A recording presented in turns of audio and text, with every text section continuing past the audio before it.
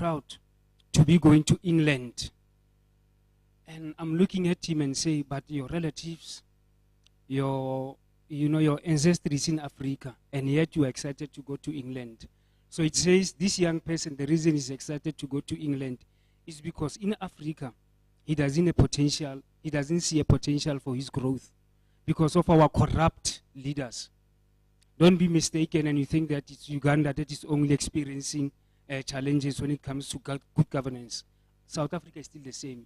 So I'm saying we are here, we are excited, and as the organizers, I want to say to you, do not be despair.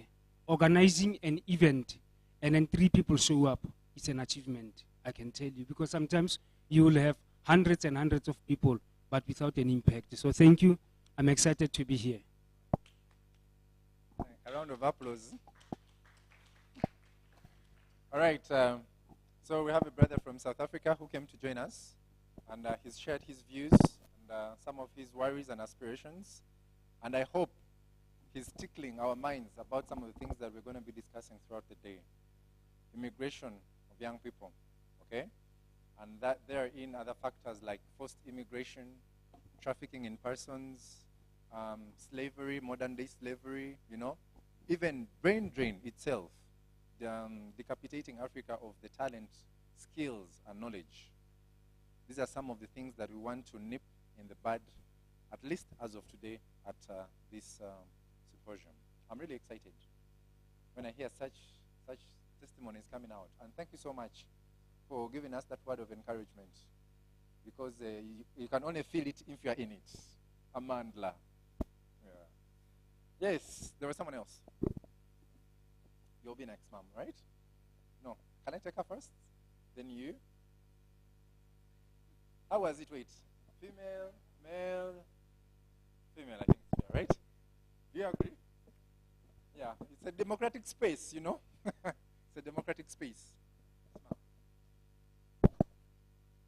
Good morning, everyone. I'm Desire Ankunda Pretty. A young farmer, someone who is passionate about farming. I call myself a slave farmer. I'm the CEO of Noze Group Limited. We make food and spices. Chireka. Yeah, a man's house.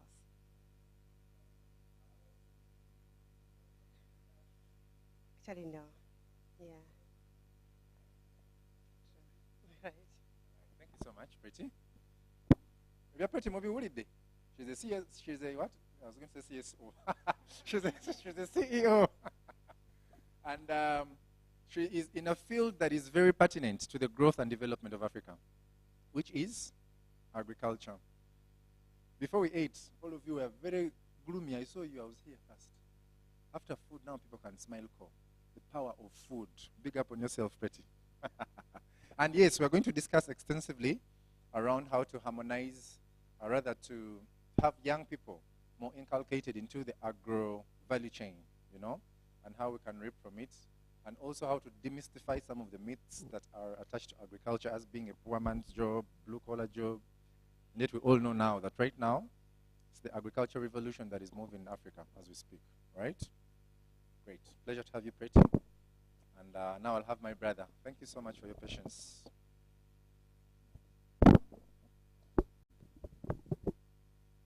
Good morning, ladies and gentlemen.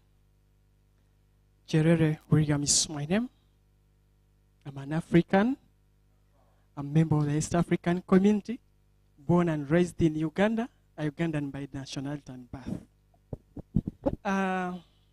Once again, Cherere is my name, because it's always common people mention their names, but after their speech, no one can recall their name. That's why I keep on reminding people, Cherere is my name.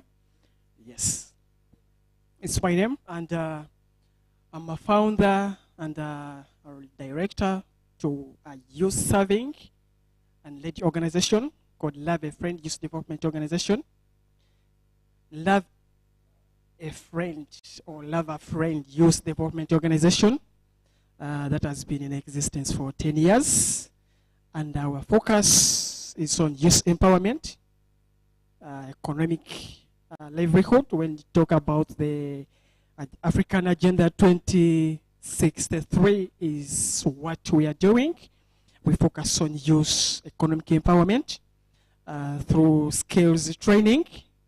We provide skills training in a number of occupations. Talk about tailoring, laser design, bakery, soap and cosmetics, not forgetting detergents. We also do training concrete product making. So wherever you need a practical skills trainer, a Love a Friend is available across the country because it's something that you've been doing for the past 10 years. And we also do advocacy on youth inclusion, whereby we subscribe to a number of platforms, talk about the National Youth Advocacy Platform, and through that forum, we are able to interact with the Parliamentary Forum on Youth Affairs. So we advocate for the interests, for the voices of the youth to be heard.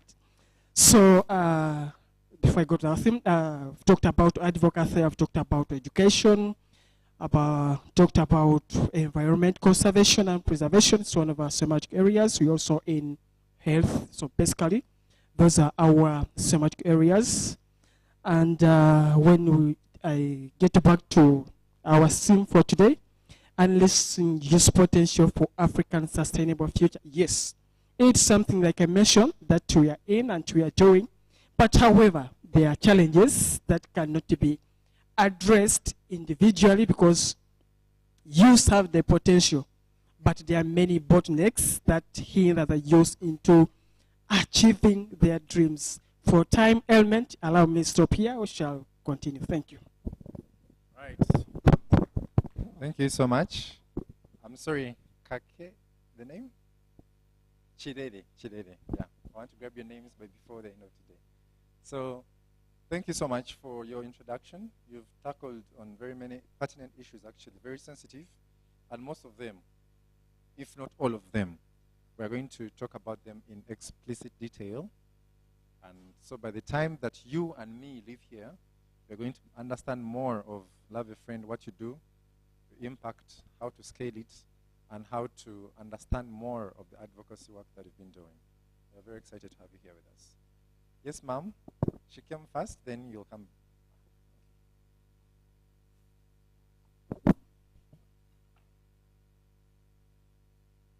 Is there a video? Can I be in the video? Greetings to you all.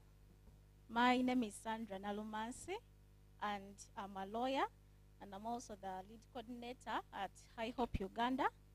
And currently, we are engaging with young girls and youths, equipping them with skills, and specifically right now, we are more into menstrual hygiene, and we coordinate and go to various sectors and schools and educate children, all students.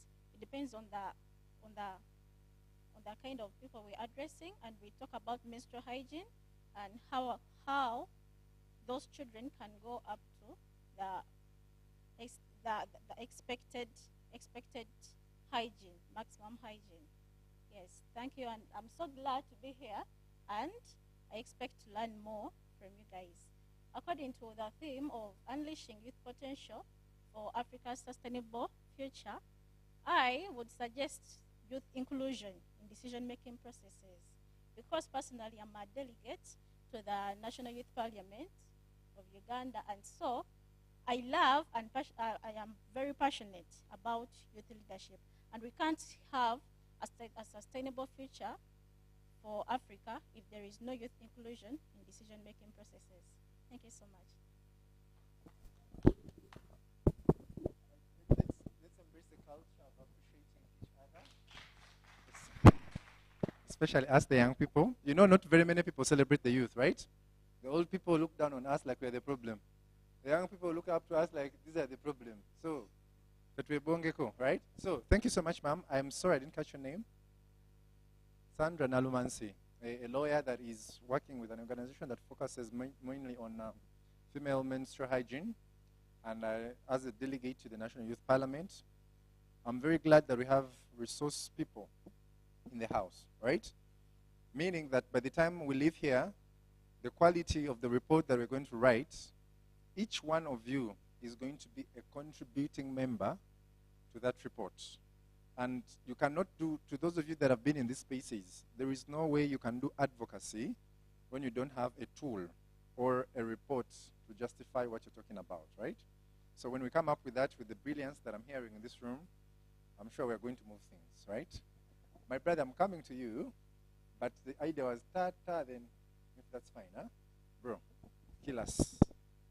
Thank you so much. Good morning, everyone. Yeah, my name is Tugume. I'm an engineer by profession from the same university.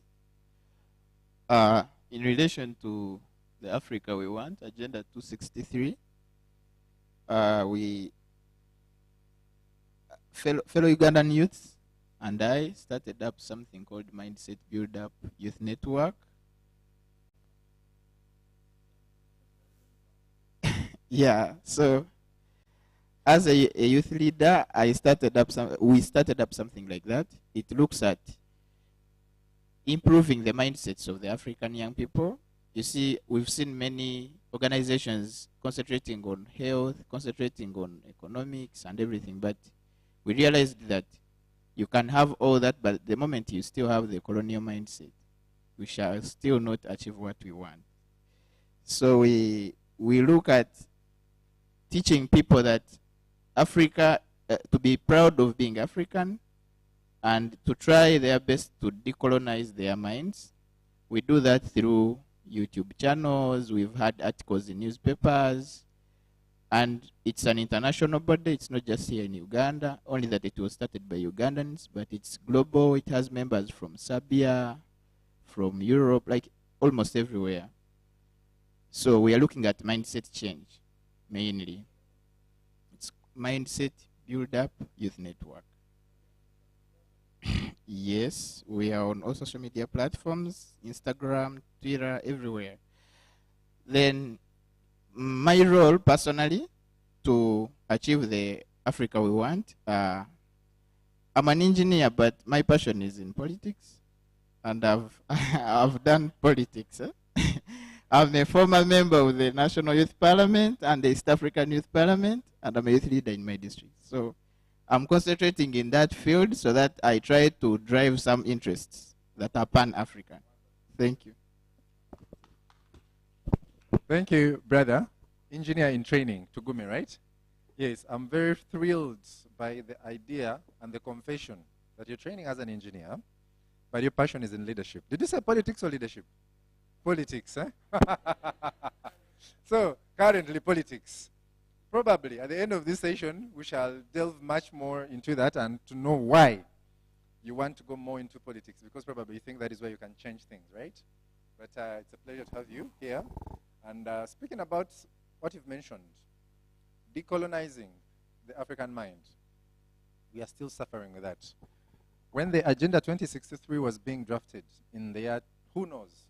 Small quiz. No chat GPT, no Google, no nothing. When was the African Union Agenda 2063 launched on the continent? Anybody? Any takers? Cheat, but okay. Huh? 2015. Thank you very much for the very beautiful attempt. Somebody look it up. Somebody look it up and read it for us.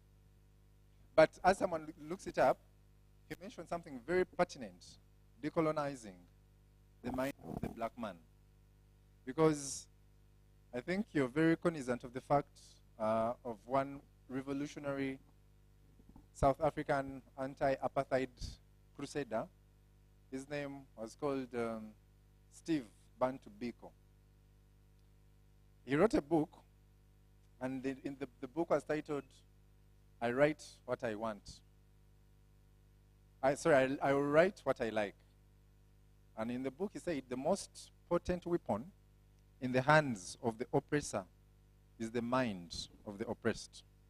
So if we, the youth, are oppressed, we have to first look at what is that mental thing that is making us oppressed. So that is where engineer in training, Tugume, comes in and tries to tackle that at some point.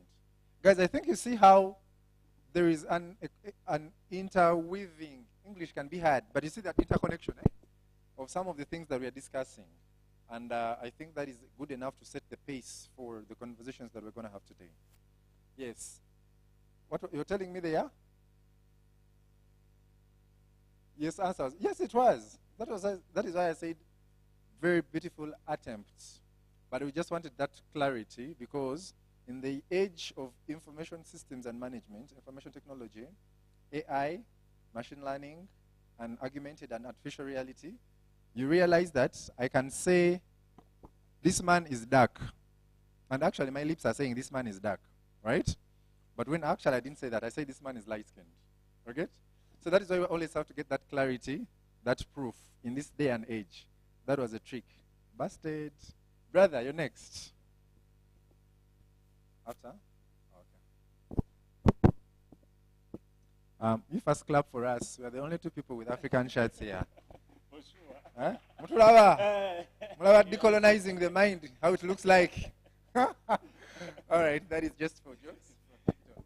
Okay, thank you so much. Good morning, everyone. My name is Papsher Babu. I'm Congolese by nationality, living in Uganda since 2015. I'm a creative artist. I lead an organization called Refugee Talent Group. In the Refugee Talent Group, we use the power of the music to empower the community and to bring people together and to promote what we call social inclusion and to raise awareness of mental health to the young people. And then we do train different music instruments in how to play piano, guitar, drums, and the dance class for these young people so they can turn that skills into the business, how to gain money. And then we do create space where they can showcase their talent because we do believe by using your talent, it can open you more door and then it can even give you something to get money for self-sustainability. Because most people in the refugees community, they have that mindset of just, okay, we're begging, but you have, as young people, you have that potential to do something. I'm very, very happy to be on this platform. This is where we belong to be as a young Africa. We have the potential to do everything what we want. I'm very happy to see we have a lawyer, we have an engineer, we have people from the people have a talent. This is how we need to take this Africa. This is how we need to change our leadership. In Uganda, we have like 1.7 million refugees. These people come from different countries. South Sudan, Congo, Burundi, Ethiopia, Eritrean. All of them, they are running the war. And this war sometimes is created by these political leaders. These people, they are leading at our different countries because of their own benefit. But us as a young people, as this new generation, if we can stand up to speak and then to raise more awareness about these issues, I think it will be very, very nice. Thank you so much. Thank you so much, brother. And I think I don't have even to add anything upon what he has said. The fact that he's representing an institution of the RTG, Refugee Talent Group, that speaks more around the area of creative arts, right? And how it can be a very big pathway to unblocking youth economic empowerment. Because we all know, like in advanced states, you know how these young people who are in creatives, the singers, the dancers, the football players, you know, athletes, they get quite a lot of money. And it is not by accident. It is because there is a deliberate effort by their leaders to put up the infrastructure, the knowledge, the training, but most importantly, the will to have young people engaged in creatives that uplift them as human beings to transform their societies and communities and also put their nations on the map.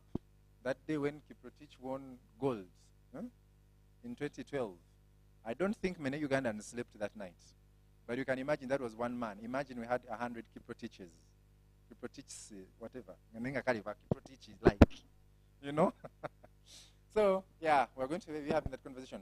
So I'll have her, then we'll switch to the next side, right? In a minute. Thank you so much. Can I be heard? First and foremost, I have many titles, but the truth is, the only thing I know how to do is read books and, study. So, my name is Nancy Caroline Ayot. I'm a trained lawyer from Makerere University. I'm currently pursuing my LLM, my master's degree as well, master's general. But right now, in like my ordinary life, I serve as a programs officer for Restore Dialogue Uganda. We work in mediation, alternative dispute resolutions, and also conflict resolution. We also work with the refugee community. I hope to connect with you today before I leave. I am a writer as well, but I also identify as a feminist. I am a black woman. I'm from northern Uganda. I'm telling you all of my identities because I want us to understand that if we are going to push for an agenda, none of these things work if we do not consider our identities. Like Vice President Kamala Harris said, you did not fall out of a coconut tree. You came from somewhere, and the place where you came from determines where you're going. For me, I believe that a lot of the things that we're going to discuss today are rooted in inequalities. The fact that there are many inequalities here, people are segregated and discriminated against based on their different identities, and these different identities intersect. And when they intersect, it means that at the end of the day, we have a statistic that women in the global south, including sub-Saharan Africa, are the most underprivileged, are the poorest, lack the opportunities the most.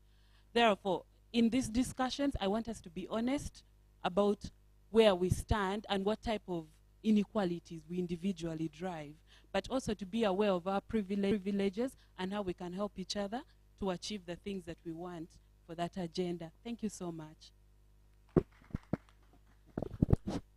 Thank you very much for that very eloquent introduction. Did you capture me in the video? So, ladies and gentlemen, you are allowed to take as many pictures as you want. The caption is there, and the hashtag, we'll be sharing the hashtag. So let us use the power of social media to advance our interests. Like the gentleman mentioned, when you organize an event, even if you get 3 people, it's okay. These 3 people, if they harness the power of social media, we can reach millions of people, right? Our ancestors did it without technology. It's our turn not to let them down, right? All right. So I was coming to this side. There is a lady that is going to give us her introduction, and then we shall proceed.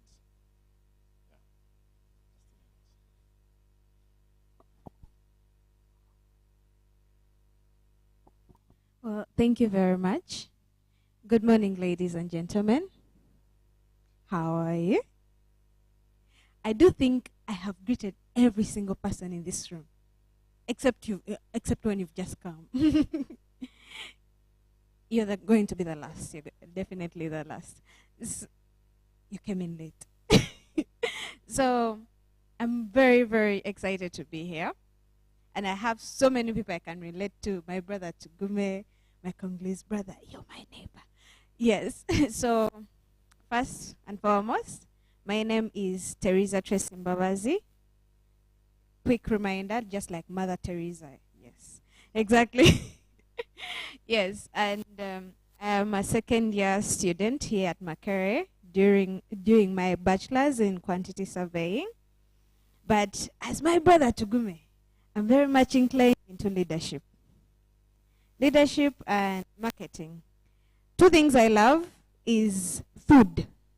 So my sister here, food.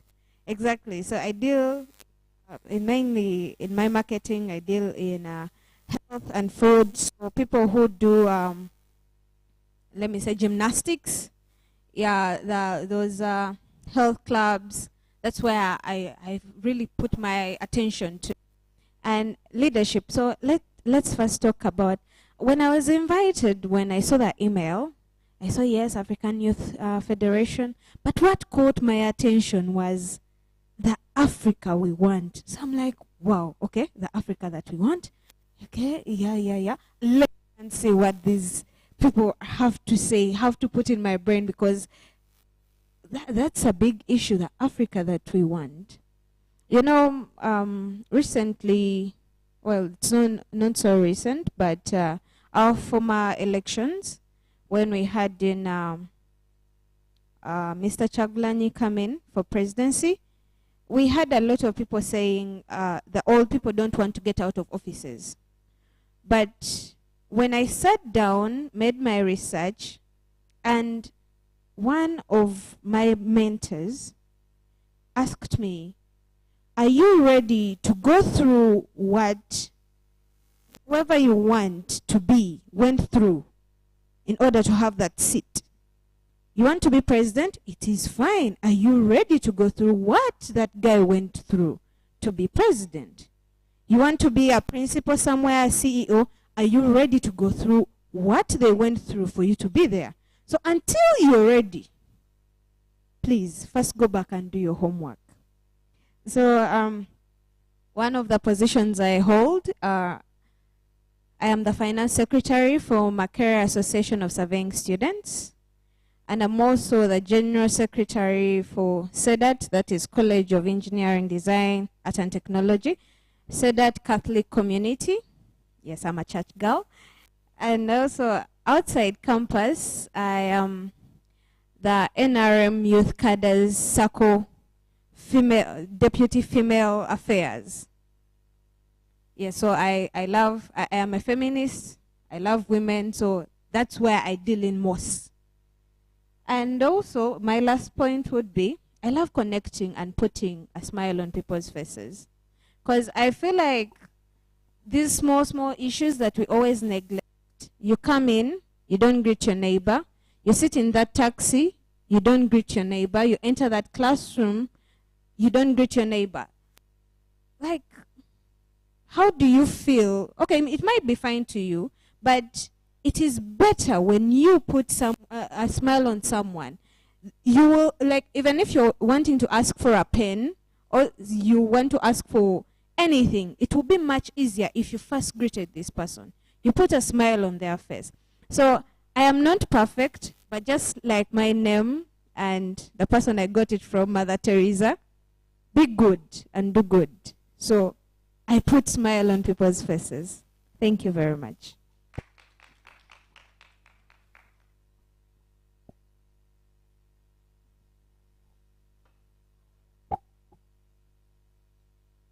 Good morning, everyone.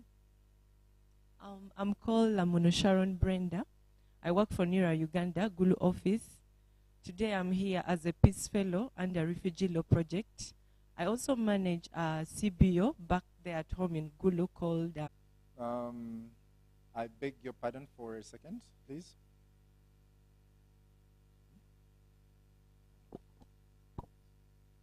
Okay, so...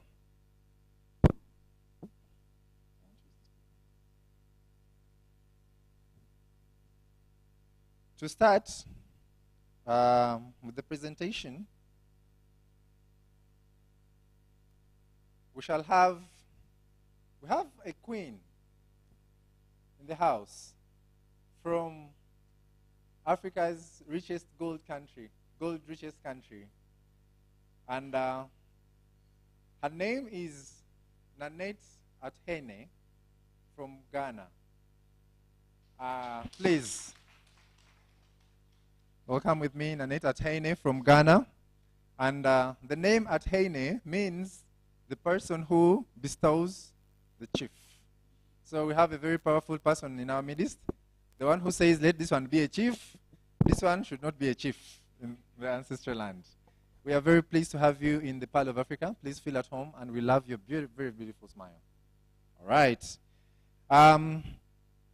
Second on the panel, we shall have Comrade Babu from the RTG, the Refugee Talent Group. Our brother from the Democratic Republic of Congo. Please come and take over this wonderful space. We are very pleased to have you. Yes. Great, great, great. I love your shirt, by the way. It's very beautiful. Yes. And you also said you love mine, so yes. Yes, indeed. All right. Third on the panel, we're going to have Uwizeye Seth from the Republic of Rwanda, the land of 1,000 hills. Yes, Brother Seth, we are very pleased to have you here on this panel. And we thank you so much for honoring our invitation. Thank you. Ladies and gentlemen, we shall also have on the panel, we shall be joined by a great African king whose name I don't know how to pronounce, but he's with us. He's a cool guy. And ladies and gentlemen, welcome with me, my brother. Yeah. Yeah. But before you join them, please tell us your name, please. Okay, thank you. My name is Pinampi. Pinampi, it's a Setswana word meaning a bird song in our culture. What does that mean? Bird song, a bird song. You know our elders. So, yeah, but I'm from South Africa, by the way. Oh, South Africa. Thank you so much, Comrade Pinampi, for joining us today. All right.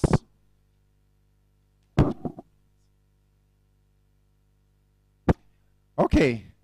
Ladies and gentlemen, I will kindly beg that we put our telephones in vibration or silent mode, just so that we can communicate very efficiently and coolly. All right. Who has seen a pattern that is a bit strange about the panel that we have? Anybody? Randomly? Anybody? Nothing unusual about our panel? Okay. Yes, please. You're so smart. We shall take a selfie together. I promise you. Yes. Yes. You realize that the panel that we're having here is non-Ugandan, but that doesn't matter. We are all African. And today we are celebrating the commemoration of the Africa Youth Month. And maybe just for clarity, today, this event that we're having here is a climax of a series of activities that we've been having, especially online, okay? We've been having various Twitter spaces, and we've been talking about different thematic areas that are all geared towards the theme of the day of unleashing youth potentials for Africa's sustainable future. My name is Mujisha Emanzi. I am a Pan-African. I lead a Pan-Africanist youth organization called Ufumbuzi Africa. Ufumbuzi is a Swahili word that means solutions. So we're going to be talking about solutions for Africa. African solutions for African problems. All right. So, ladies and gentlemen, kindly allow me the pleasure to start this activity, and I'll take on the high stool. All right. So we shall have a microphone, and this is how we're going to do. Our panelists are going to first have a presentation briefly, right? Each panelist will have 5 minutes to make a presentation, and thereafter we shall open the plenary, where you will have to ask questions or supplement on their suggestions. Make sense? All right, all right, all right. Thank you so much. Yes, ma'am.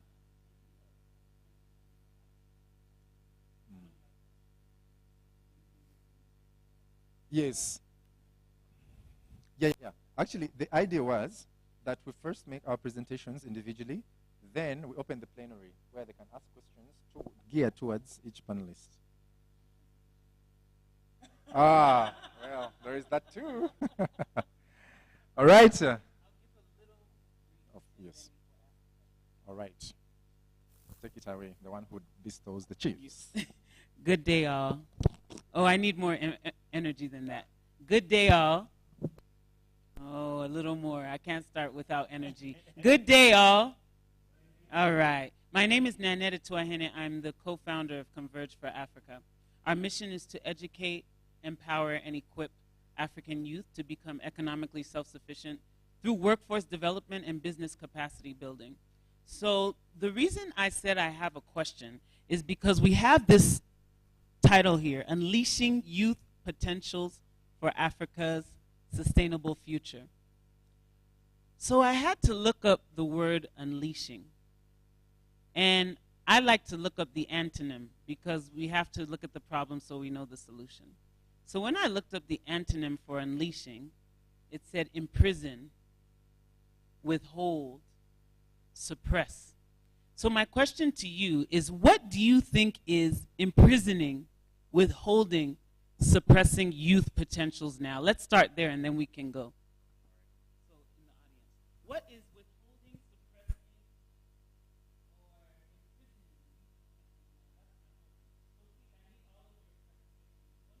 Every activity I'm part of, we have three objectives: to amplify the voice of youth concerning decision-making around these topics.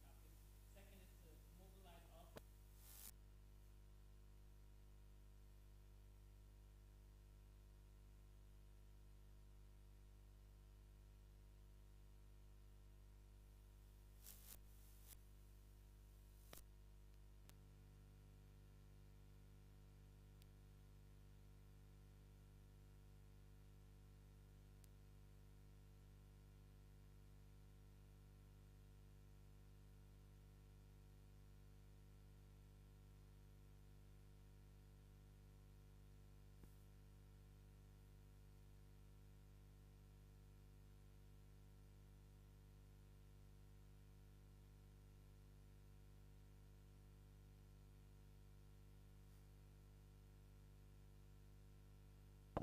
Also, let's keep it short and precise, huh?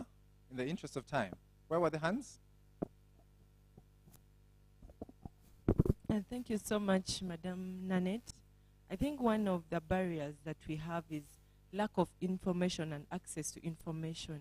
As young people, we lack that a lot. You see things happening, but you lack the information and you don't have access to it.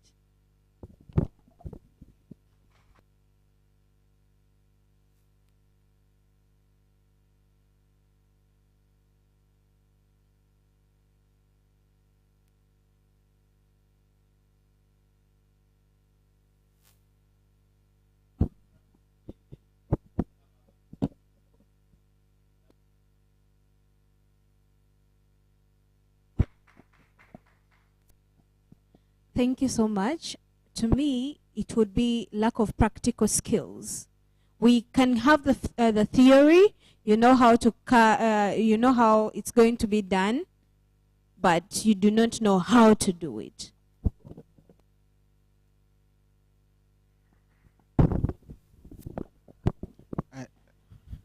Good morning once again. To me, the other thing is youths are less involved in policy making. So a lot of policies are being made about certain things that youths do, and the youths themselves are not involved in them. Yes, please. Thank you so much.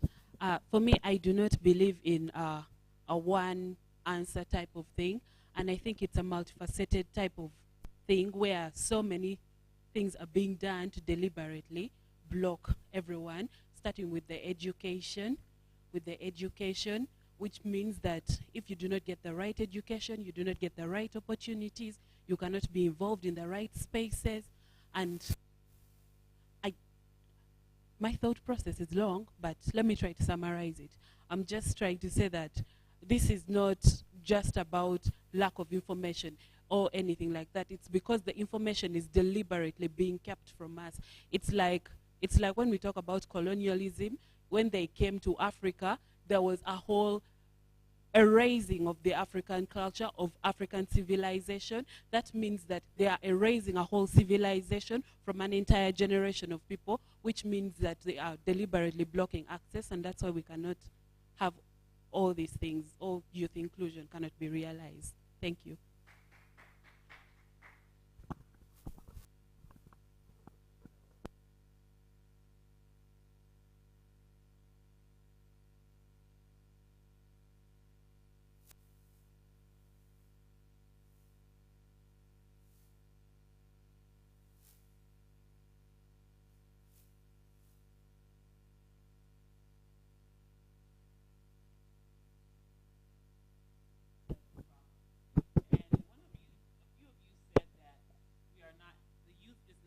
table. The youth is not at the table. And out of all these people here, we only had a handful willing to speak. So that's the first thing. The first thing is to make sure that your voice is heard, to make sure that you're willing to speak. Because if you're not willing to speak, if you have no courage to speak, people won't listen, people won't hear, people won't know what you have to say. So the reason why I asked that question is because every problem that was addressed, you have the solution. I don't even have the solution. As youth, you have the solution. I was meeting with the Ministry of Trade yesterday, and they gave me a document that said 77% of the population in Uganda is under the age of 30. That means 8 out of 10 people in Uganda, 8 out of 10 people in Uganda are under the age of 30. Did you know that? 8 out of 10 people are under the age of 30. So if that's the case, how are you making sure your voice is heard in these different circles? What are you doing to get out there to make sure your voice is heard in these different circles? In your industry specifically. I was at African Leadership University. We just finished a conference focused on youth in agriculture and agribusiness. And one of the directors of the programs there said, if 7 out of 10 Africans on the continent are under the age of 35, why aren't 7 out of 10 events focused on youth? So that means you're part of those events, of organizing those events. No one's going to organize those events for you. So I want to applaud you and your team. So please give them a round of applause for organizing an event like this, because more events like this need to be organized across industries.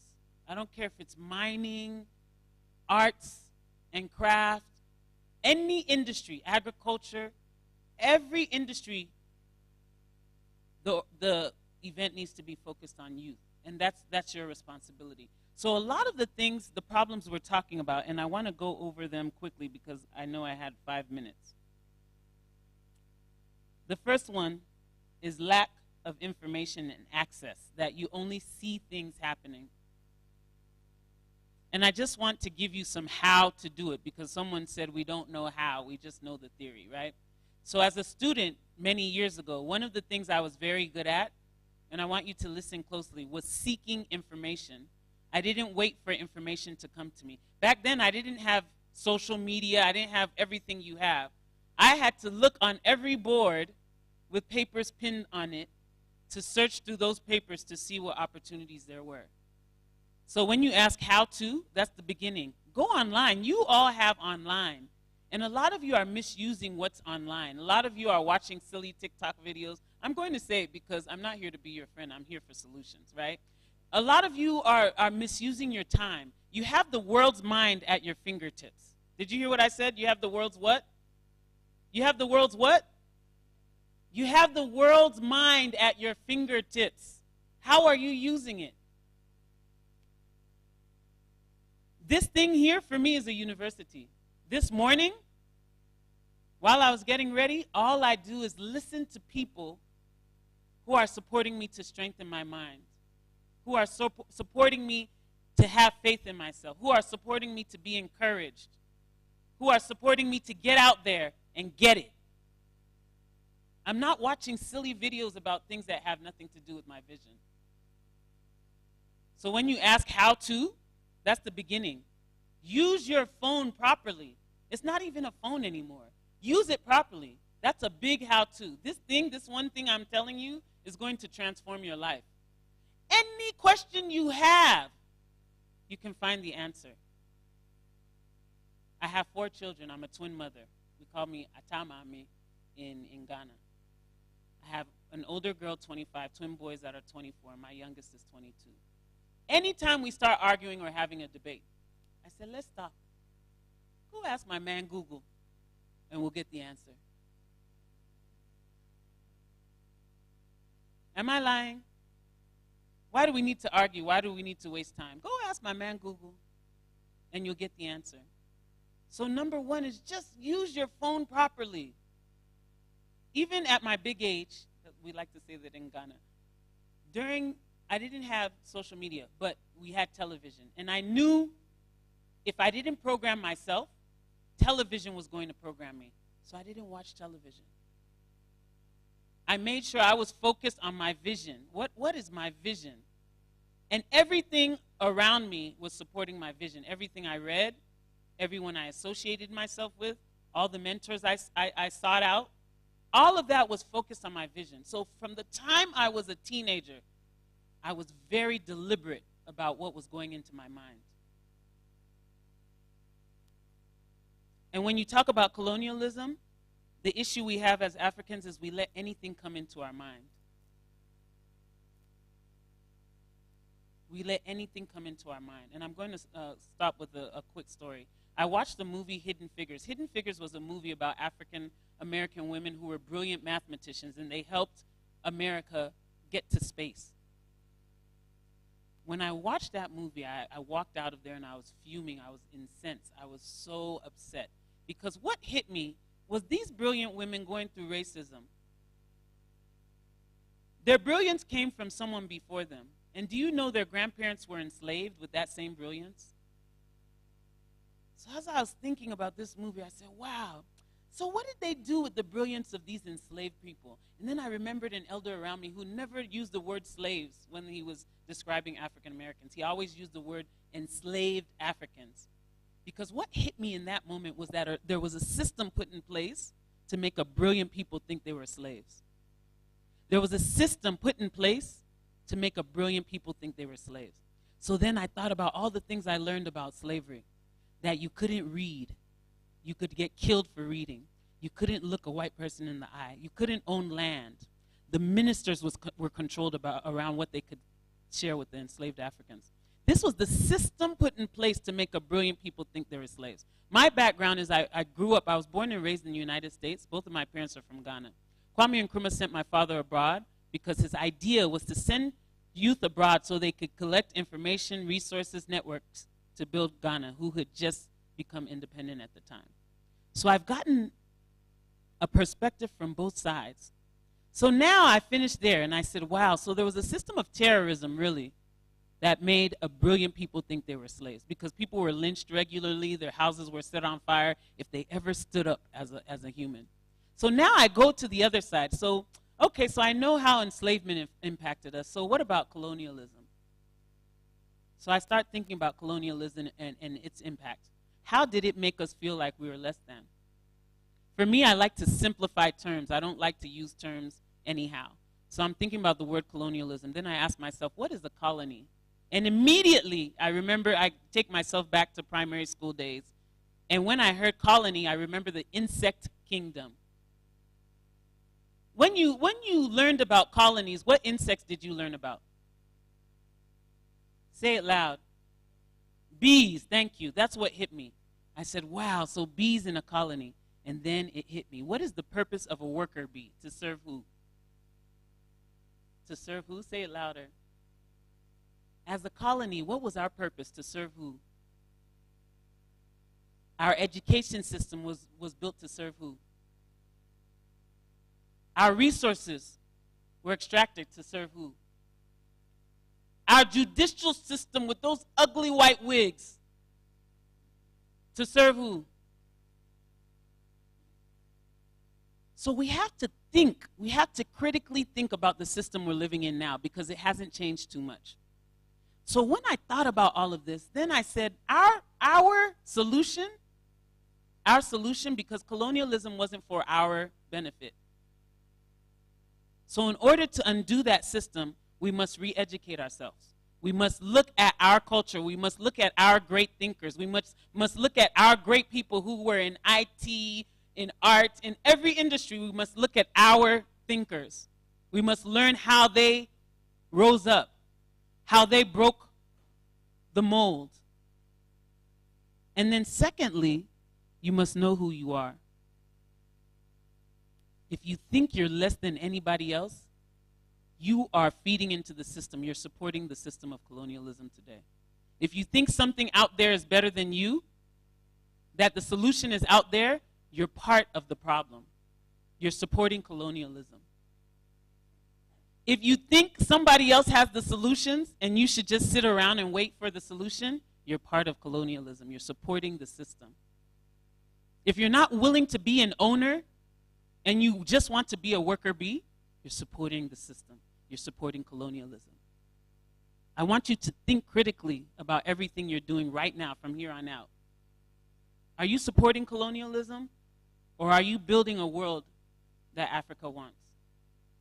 Are you building the Africa we want?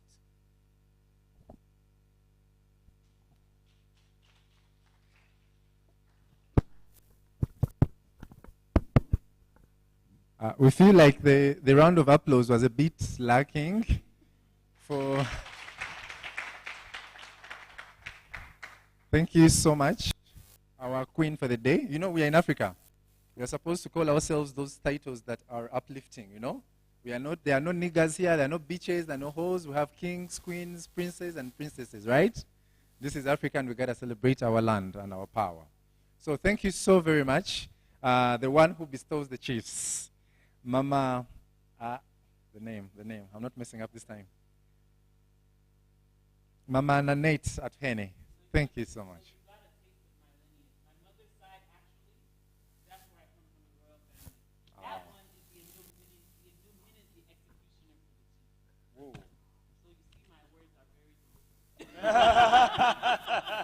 Now we know. Now we know, right? All right. So, my brother Babu, you shared with us initially in the introductory remarks about your journey from the Democratic Republic of Congo into Uganda in 2015 and joining the refugee community. And because you are a talented man, you just didn't want to sit there and look at refugees languishing everywhere. So you chose to come out with something from your God-given gift. And you use your gift to transform, communicate, and promote African culture, practices, and ideologies through your group, the Refugee Talent Group. So in the next 5 to 7 minutes, we'd like you to share your wisdom with us about some of the challenges that you've met that you think are hindering the African youth from you know, I don't want to use the word unleash, so I'm struggling. From exploiting, yeah, their talents, their gifts, and their freedoms. What do you think are these challenges from your experience, Babu? Please take on the floor. Thank you. Okay. Thank you so much. I think all of us here as a young people, we have something to do where we come from. There is a problem. Like Madame Annette say, no one will not come to solve that problem. So we are the ones who can solve that problem. My journey, born and grew up in Congo, in an educated family. My father was a journalist, but he got killed by an unknown man because we released a story about, how can I call it, this using children to the mine ground.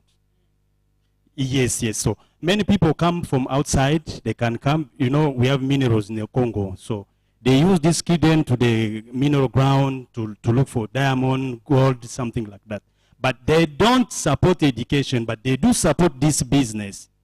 And this business, it was led by leaders in our country. So because he released that story, he got killed. I just finished my high school. I'm supposed to continue university. So no way for me to stay there because of insecurity. So I decided to come in Uganda and live as a refugee. I passed through a lot of challenge. I stayed in the refugee settlement more than 2 years. But talent saved my life. I'm in a community where we have a lot of problems: language barrier, mental health, gender-based violence. There is a lot of problem, human trafficking. So for me to design some solution, at least to solve, to raise awareness about this problem, it was too, okay, I decided, okay, I have a talent. Maybe I can use my voice.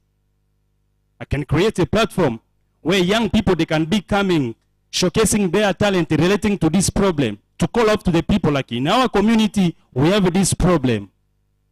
We have low education. Many people come from my country, they don't speak English.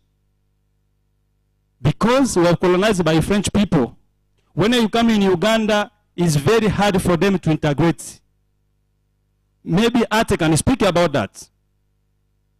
We have mental health issues. People, they have a lot of stress. They have a lot of trauma. Maybe entertainment can give them that happiness.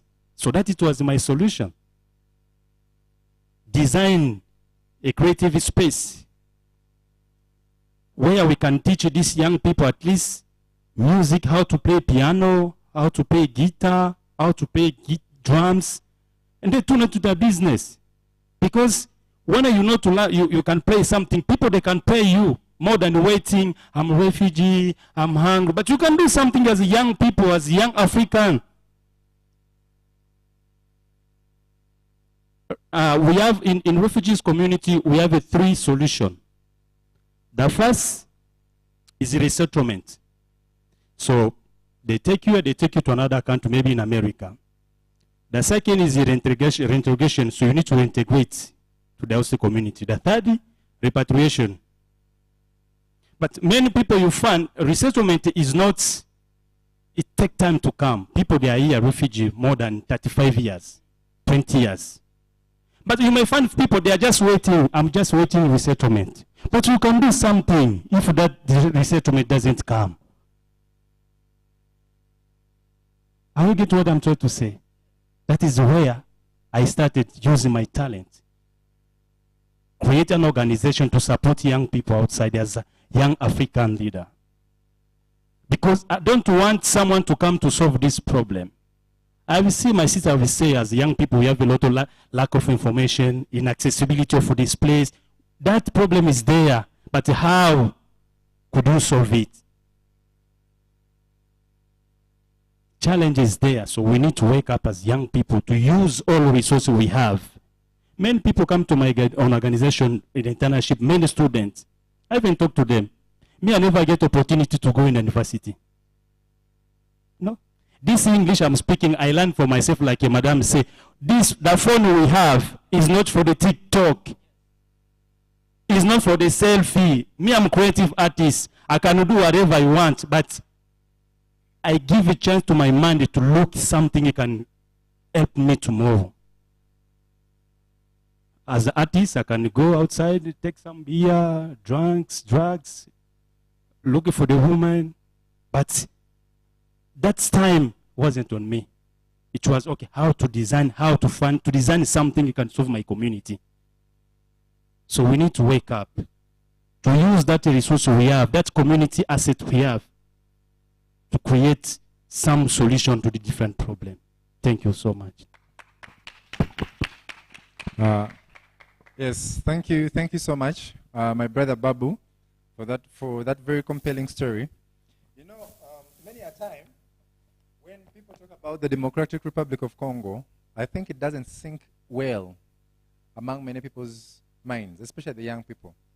You people, the Democratic Republic of Congo has about 75% of the world's mineral deposits, just in that one place on planet Earth. And the fact that he mentioned that he lost his father because he published a story about child workers in the mines of gold, diamond, and all that, and he was killed. That forced his life to turn from a normal life to a refugee status in an instant. That just shows how very susceptible we are as African youth. Today I'm walking freely, tomorrow I'm a refugee in a camp, you know? And the question is that the end of the story? Or if we're put into such a predicament, we can use our God-given talents to raise awareness, advocate, and create the social change that we want, because nothing will change by itself. We got to do what we got to do. So thank you so much, Babu, for sharing that very inspirational story. And we are so proud to have you with us here today. Yes, my brother Seth from the land of 1,000 hills. We are very pleased to have you here on this panel. And we are very excited to share in your wisdom for the next 5-7 minutes. Thank you. All right, thank you. Good afternoon, everybody. Oh, it's still morning. Okay. Yeah, good morning, everyone. My name is Uwizeye. Seth Ruta. I'm an agriculturist by profession, but I'm also an accountant. So my first career was I did business administration, then I later switched to become an agriculturist. Why? Because of our education system. I think most times we study because we want to go to school. I wanted to become an engineer because I was told engineers have jobs, right? So along the way, because I was forced to do physics, I only passed economics and I failed physics, so I was forced to study business administration. Not forced, but you just go through the system. Yeah, you go to school. Before I knew it, I was in the graduation tent and I was an accountant. My first job, I didn't work as an accountant. I worked as a communications officer in a church organization. So I was there for about 2-3 years and I'm like, am I going to become a reverend eventually or a pastor? Then I discover myself, I'm like, no, this is not who I am. My passion is elsewhere. So what am I trying to talk about? I'm trying to show us that the problem is not, maybe it may not be us, but we're the guys in the problem. Not so. And we must find a way out of the problem. We are here to look at the potential that we have. But to me, it's absurd that we are talking about potential that youth have in Africa, in a continent where the majority are actually youth, not saying that we are actually here to talk about the potential for the next generation, not us, because we are the guys here today, right? Now, the challenge is here. The people who are having the potential today, they are about 20% of the population. You get my point? But now this is my question. How did they get the potential to decide who we are today? I'm not going to blame the colonization, all that history, which my sister has already gone through. Are the colonizers still here with us or they are in the mind? I don't know. Growing up, we used to have something. You know what a shadow is? Yeah. So when I was a child, I used to run away from my shadow, thinking it is following me. And you'd find me crying, and because I grew up on a farm, I would be beating it, and I'm thinking this is a ghost that is what? Following me. Maybe it is what is actually happening to us in terms of potential. Maybe I've been at least in East Africa, maybe Kenya, here, Uganda, and Rwanda, so I could share a bit about the history for those who may not know, who are not people who follow the history of East Africa, so that we understand better. I think in the 1900s, the colonizers were starting to be pushed away by the chiefs. By then, we didn't have countries, right? They were just chiefs and kingdoms, and everybody had their small, community language. It was based on race. We speak the same language. We have one guy we believe in as a chief. Therefore, we are meant to be us. By then, if you look at between 1900 to like 1950, there was not much in Africa. There were no roads. There was no health care. I wonder how people survived. They were using witchcraft probably to treat malaria and typhoid. I assume so. But as the whites were living, they left what I can call the good and the bad things. What they left us was the money which they were using, which they had used to develop, or which they were using to run their own countries. So when we go to the 50s and the 60s, the Africans take over. But the Africans that took over were people from clans. Here, maybe you had people from the north. Then other countries would have also people from different regions. As we formed the countries, 40 years later, there was a lot of civil war, right? And a lot of rebel groups, which are still there, especially like in our brothers from the Congo. Why do we have that? It's the potential that we are what? Misusing. That's what I'm trying to show you. So at the end of the day, the structures were, these are tribes that have come together to form a what? A nation. So there was no sense of what? Gravity for us to be able to realize the potential as Africans. So it goes on today. The people that were there solved what was maybe a challenge, and they formed what we call nations today. But us, me and you, maybe those who are below the age of 30 or 35, we are stuck. The question is, Why are we stuck? Are you getting my point? I will not go back to the history of who came to lead which country at what age. You're starting with the Kwame Nkrumahs, the Mwalimu Nyereres, the Musevenis, the Kagames. They were young. Those of you who know the history. They were youth, by the way, from maybe the age of 20. Others, like Samora, they began at the age of maybe 17 until they liberated their countries from colonialism. Then those are our grandparents. Then our parents went and studied and got jobs, which the colonialists left, right? And now they have enjoyed the jobs and they have educated us very well. So we have unemployment as the first challenge that has limited our what? Potential. Are you getting my point? My colleague the other side talked about that we don't have capital, lack of capital. What is capital? You have a degree, what is capital? You have maybe a diploma, what is capital? You have land, what is capital? Are you getting my point? So, and who are you asking the capital from? Is it your parents who educated you? Is it the government that you want to give you, our grandparents that are in power that you want to give you, that you wish to get capital from? So now, to me, in this room here, as I summarize, let's look at us ourselves. What can we do? And not to correct what was done wrong, but also us to see that our children don't face these same challenges we are facing. Africa has no problem. One, we have minerals. It's very true. Look at Arab countries. They only have one resource, oil, not so. Did you know that almost most African countries have oil? And people leave Africa to go and work in the Arab countries. Where is the challenge? The people that mine oil in Dubai or those other countries, they don't have the machines. They buy them and start mining. Why do we say that in the countries here in Africa or East Africa, we cannot mine our own oil? What is wrong with us? So it is the potential I'm talking about. And the potential, I want to relate it to the other story I told you. It's about the mindset that we have. The mindset of our finish school, get employment. The mindset that we are stuck because somebody is to be blamed. It's us to be what? Blamed. So we are going to sit here in this room. That's my simple introduction. And maybe we'll look at what are the potentials that we could exploit on the African continent. Finally, the countries we are competing with, America has almost over 400 million people. And the size of the country, it's big. China has 1.5 billion people. India. Those countries you see, Russia. Maybe we also need to look at the sizes we have limited ourselves to be, in which we are not created by us, but by the people that colonized. Why don't we look at Africa as one market, as one system, so that we can be able to work together and realize our potential, maybe as young people, and forget about the parents that want the Mijingo Island is for Uganda, the fish is for Kenya, so we are there, stuck.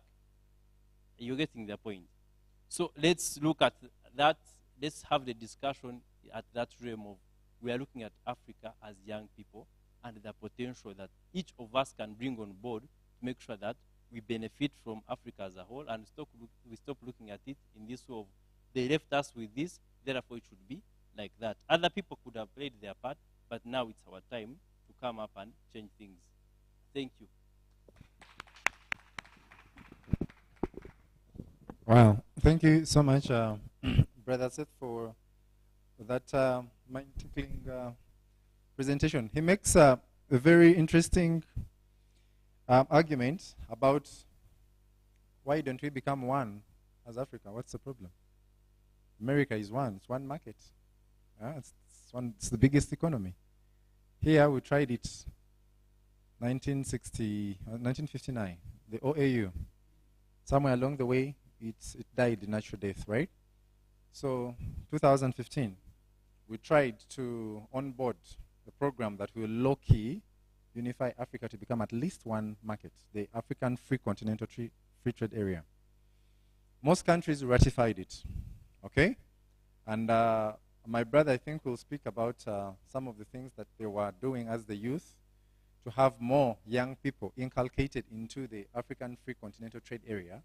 Because the million-dollar question is, what is the problem of us unifying? Because bigger number, bigger markets, bigger economy, and then we can start competing. So, young people, as we gather today, let's start tickling our brains, like how do we compete? The Chinese have TikTok, right? The Americans have X and Facebook. Africa, what are we selling? Especially us, the young people. I was going to say something, but I thought it was a bit below the belt. I left it, so. We shall have more conversations in that line during the plenary, right? So thank you so much, my brother, for that mind-boggling presentation. And now we shall go down south in Africa to my brother, Benampi, who is going to share about what he thinks are some of the limitations of, again, I'm not fighting to use the word unleash, how to exploit our talents, gifts, to ensure that African youth can have a sustainable future. Please, take us away. Okay, thank you very much, my brother. Let me take the opportunity to greet my fellow panelists, starting with our queen from Ghana. There's also my brother from Burundi, and my brother also from Rwanda. Congo, DRC. Let me just correct it. So that I don't give credit to someone who's not here. I'm going to be very short, but firstly to start and respond to what you were saying. I was a little bit offended when you spoke about the issue of witchcraft, and I think we need to dismantle that, because Africa is very rich in terms of knowledge systems. You look at the pyramids that are currently in Egypt and Sudan, and up to the reason why these pyramids are still here, not in London or somewhere in the Western museums, is because they can't take them. That's why now you look at the nose of those pyramids. Yeah, because the nose are like ours. So it's a true reflection of the creativity and the intelligence of Africans. And also, let me take you a little bit in the 1900s. One of the reasons in South Africa, we've got one of the liberating movements called African National Congress, ANC. It was founded upon the principle of the land question. Because they came and took our land away from us. Now they came together and said, let's address the issue of the land question. Unfortunately, today, they are no longer driving that agenda. They are in a different agenda. But the reason they started was because of the land question. But interestingly, those who are into religion or religious studies, you would know that in South Africa, there is one of the big churches called Zion Christian Church, ZCC, and Shembe. Now, whilst there was this program of action challenging the issue of the land question, then there was also this program to say, now the missionaries are coming into Africa. And one of their agendas was to say, if we arrive in Africa, in this particular village, for us to distort their minds, we are going to set up a school, and for their kids to be part of the school is for now to denounce their culture and tradition. So a name like a Nana, it's a Ghana name. When you take your child today, it's no longer a Nana, but they're going to call her Joseph. It was a way of ensuring that they remove our consciousness. So I want to clarify that to say we should also be very careful. Someone spoke here about, but I just note that education system. Currently, our education system is glorifying Eurocentric movements. And there is a very beautiful proverb that says, until the lion tells its own story, the stories of hunting will always glorify the hunter.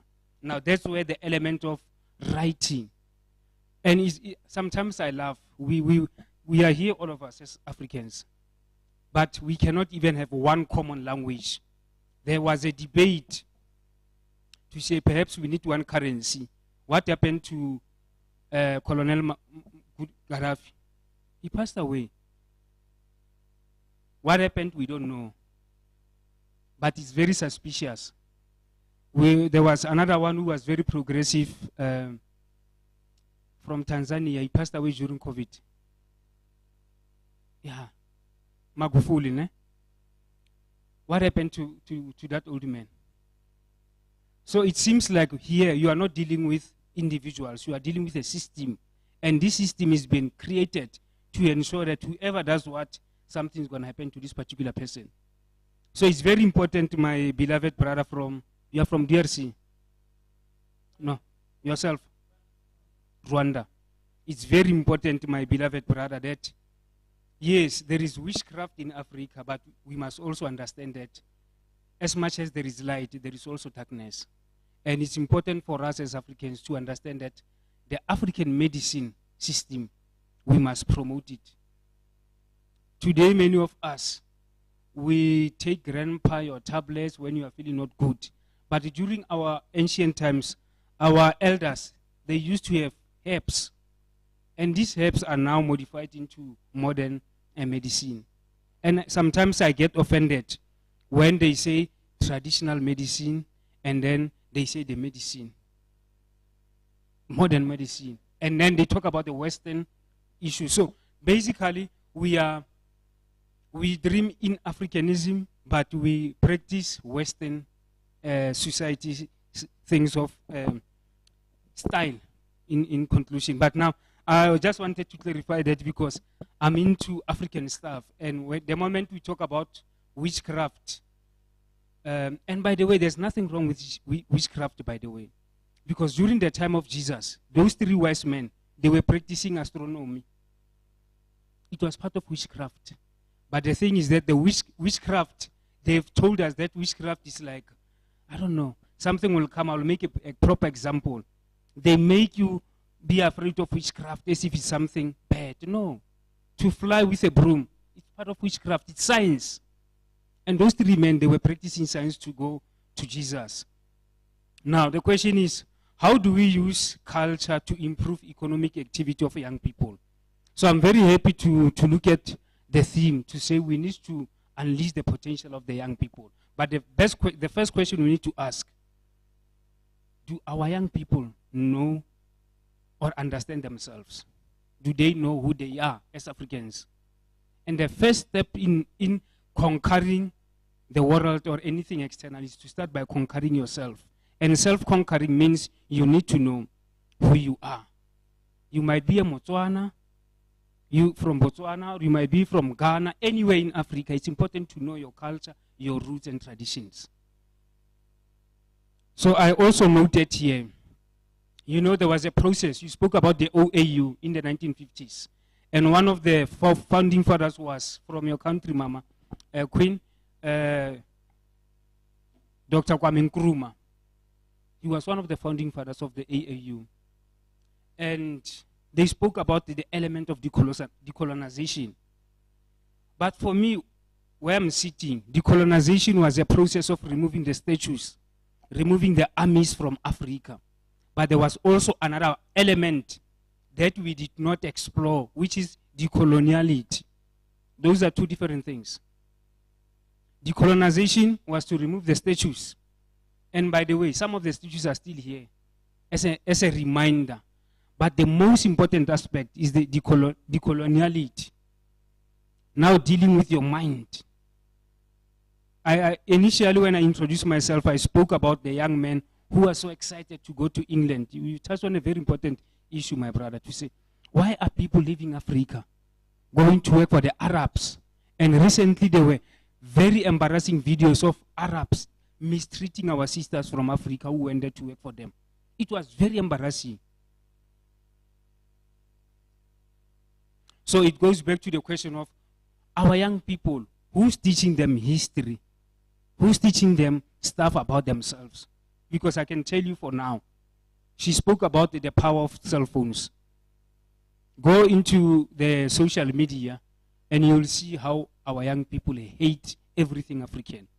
In South Africa, they go to multiracial schools, and they twang. You know twang is Twang, is twang. They change the language, the accent. When they speak there, you won't even say this is an African. They speak in a very funny way, and they sound British or Americans. So in South Africa, we say they twang. You understand? And exactly. And for me, I'm like, if you are an African, we must hear that Africanism in you. from how you pronounce things. So it's very embarrassing, but we do not blame the young people. Hence my question again, who sets the agenda? Most probably not us, but someone somewhere is setting the agenda. And I spoke about the issue of the land question to say, where are the young people to challenge the issue of the land? Let me give you this practical example. In South Africa, the South African government did an audit of the land. It is found that 87% of land is in the hands of private people. 87. The 13% they say is in the hands of government. That's why when you go to South Africa, you'll see a lot of shacks, houses made of iron sheets. We call them mikuku, the zozo. You understand? And it's piece by piece. So it tells you that we have not resolved the land question. Can you imagine in Africa, 87% is very, very embarrassing. I'm here for the first time in Uganda. I'm here until Tuesday. So hopefully I'm going to go around and explore, do some research, so that next time I can have a proper view around this issue. You spoke about the issue of the mining. Where I am now, I don't know how many of you are watching the news. Where I'm staying, there is mines. It's a distressed town of mining. Those guys left, now they went to Rustenburg to do not gold. They are doing something totally different. But where I am, it's gold. But now the shafts are still open. Let me tell you, just last week, the High Court made a court order to force government to go underground and provide the illegal, we call them zamazamas. The word zamazama simply means someone who's trying to survive. So you've got the Mozambicans, the Zimbabweans, the Soto nationals underground today. And it's very interesting because without modern technology, they are still able to do mining there, although it is illegal. But now they are trapped under the belly of the earth, because now the police, they have closed all the entrances. For them, they are no longer getting supply of food. And the unfortunate part is it's a system, or it's a syndicate who are currently working there. They are killing one another. They are doing all sorts of illegal, bad things around one another. But interestingly, if they are not using modern technology, then how are they able to mine that gold? And they are making a lot of money. I'm not within SADC. We've got nationals who are there. Well, whether they are legally there in the country or not, it's another question.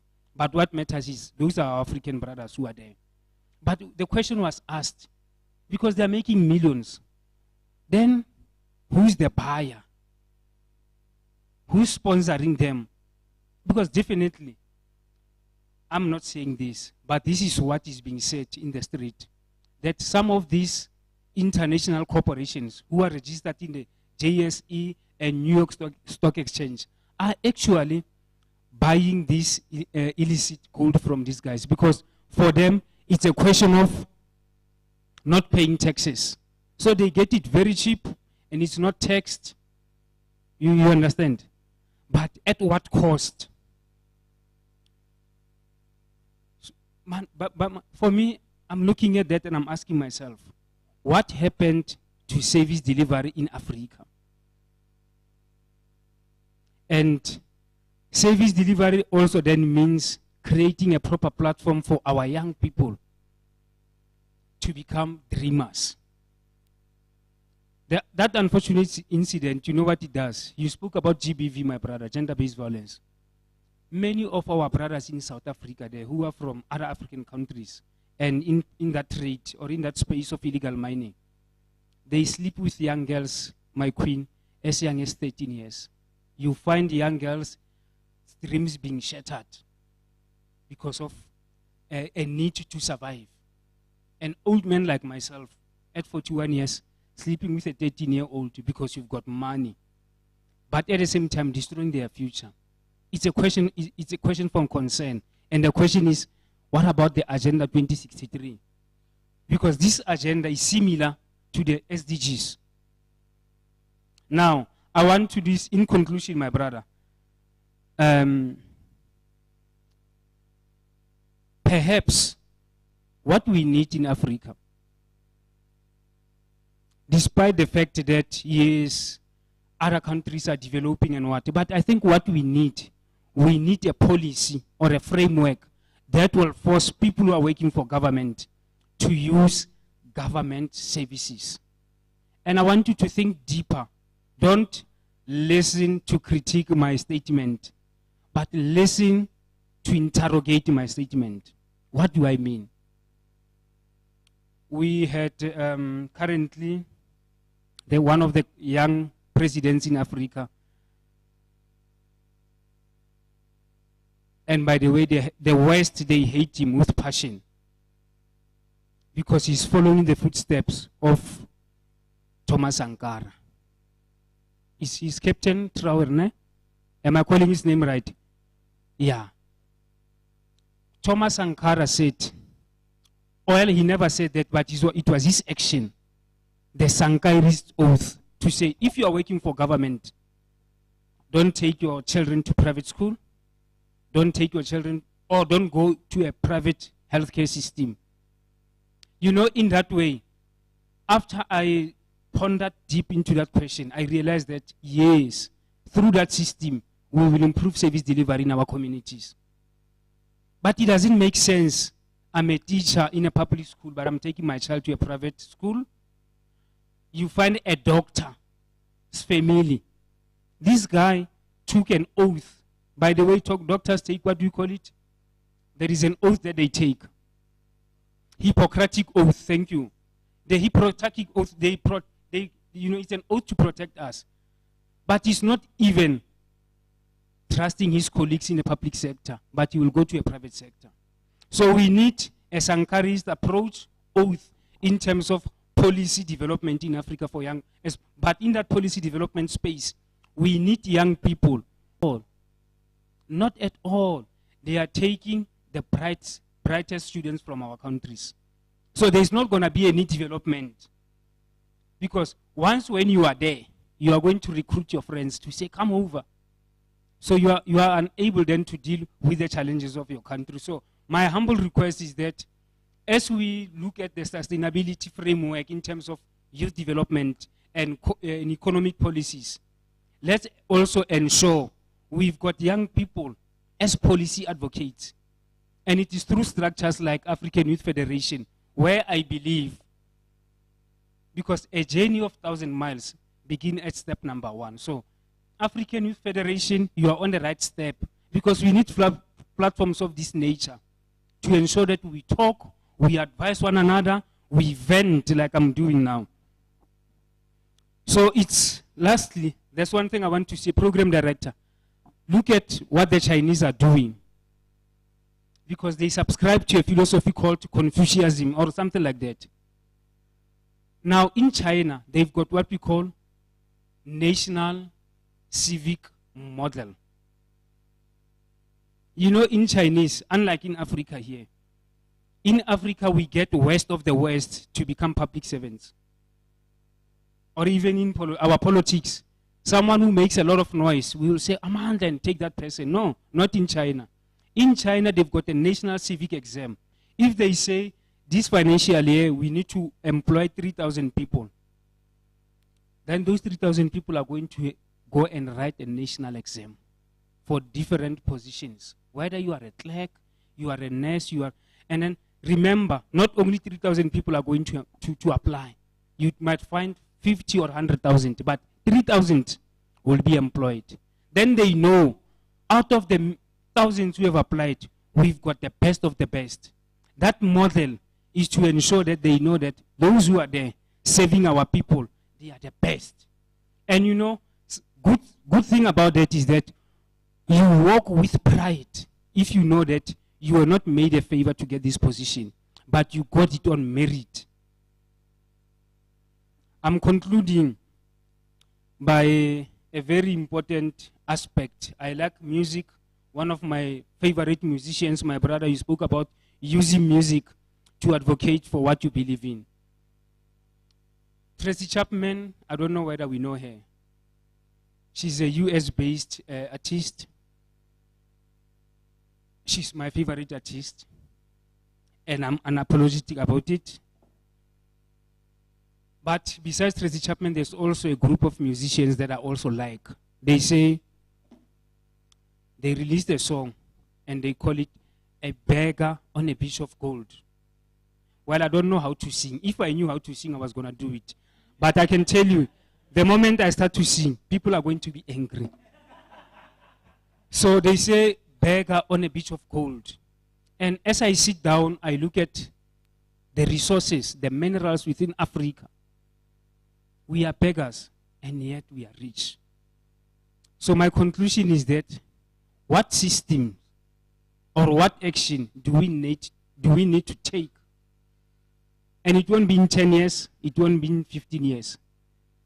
Because currently now we are dealing with a system, a Western model that is ensuring that we are going to be paupers for the rest of our lives. So thank you very much for that. Those are my thoughts. Wow. Another round of applause, kindly. Yes, thank you, Comrade Penampi, for that presentation. You know, one thing that has really inspired me this afternoon, or rather today, is the fact that every person that has been invited here, when they start speaking, you feel like, where has this person been all this time? I don't know if you guys have gotten that vibe, because I have. And that is just the manifestation of how much knowledge base as African people we are seated on. It's just a question of sprouting out of our shells and showing the world what we got, right? So thank you so much, Bwana Panampi. You spoke about very many pertinent issues, the African indigenous knowledge system. By the way, not many of us know about it. Because, surprisingly, if I told you, or if I shared with the people here that in Mali, the country of Mali, yes, in the year 1865, Malians already had knowledge about what we call the Milky Way galaxy and the alignment of the Orion star system. Now, we Africans, I'm saying we, I was not alive then, but I mean, that's the DNA we have. We African people already had this knowledge. And when last year, NASA was sending the Webb space telescope into space, it gave us the first pictures of the most clear images of the Andromeda galaxy, which our ancestors, hundreds of years ago, had already predicted it, and we have it even on paintings, rock paintings here in Africa. So if anybody tells you that we came and taught you how to read and write, wanacheza kwa kichwa yenyu, they are playing on your heads. And this is the time for Africans to rise up and show the world that we know. We've known, we've had this knowledge, we've been giants, we've been sleeping. It's now time for the giants to arise. So ladies and gentlemen, as the young people of Africa are arising, through these very inspirational speeches that we're hearing from our panelists, we also have questions, we also have suggestions, and we also have schools of thoughts that we subscribe to. So I'm gonna, not me, but according to the program, we are going to open the plenary, right? Is there something that you had that intrigued you in relation to what the panelists said? Do you want to supplement? Do you want to ask a question? Or do you just want to thank them for looking awesome and sounding very magnificent? One of the things I always start any kind of session with is think about where you are right now. Think about where you're looking to go. Think about the gap between those two. Ask a question to fill in the gap. Be very on purpose about your communication. Be very on purpose about sitting here. Don't make it just for entertainment. Think about your life. Think about your vision. And ask questions on that. I'm very focused on my vision. It's not easy to distract me from my vision. Start getting on purpose with every question you ask, every interaction you have. Did you hear that? All right, I'm very glad that lawyers being lawyers, have a lawyer's hand up. And we're going to do it in a very random way. So you ask your question. Please, let's maintain it in 1 minute so that all of us can get the opportunity to ask. Is that okay? So we shall take the first round of 4 questions. Then we shall take another final round of another. Right? Thank you so much. Very awesome.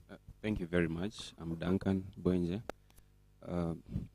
What the gentleman talked about regarding our education system, I think we do much of talking, but we are not actually willing to do the work that will effect those changes. And my question is always, when is that going to change? Who will start it? And maybe how can we start it? Thank you very much. I have tried. Okay. So, dear plenary, you kindly direct your question to any of the panelists, if it's necessary, just to make it more, concise, right? Thank you. Thank you. Thank you very much. First of all, I want to thank the panelists, and especially Queen, for her good stories. For me, I want to ask a simple question. What is our identity? Where there's no identity, there's no growth. There's nothing we can do. If you listen to Queen, she gave a very good narrative, which also translates to us today. And it also reflects on what is going on and to bring us back to identity. The same story was my brother from Rwanda elaborated for it. One, Queen said her grandfather was taken to study abroad. And the idea was for him. Yeah. Her father, sorry, her father. And the idea was for the father to come back to Ghana and bring back what he had learned from the other side as well. Is that what we are doing now? I think no. Many people today, many Africans today, when we get the opportunity to go abroad, we want to do the cheyo, as we call it here in Uganda. I've been in the trafficking space now for almost 4 years, and I've had the interaction as well. I've worked with Ministry of Internal Affairs, and I know how migration works. Now, one of our biggest problems is we lack identity currently. We are in identity crisis, where we are dealing with these challenges. We want to be white. We are changing colors. We are changing the twag. I don't know if I'm pronouncing it very well, the accent, so that we be like the white people, which is not us. We have to understand and come back that what is our identity as African young people? What do we subscribe to? Probably our parents, I'm a little bit young, our grandfathers, and now our parents, they had a little identity, probably, because they were still reflecting on the values and ways of their fathers, probably. But slightly now, speaking for my generation, I think we are lost. We don't know where to be. And that is an issue that we need to address, because if we want to pick out what potential we have, we need to have an identity. And where there is no identity, we are not going to go anywhere. Thank you. Thank you very much for your presentation. There is an arm there.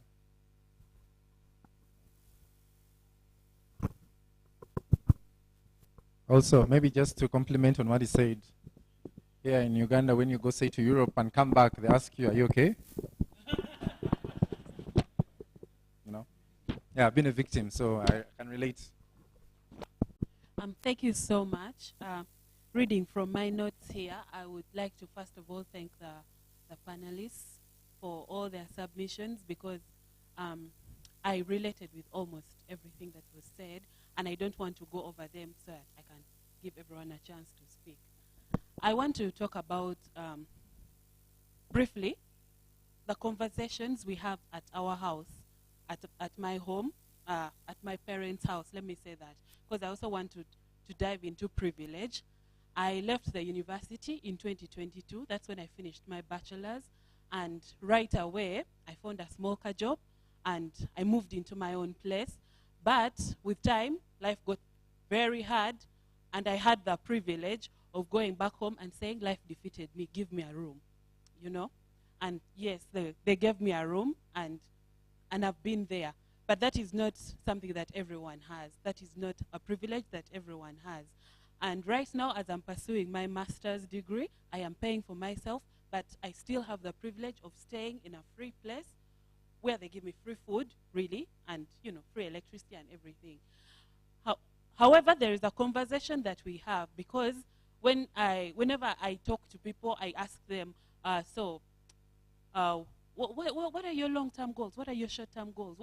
Where do you see yourself? And usually someone is like, oh, I'm going to get the degree. Oh, I'm going to be a doctor. I'm going to get the PhD. Oh, I'm going to get this big job. And I'm like, that is a process.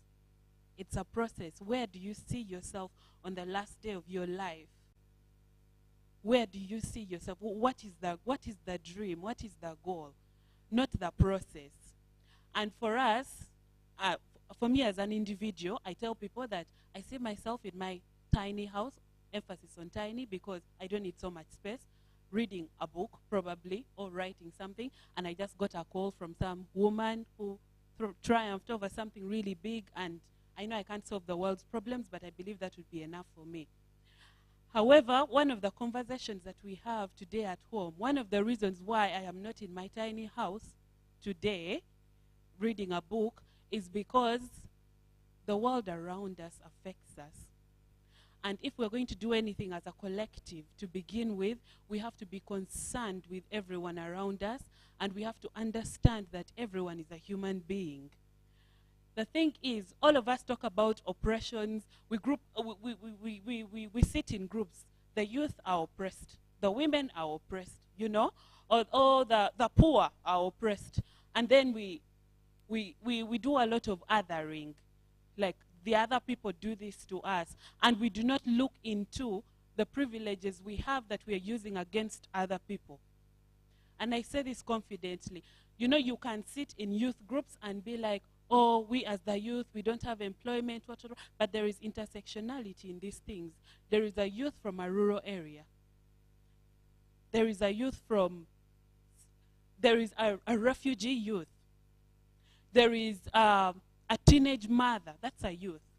And you cannot say that your problems are the same. And until we integrate individual issues and look at people's personal identities in these things, we will never go anywhere. And I was talking about one of the conversations we have. I come from Agago district in northern Uganda, but I grew up in Kampala. I went to school in Kampala. And I keep saying I was privileged that way because my parents got the job and, you know, sponsored the education like that. However, one of the biggest conversations we have is the fact that our civic space has shrunk so much, and every day we are waiting for this thing to implode. And Uganda has seen this enough. My parents were refugees in Kenya during the 80s. They were refugees, so they understand what this means. And most of the times, I'm a first-born daughter, most of the times they tell me that, you know, if this thing blows up, you know, your sister is in school, in boarding school in Luzira, she's the farthest. Please go and pick her up first. When you hear that this thing is going crazy, and then take the northern bypass and don't look back. That's what they tell me, because they know what war is, because they know that war is real. And I want to challenge all of us to understand that we have privilege, that is true, and most of these things you have very little, you can do very little about it. Some of them you're born into them, some of them they're handed to you, and sometimes we are not in the position to refuse these privileges. However, I want to challenge each of us to actually use our privilege to help other people. Because if you think that the problems of a rural girl are not the same problems you have, and then let me tell you that get a reproductive health problem right now, and then let a hospital turn you away, you will die on that street. I just want to conclude by saying that. So thank you for your question. When we talk about privilege, even me growing up in the States, everyone will make an excuse, but you grew up in the States. My daughter likes to talk about, because she's your age, she likes to talk about the world's problems and how everything is wrong. And then I ask her, what work have you done around that? You're just talking. Me, I've brought women together to talk about their traumas at her age. So when I challenge all of you, that's why I said you will do it. Don't just talk. Since I was your age, I wasn't a talker. I made sure I did things, right? So a lot of you just talk, and you talk with your great English, and you keep talking and talking, right? But you're not doing the work. It's not just about talk. It's about doing whatever little you can do. You said you tried to do something about the curriculum. Keep trying. I tell everybody, this world is not for punks. You keep trying until you get it. It came to you. It didn't come to me. That's why you're even talking about it. So you do it until it gets done. Don't ask for anybody. I call that the beggar being. The beggar being. The beggar being in Africa is when we think somebody else needs to do it. We think the government needs to do it. We think this person. Talk to yourself. Talk to yourself. Me, I talk to myself. Even when I want to point my finger outside. Spiritually, things always come back to me. That the reason why I pointed it out was because I had a lesson for myself to learn. So when you talk about privilege, it's just talking. That's what privilege is. Privilege is just talking, not doing the work. When my children were growing up and I didn't like the educational curriculum, I would go to anywhere I could get books on African people. I would get about 30, 40 books. My children didn't watch television. My children didn't have phones until they got old enough to buy their own phones. Because I knew I needed to control their media. Because media would control them if I didn't do that. I was very on purpose as a parent. Very on purpose. So that's why I say work is every single day. It's not a big project where you say, I'm on this project, I need money. Do it now. Do it now. Everything I do now. With my children, I was discouraged by the educational system. I brought my own books. I brought my own videos. People who were creating videos about African history. I brought those videos, and those are the only things they got brainwashed with those videos. I did what I could with what I had. I didn't keep making excuses about what's not working, and I figured out, what am I going to do about this? That's why I call it the beggar being.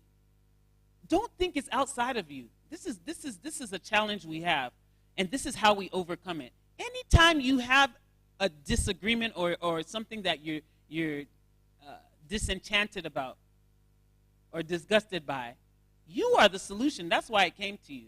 That's why you even have the passion about that thing. But you have to not be a punk. You have to start where you are. You have to start by one person at a time. Don't make it a big project. There's some African Americans in Rwanda, because that's where I did the event I did recently, and they were talking about what pressing problems there are and what we need to do and all this. I said, listen, I work one person at a time. All your big projects, a lot of you who are educated, you think too much, and you don't get anything done. They were making this big thing. I was like, listen, all I do is I sit with every Rwandan I'm in touch with, and we talk. I ask them questions. I share what I know. They share what they know. How hard is that? But you want to make it a big deal, and so you haven't done anything. And then you expect somebody else to do it, right? Because you make it such a big deal. Start where you are. Start where, whatever project you have, start with that one person. Stop complicating things. And over time, you keep learning, you keep growing, you keep asking questions. And then the project gets bigger and bigger. That's all I do all the time.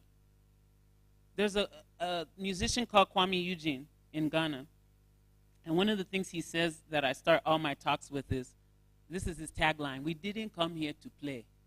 I didn't come here to play. Someone made the comment, my father was what you talked about going abroad and not coming back. I came back. I'm a representative of him, right? So now, what we don't realize is he still grew up in a colonial system. Even with Dr. Kwame Nkrumah and all this, he still grew up in a colonial system where he went to the best schools in Ghana that prepared him to leave. Those educational systems prepared him to leave. They're feeder schools for England. When you don't understand that, you don't know why we do the things we do. So that's why I keep saying it's our job to recondition ourselves. It's our job to re-educate ourselves. It's our job to recondition ourselves. That's what I had to do. I had to start reading Pan-Africanist books. I had to go back and forth, changing the conditioning I had about everything, about religion, about my thoughts about being an African, about identity. I had to study, so that I could do what I'm doing now. I wouldn't even be back in Africa if I didn't do that. And for me, luckily, I had an advisor in secondary school. He had us reading some profound books that even PhD people don't read. That was the beginning of my journey. And I didn't stop. You know, they say when you leave university, most of you read one book a year. Isn't that a shame? It's embarrassing. Because you think education is here. Education is not here. And then one last thing, I have so much, but we don't have time. The last thing is, watch how you look at other people. You said, don't think you're better than anyone else. But I bet your language shows that you think you're better than everybody else. How many of you use the word uneducated to describe people who haven't been to university? It's a lie. Everybody's educated. I have a young lady whose mother is a pineapple farmer, and she says she's uneducated, so, you know, why should she listen to her? Her mother's trying to pass on information about this successful pineapple farm she's had in Ghana for a long time, and she's discrediting her. I said, you think you're better than your mother. Your mother has so much education around this pineapple farm, and you're going to let her die, and all the information she has die with her, when she's making more money than you could make in any office. With your suit. So you can talk about, oh, let's not think we're better, but you think you're better than people. When you use that word uneducated, it's a lie. We're all educated. We are all educated. So take that out of your mind. That's all part of colonialism. Woo! When Nanette is speaking, you get the Harriet Tubman vibes, don't you? Huh? I know. Does anybody know Harriet Tubman in the house? Anybody? Harriet Tubman? Okay. We'll have a brief conversation around that. Bobo, just hang in there.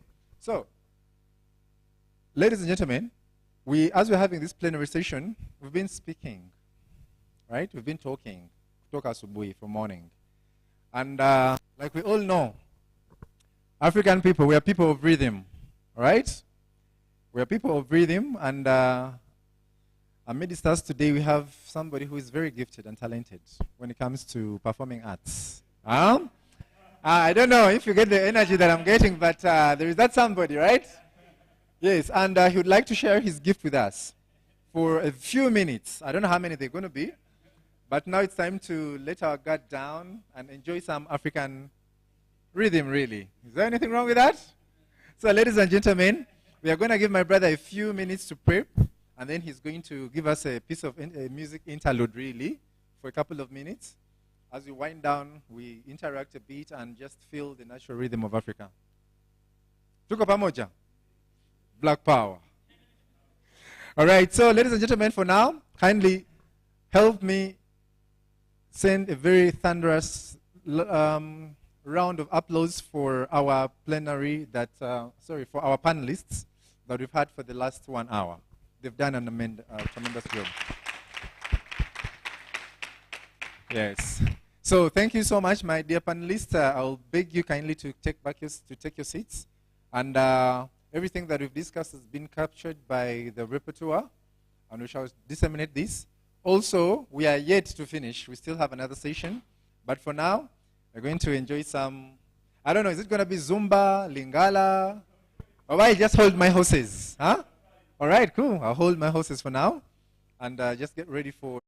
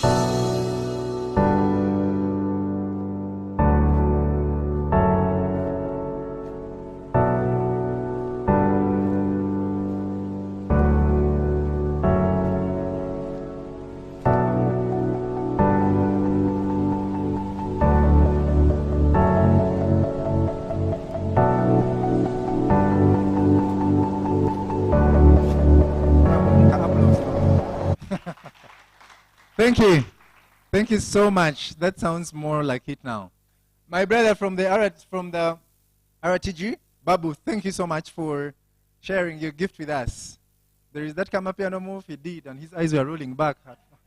You know, I look, he got scared there for a moment. But thank you so much. We appreciate it. I hope you had a nice time for the last 10 minutes that he was sharing with us. But you guys, do you know who your neighbors are? For real, for real. Like when you're texting, it's FR. Like for real. Eh? All right, so ladies and gentlemen, if you don't know who your neighbor is, mubuze ko. Who are they? Not like, Gwani, do you know where I come from? No. How are you? Where do you come from? What do you do? That is how we start building connections. Because I'm sure all of us are here because one day someone asked you, who are you? What do you do? And you shared information, you shared contacts probably, and we're now all here. The whole point is for us today to come out with a solution, to have a conversation as young people in a safe space like this one, where it's us, the young people, talking about young people issues and also coming up with young people's solutions. Are we together? In one of the submissions, the gentleman said, we talk, but we don't do nada, right? But before you do something, you got to first visualize it, right? You visualize it. An idea an idea can only be built. Are we together?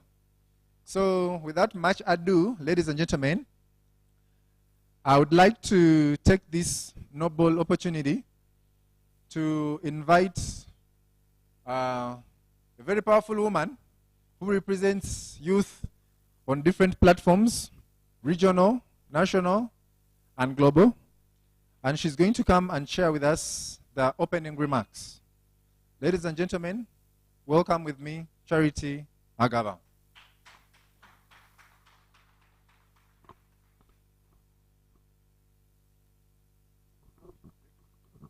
If we were in church, I would say praise the Lord.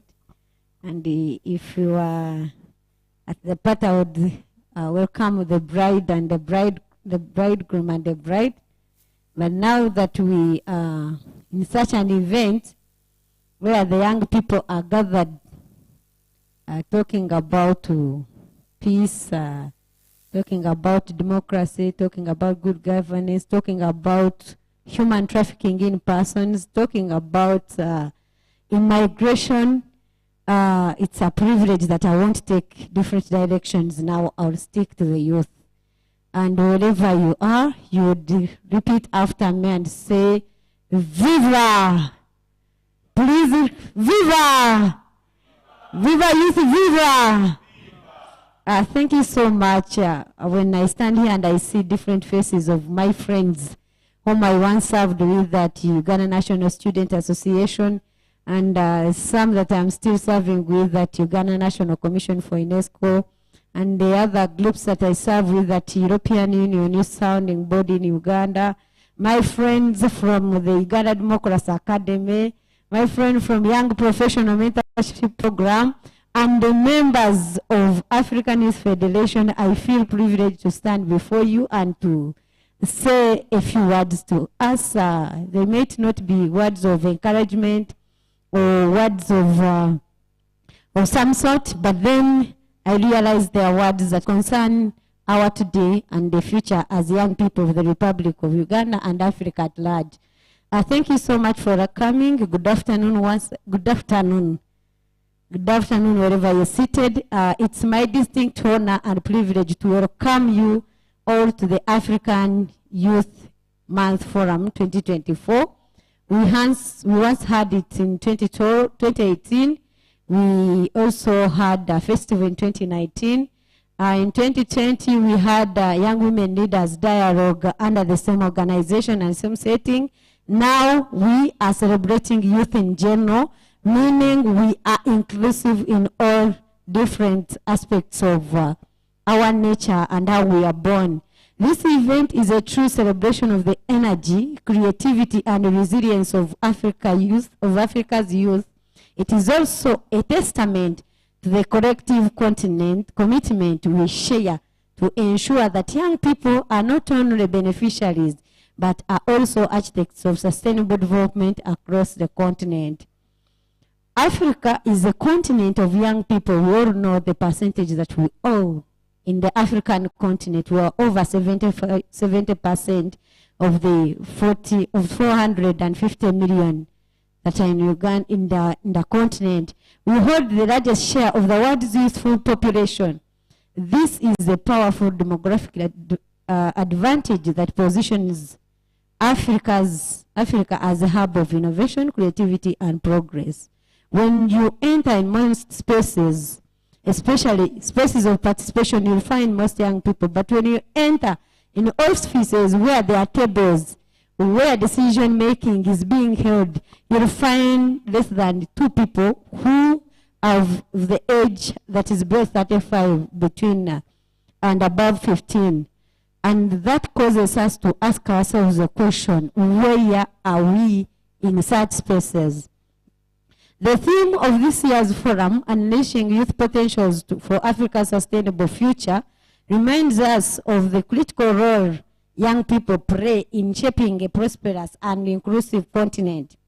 Therefore, by empowering youth with skills, opportunities, and platforms, we set the stage for transformational growth and development aligned with Africa's Agenda 2063 and the UN Sustainable Development Goals. Do we have members who know the SDGs by number? Would you tell us that number 4 is education, number 1 is this, number 2 is this? And lastly, how many are they in number?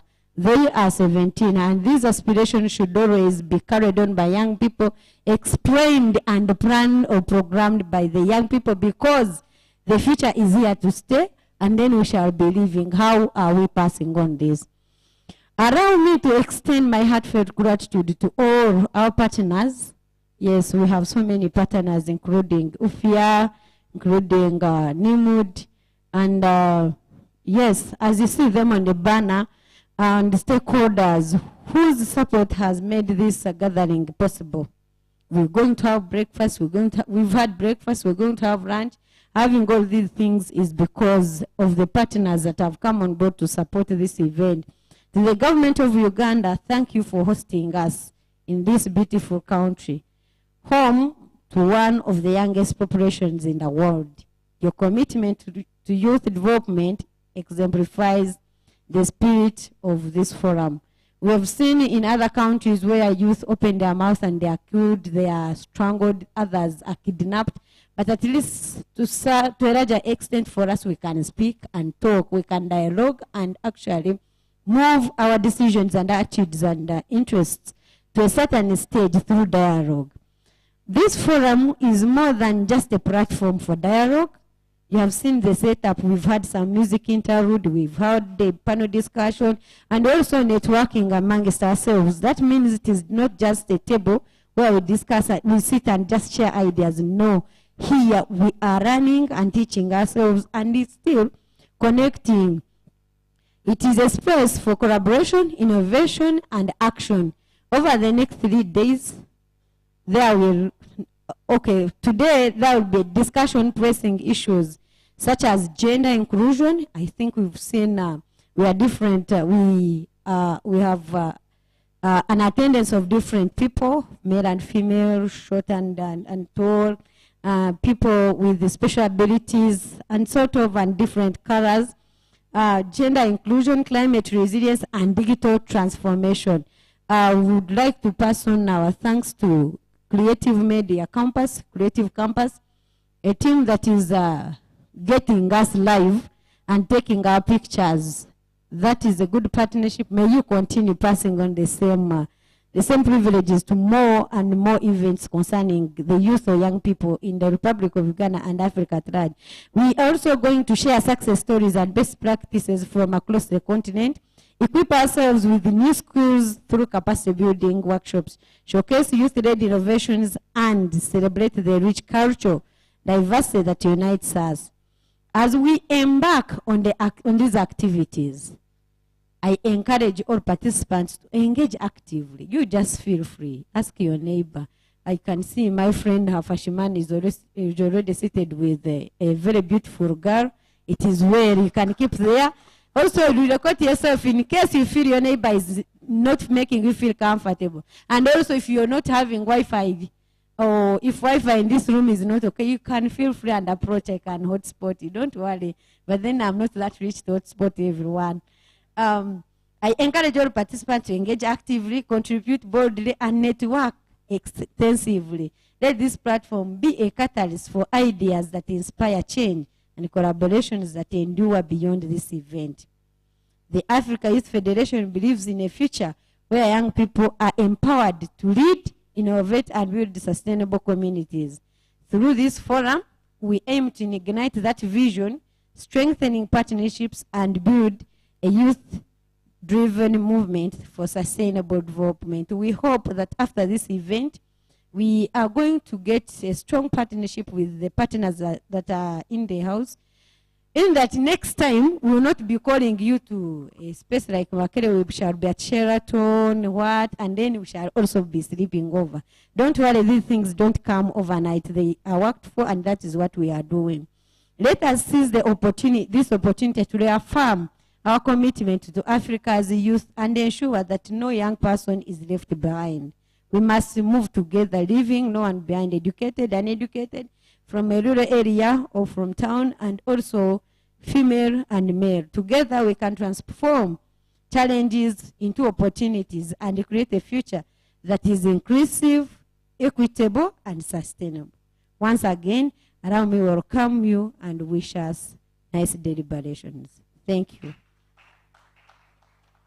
My name is Agawa Charity. I once served as the Deputy Speaker, Uganda National Student Association, currently serving the youth of Uganda as the chairperson at Uganda National Commission for UNESCO, and I also serve the youth of Uganda under the European Union Youth Sounding Board, and finally, I am a student who runs every day, and I am a teacher by profession, and a lawyer as well. Thank you so much.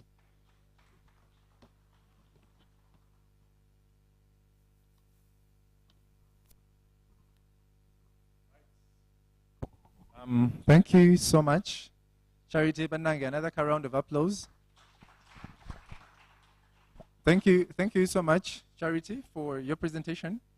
And I think from her presentation, it low-key opens the lead on many of the things that we've been talking about, especially when it comes to the youth empowerment and the girl child taking over leadership spaces. It fills my heart with so much joy every time that I hear a lady taking up a leadership position, and not just taking it up for the sake of participation and filling the numbers, but also meaningfully participating and engaging in democratic processes, leadership, entrepreneurship, and all these beautiful things. So Charity Agaba, thank you so much. She's given us the official welcome remarks. And so our event is now officially over. I'm sorry, not over. It's officially started. Okay, now you are alert, I can see, huh? You're alert, now I can see.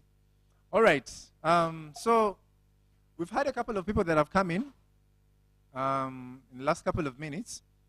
And if you allow me, you can just give me 5 minutes. I just take you through the deep brief of what we've been discussing from 9 a.m. Do you give me the permission? Also, you don't have a choice. I'm the master of ceremony, so I'm kidding. But so we started with brief introductions about ourselves, who we are, what we do in our individual capacities, and what our aspirations are for the Africa that we want. Today we are meeting here on the 29th of November 2024. We are commemorating the Africa Youth Month under the theme Unleashing Youth Potentials for Africa's Sustainable Future. And there has been a series of events in the build-up to this climax, and we've been having a plethora of Twitter spaces. I don't know if any of you has participated in them. Yes, so those Twitter spaces that you've been participating in were a build-up to this. And all the ideas and the knowledge that you shared has been captured in the build-up, and we are going to incorporate it in the general report that we're going to make after this meeting. So, ladies and gentlemen, like the lady from Ghana was saying, Nete, that when we are here in a safe space, okay? Let us ask those questions. Let us share the ideas that we have, and let us express ourselves in the best way we can, because this is a safe space for the youth. And today is basically the Christmas of the youth, African youth. At least this is the version for Kampala or for Uganda. And would like to thank you so much for being part of it. So initially, we had a plenary session, and we had, I might miss the names, but I won't miss the nationalities. We had Comrade Pinampi. Comrade Pinampi, maybe you can just raise your hand. He's our brother from South Africa. He came through, and in his presentation, he talked about quite a number of things, but we were looking at what are some of the things that are hindering the unleashing of Africa's youth potential, right? So he talked about the knowledge of self. Do we know who we are as people? Do we actually know our indigenous African knowledge systems as young people? Secondly, he talked about Africa starting up a new culture of Sankaraism, the Sankarist approach, where competence is favored other than anything else when it comes to employment for service, for national work. And he gave us an example.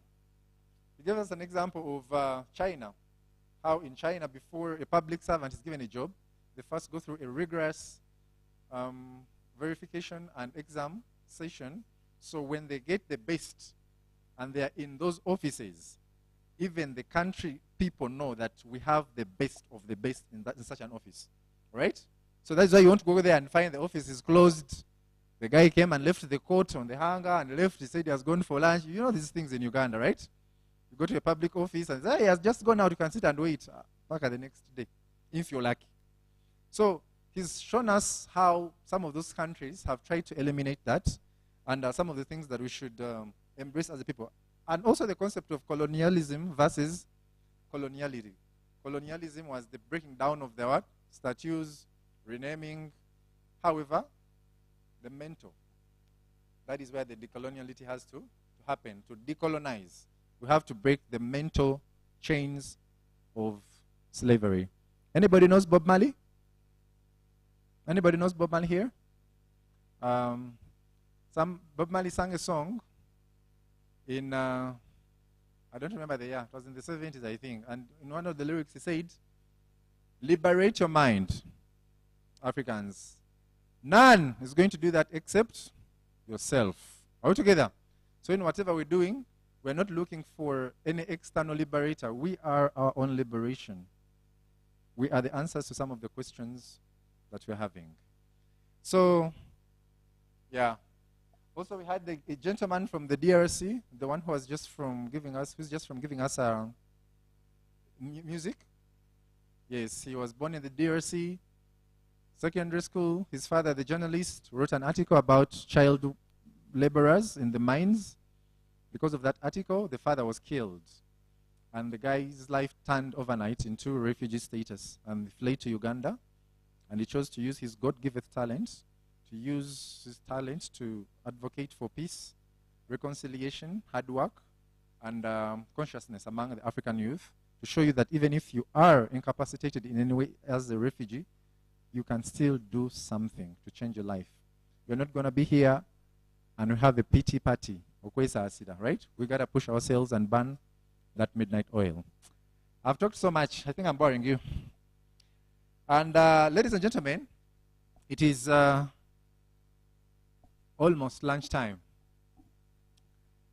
Under normal circumstances, I expected some, but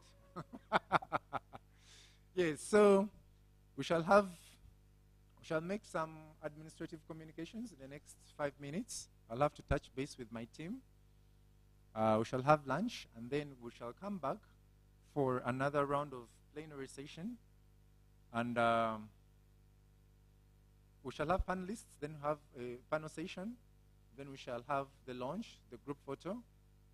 And then we shall launch the African Youth Leadership Program. So we still have a couple of activities that are lined up for us, for you and me. Even if I can see all of you on your phones, it is okay. Even on the phones, we are there because we are streaming live. Have you gotten the link? For those of you that have not gotten the link, get in touch with Shadia. Please popularize the link in your circles because our message has to be heard. When we started in the morning, we were about 3 or 4 people. And the gentleman from South Africa, when he took to the stage, he said, when you organize an event and you're lucky to get at least 3 people, you thank the Lord because the 3 people can create an impact. So it's not about the number, it's about our influence. Are we together?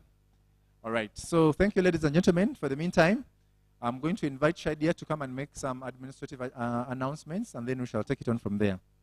But as for now, so far, you've been a wonderful audience, and I would like to thank you so much and seek for your patience as we continue. Thank you so much. And power to the people. You say power. Power to the black people. Power to the African youth. Power to the black people.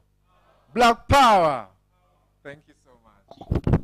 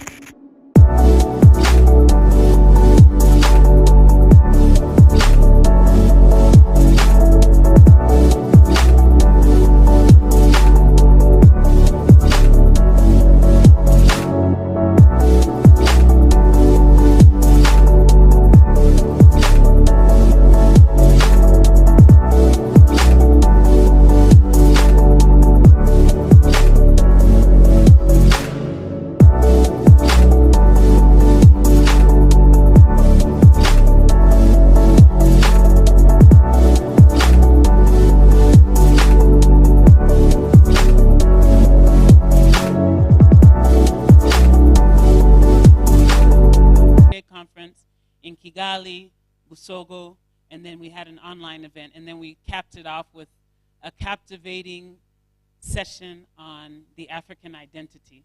So I came, the day after that conference, I came to Uganda getting prepared for this event as well. So one of the things I want to speak to you about today, when we talk about unleashing potentials, when we looked at the other side of unleashing, we said imprison, right? What keeps us from unleashing our potential? So one of the biggest things that I know keeps us from unleashing our potential is there's one concept. Is there another mic? I need another mic. When I ask the question, when I say everything happens twice, I want somebody to tell me, what does that mean to you? We're not in school, so there's no right answer. When you hear everything happens twice, what does that mean to you? Raise your hand, give me a try. Everything happens twice. What does that mean?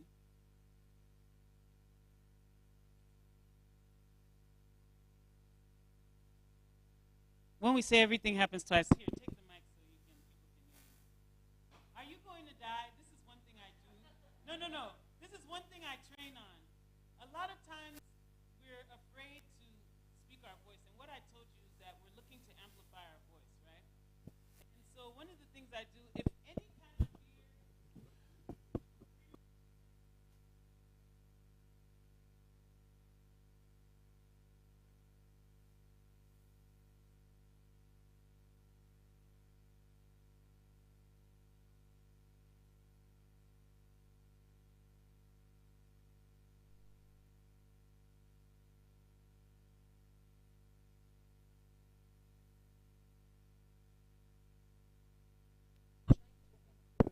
haven't gotten to the right.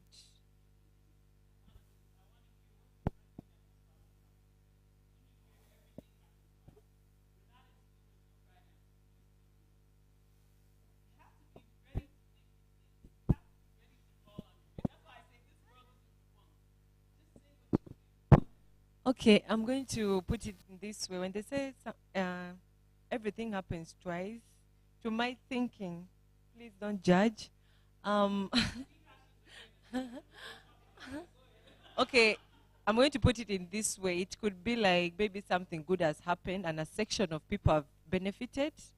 Then maybe God gives another chance so that a section of people who didn't maybe get it in the first round can actually benefit. Yeah, that's what I'm.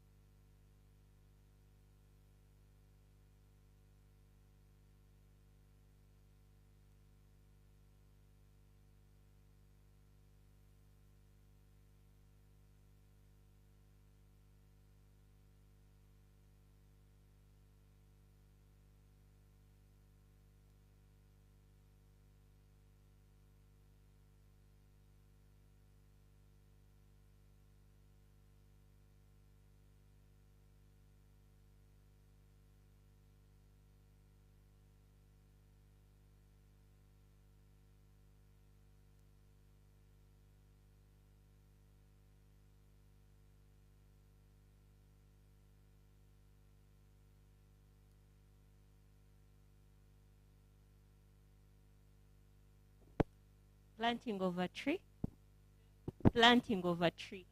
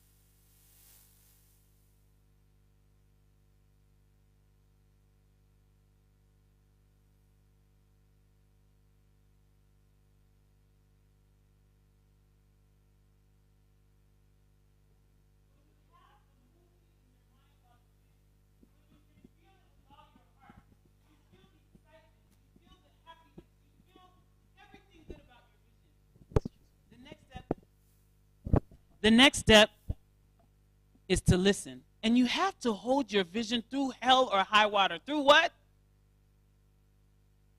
You got to say it with your chest. You have to hold your vision through hell or high water. Through hell or high water. Through what? I want you to understand this. This isn't something I learned in a book. It's not a theory. This is how I run my life. Through hell or high. Hold your vision through hell or high water. You build a beautiful movie in your mind about whatever your vision is. I don't care if it's a conference you're putting on. I don't care if it's how much money you're making, how well your business is doing. You know what it looks like. So why don't you create it in your mind? But you know what most of you do? You create fear in your mind. You're so good at creating fear in your mind. You can see, taste, touch, feel, smell that thing that you fear. And you wonder why your body is tensing up. You wonder why you get headaches. You wonder why your stomach stops hurting. You wonder why you can't even breathe well. It's because you've used that mechanism against yourself. Why don't you use it to encourage yourself? Why don't you use it to build yourself up? Why don't you use it to bring your vision to life? So create that movie. And then what happens is, when I say hold your vision through hell or high water, your job is to hold your vision no matter what. Through hell. Through hell. You might say today, I want to be a billionaire. You can feel it. You're all excited. You see it in a movie. And then you look at your bank account. It's not even zero. It's negative. You hold your vision through hell. That's hell. You understand? That's an appearance. Most of you, when you see zero, you let your vision go. Hold your vision through hell or high water. High water. High water. Imagine a flood. And the water's rising. And it's rising. And it's rising. And it gets to your chest. Can you still hold your vision? It gets to your nose. Can you still hold your vision? Through hell or high water, you hold your vision. Me, I've learned to hold my vision even when the water gets to my eyes. Because you know what happens spiritually? I don't care about religion. I'm talking about spiritually. Spiritually, what happens is when you hold your vision through high water and the water's here, there's a power that says, okay, this guy, he really believes in me. Let me help him out. Most of you, when the water gets here, it blocks your vision. You get vision impairment. You throw your vision out the door. Me, when the water's here, I still know I have to hold my vision because I know I'll be provided for. That's why I say you hold your vision through hell or high water. Everything happens twice. This isn't something I read in a book. This is my life. That's why I'm even here today. That's why I'm even here today. So when you learn these things, go put them to the test. Don't just take it from me. Hold your vision. Get clear on what that vision is. Some of you aren't even clear about your vision. When you share your vision with me, it's all words because you're a student and you think you have to sound good and all this. But you don't create a picture. I want a picture. I want, if you're working with children, I want you to see the children running around happily, feeling secure, feeling like the world is okay, a safe place. I want you to see that and feel it. I want you to see them coming up to you, thanking you for all the work you've done for them. I want you to feel the gratitude, saying, wow, look at what I've done for these people who are saying thank you to me. I want you to see all of that with all your might. And then, like I said, you don't have to know the how. I'm telling you again, you don't have to know the how. And I told you, this isn't from a book. This is from my real experience. When you hold your vision through hell or high water, the instruction will come to you. Go talk to this person. Go to this place. Go do this thing. Sometimes you won't even know why. But it's because you've been holding your vision through hell or high water. Through what? Say it like you mean it. We're not here for entertainment. Some of you are here for entertainment. We're not here for entertainment. We're here to grow. We're here to change our lives. You hold your vision through what? Everything happens twice. Hold your vision through hell or high water. The last thing, you have to know you're amazing no matter what. A lot of you think you're amazing conditionally. When something good happens, I'm amazing. When something bad happens, you feel like you're in the gutter. You have to know you're amazing no matter what. You're amazing what? When you know you're amazing no matter what, you walk the world a different way. When you fall down, you don't dramatize it. Some of you, when you make a mistake, when things go wrong, it's like you're a drama queen or king. Oh, the way you fall is so dramatic. You can't even get back up. When you know you're amazing no matter what, even when you fall, it's just like, oh. But most of you, the way you dramatize your failure, it's a shame. You have to know you're amazing no matter what. When you know you're amazing no matter what, when someone talks about you, you'll say, bless their heart. They don't know who they are. That's why they don't know who I am.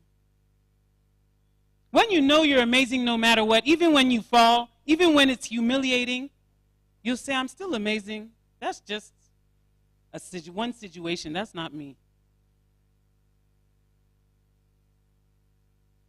Like I said, this world isn't for punks. Know you're amazing no matter what. When you know you're amazing no matter what, the life that you can create is beyond your imagination. Everything happens twice. Hold your vision through what? And remember you're amazing no matter what.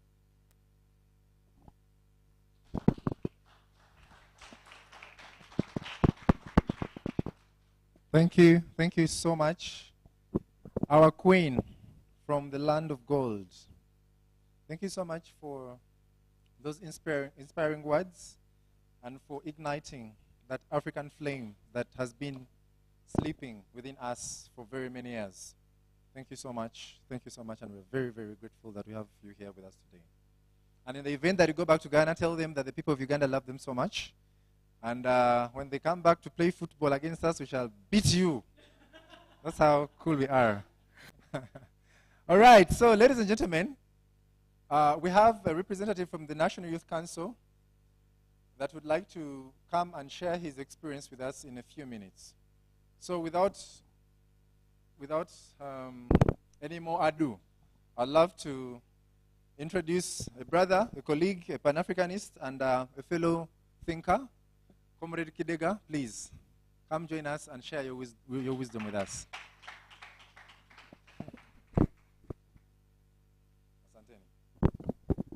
Thank you. I'm going to try to be as brief as possible, but also try to be as casual as possible. So I'll just use this tool.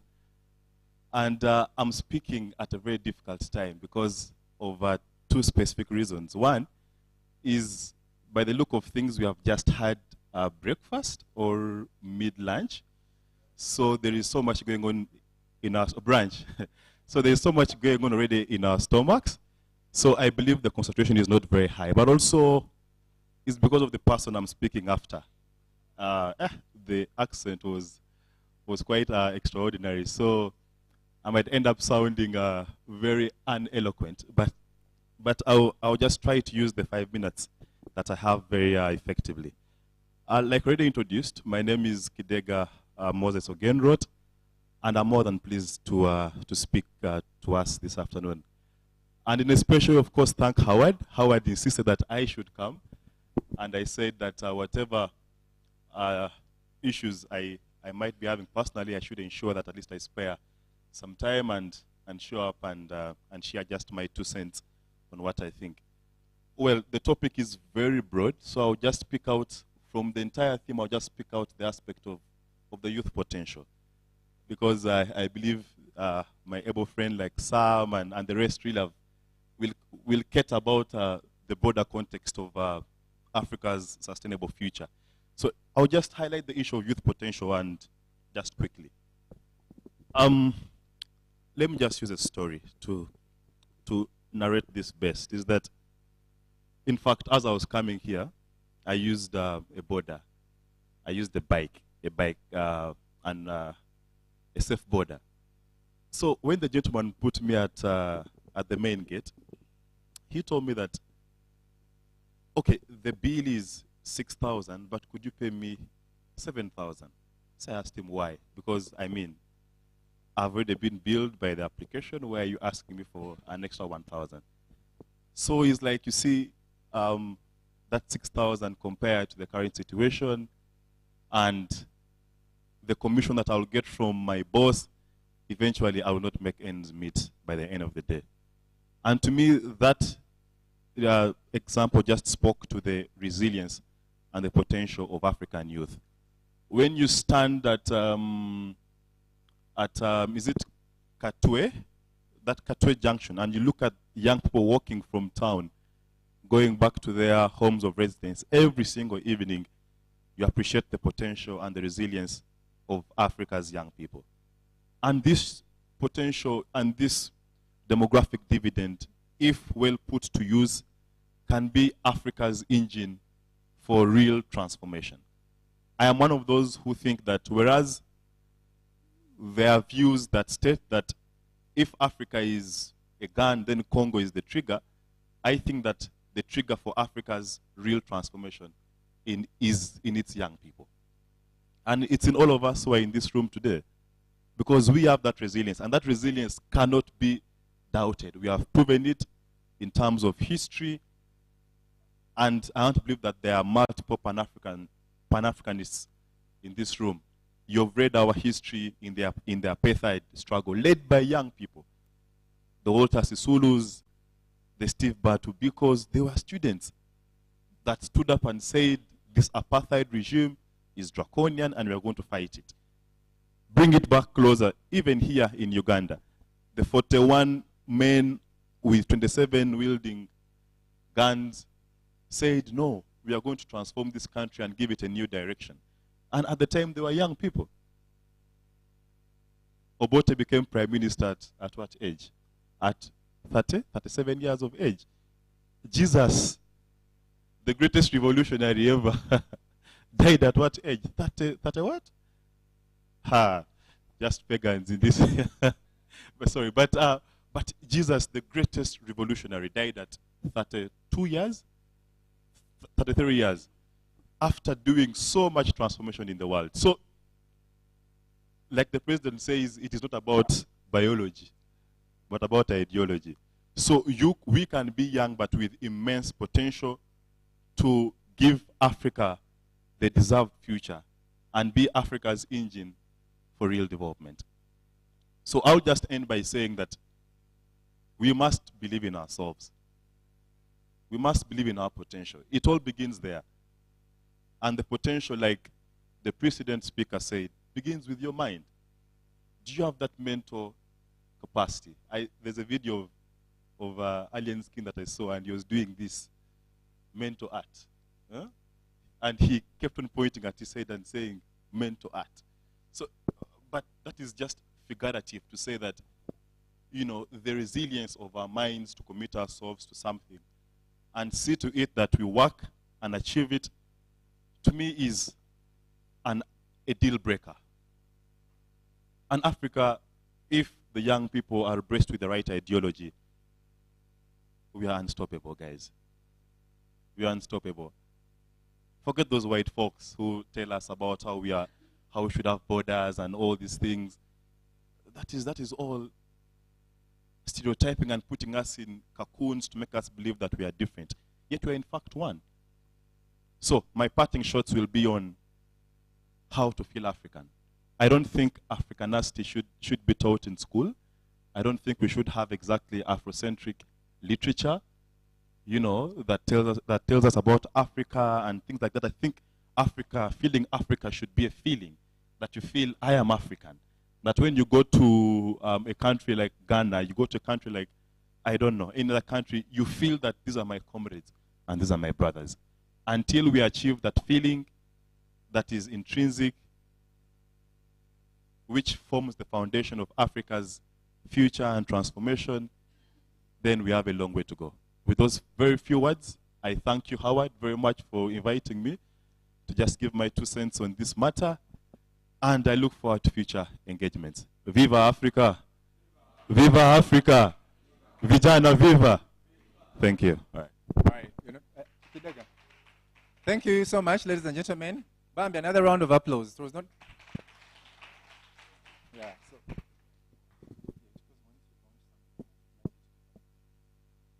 So, ladies and gentlemen, you realize that every person that has been making a statement here, they talk about the aspect of leadership, young people. How do we lead ourselves? How do we organize ourselves to create the change that we want? And it's in that spirit, ladies and gentlemen, that the African Youth Federation, together with all these other partners, like the Uganda Parliamentary Youth Forum, East African Youth Network, the Refugee Talent Group, and Ufumbuzi Africa came up with the idea of something that I would love all of us to endorse as of today. Ladies and gentlemen, today, the 29th of November, 2024, we would like you to be part of this exciting journey when we are officially launching a program that is aimed at fighting or helping us fight for our interests as young people through the peaceful and revolutionary channel of leadership. Are we together? Ladies and gentlemen, today I would like to invite a couple of people to come and join me on the podium. Mama, please come join me. Ndugu Kidega Moses, please come join me. Comrade Ogwal, please come join me. Comrade Primas Bahigi, I'd like to invite you to the stage. And Ndugu Howard Muhwezi, please come join.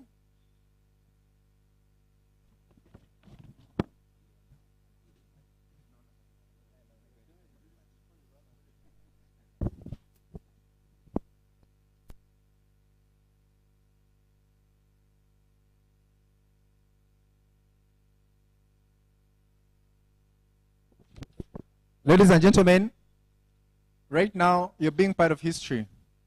Remember when our brother talked about the 41 men and the 27 armed, and they started a story that changed the trajectory of Uganda's history. Today,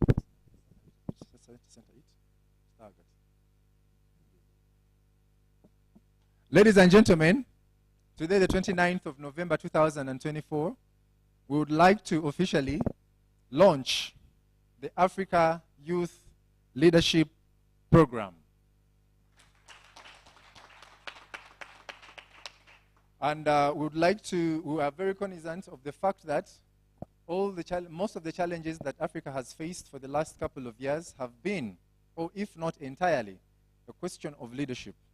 So we are launching this program to try and curb some of the impediments that we've shared since morning, and probably add a step to the new Africa that we want, the Africa Agenda 2063 of the Africa that we want. I'd love to take this opportunity to pass the microphone to the programs director to make further communication.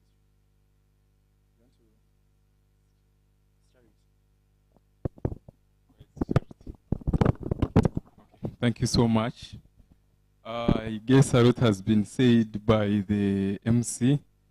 I really want to extend a vote of thanks for those of you who are here to witness what is transpiring at the moment.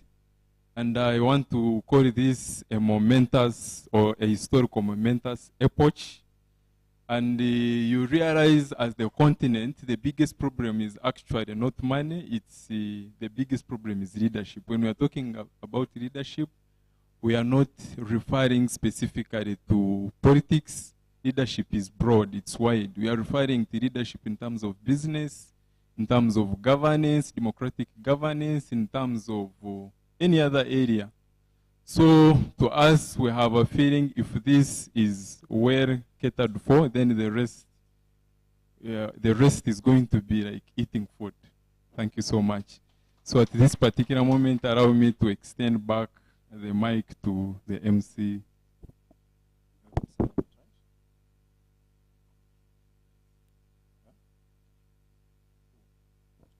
Okay, as the norm is, usually we'll have our colleagues, all of us today. Maybe I would take this singular honor to invite the eager youth envoy, Mr. Ogwal Samuel, to take the lead.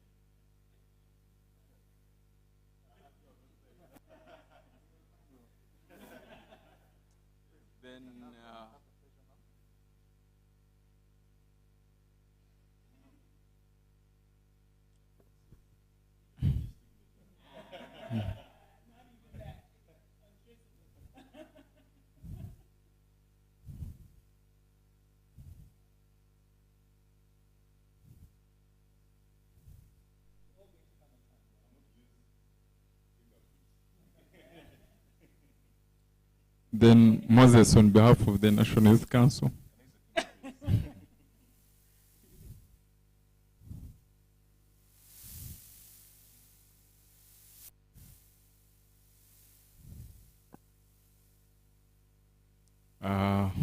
Mr. Primus Wahijo on behalf of the development partners.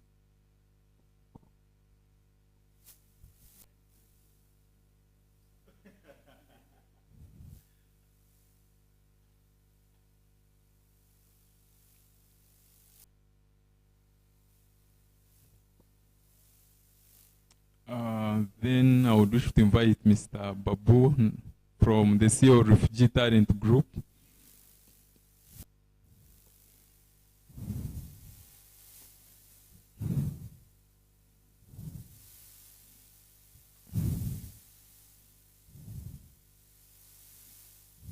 Then Mugisha yourself. Oh,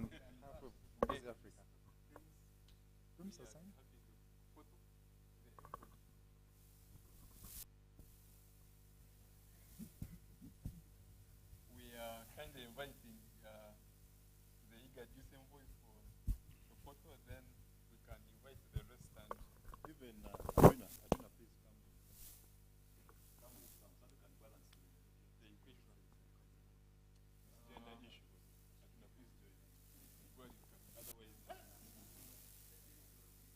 Otherwise, the ladies should join.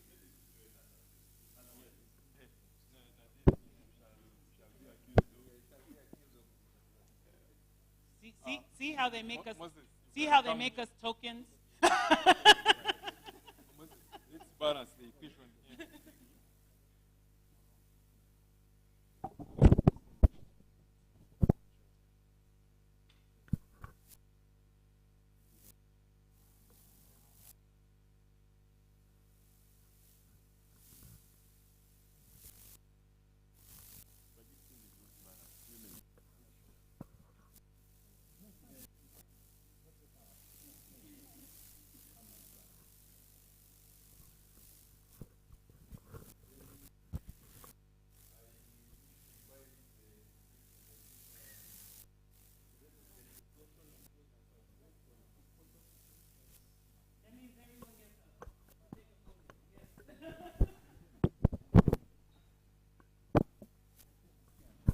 Pimpin, please have the pleasure.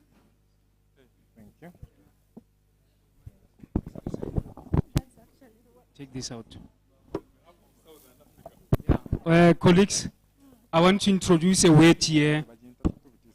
There is a Kiswahili word, meaning a Kiswahili word that says uhuru. Do we know that word? The word uhuru means freedom, or you are excited when you use that word uhuru. Ne? But where I come from in South Africa, the word uhuru simply means amandla. And the word also means you can be able to achieve it. So as we launch this program today, I want to say uhuru, but you also respond by saying uhuru. And when you say uhuru, you are not going to make uhuru like you are tired. No. So can we quickly come here, colleagues? Can we quickly come here? So that when we say uhuru, we are intentional. We show that uhuru, ne? No, it's the same thing. Okay, I will use Amanda according to you. But uhuru and Amanda is the same thing. Are you with me, colleagues? So the photographer will let me know when he's ready, and then we can start by saying uhuru. Yes, stand here, my brother. You go there. You go there. Don't worry. Yeah. Photographer, you let me know when you are ready, ne? So, in 1, 2, 3. Uhuru. Thank you very much. Amanda. Let me sign.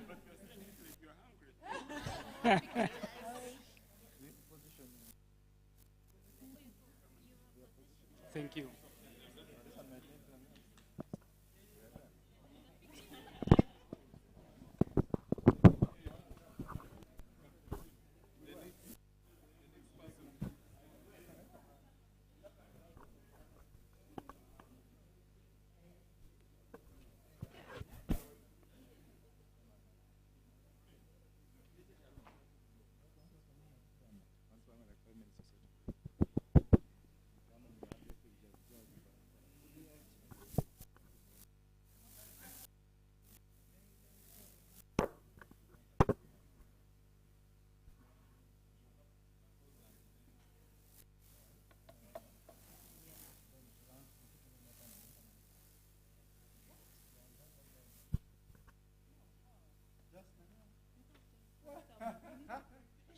All right, so ladies and gentlemen, thank you so very much for taking part in the launch of the Africa Youth Leadership Program. And to those of you that have missed on the photo opportunity, we have a link that is moving through. It is a YouTube link, and it's giving us live feed, so you can share it with your constituents, with your family, but most importantly with your peers, so that the message can reach far and wide. Are we together? Yeah, I know a time that is either lunchtime or immediately after lunchtime is one of the most sensitive times ever. However, we are going to try to maneuver and manage our time very efficiently. All right. So, I would like to pose a question to the audience. And the assumption is that all of us here might not necessarily be youth, but we all have at least one common denominator, is that we want the young people or the youth of Africa to have their potential explode. Right? I think I'm doing well now with not using the word unleash. Right? I'm struggling a bit. Yes, we all know that we are fighting for the interests of the young people, right? So in just 5 minutes, 1, 2, 3, 4, 5, this is just going to be what is called, it's food for brain, food for the mind. I want to open the plenary for just 2 or 3 ideas that you have or solutions that you've had from our panelists, and you share it with the world in under 1 minute. I'll take 3 hands, and we shall go with first come, first serve basis. Did you get my exercise? You put up your hand, you share what you've learned, either what you've learned, what you have unlearned, or a question about something you did not understand. Is that okay? 5 minutes. Anybody? Any takers? Yes, ma'am. I'll take you as number 1. I'll take him as number 2. And I will take her as number 3. I'll start with her. He talked about the flying broom, African ancient wisdom. Huh? So I wanted to fly over, then I remembered we were conquered. We were fighting, right? Yes, thank you so much. Good afternoon, ladies and gentlemen.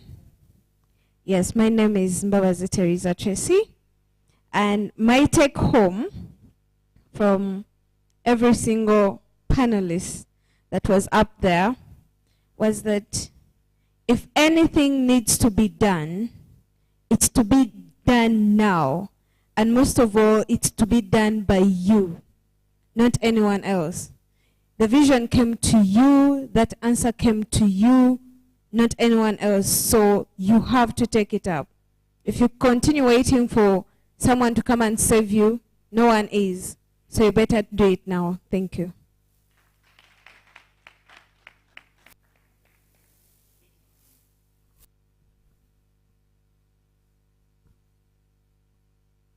Good afternoon. I'm Daniel Ekwalo.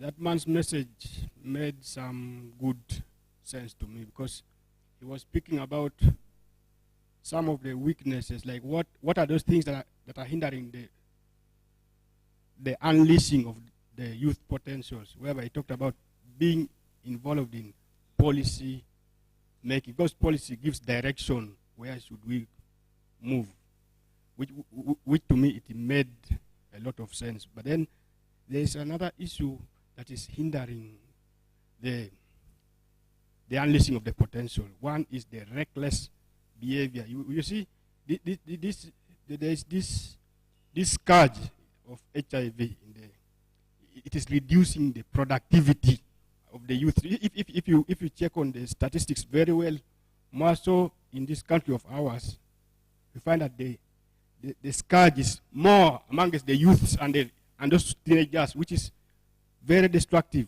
If we are to look at that agenda 2063, that's what the take home I have from him. Then from her, it is now that we should work on our ambitions, not tomorrow, not to blame that let's wait because we educated, we wait to be graduated. No. It is now. And to treat all people equally, whether those who are in the village, all of them are educated. That's when she pointed out the issue of formal and informal are good. I really appreciate you. Thank you. Thank you so much. That was the lady.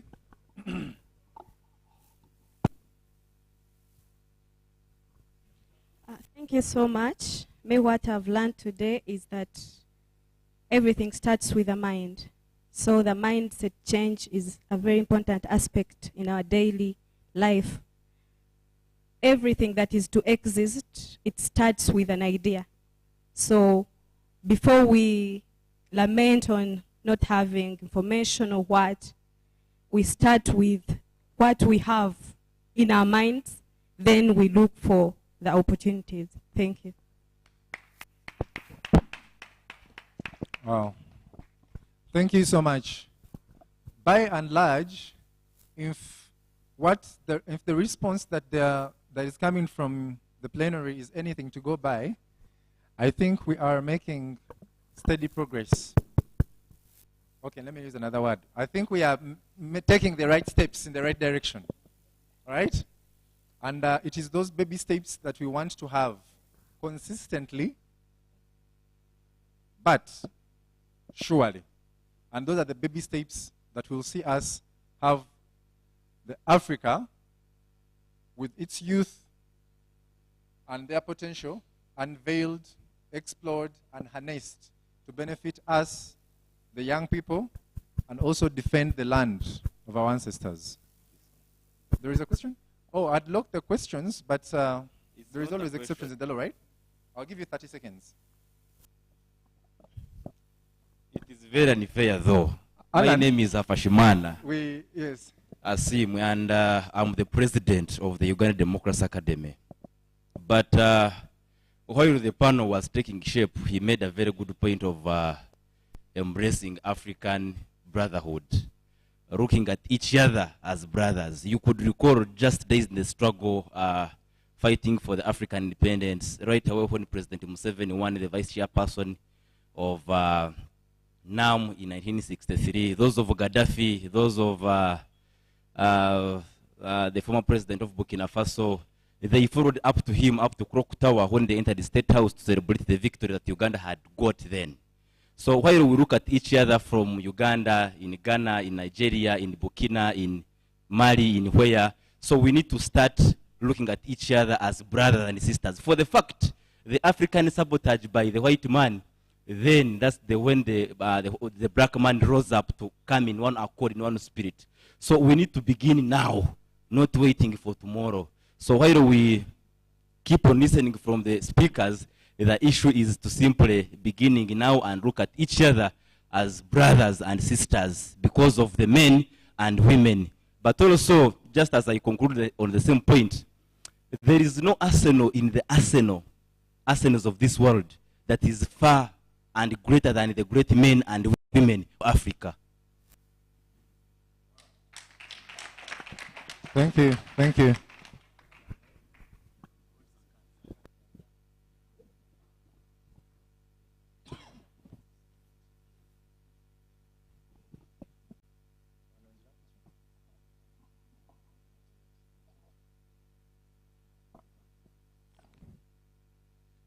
Good afternoon once again. It looks like tujakula chakula. Tumekula? Have we eaten food? Let's stretch a bit. It's a youth event.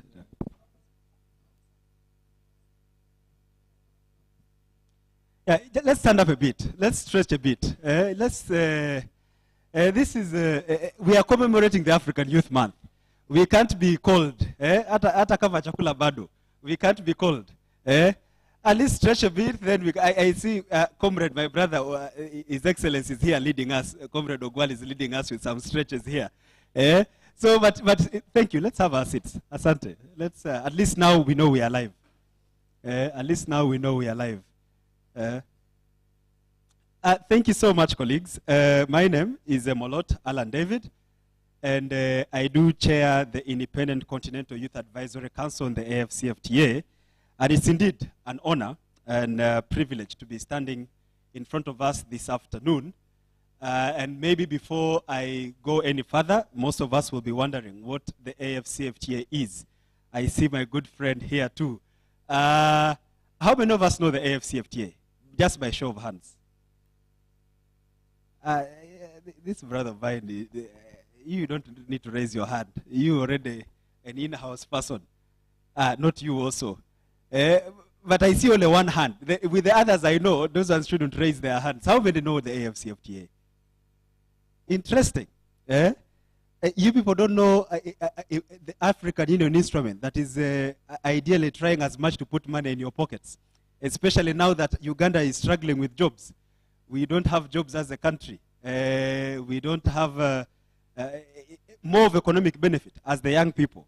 But nonetheless, the AFCFTA, or commonly known as the Africa Continental Free Trade Area Agreement, is an African Union instrument that our good country, Uganda, has signed and ratified among the 54 member states, apart from one country, Eritrea, that is still yet to ratify the AFCFTA.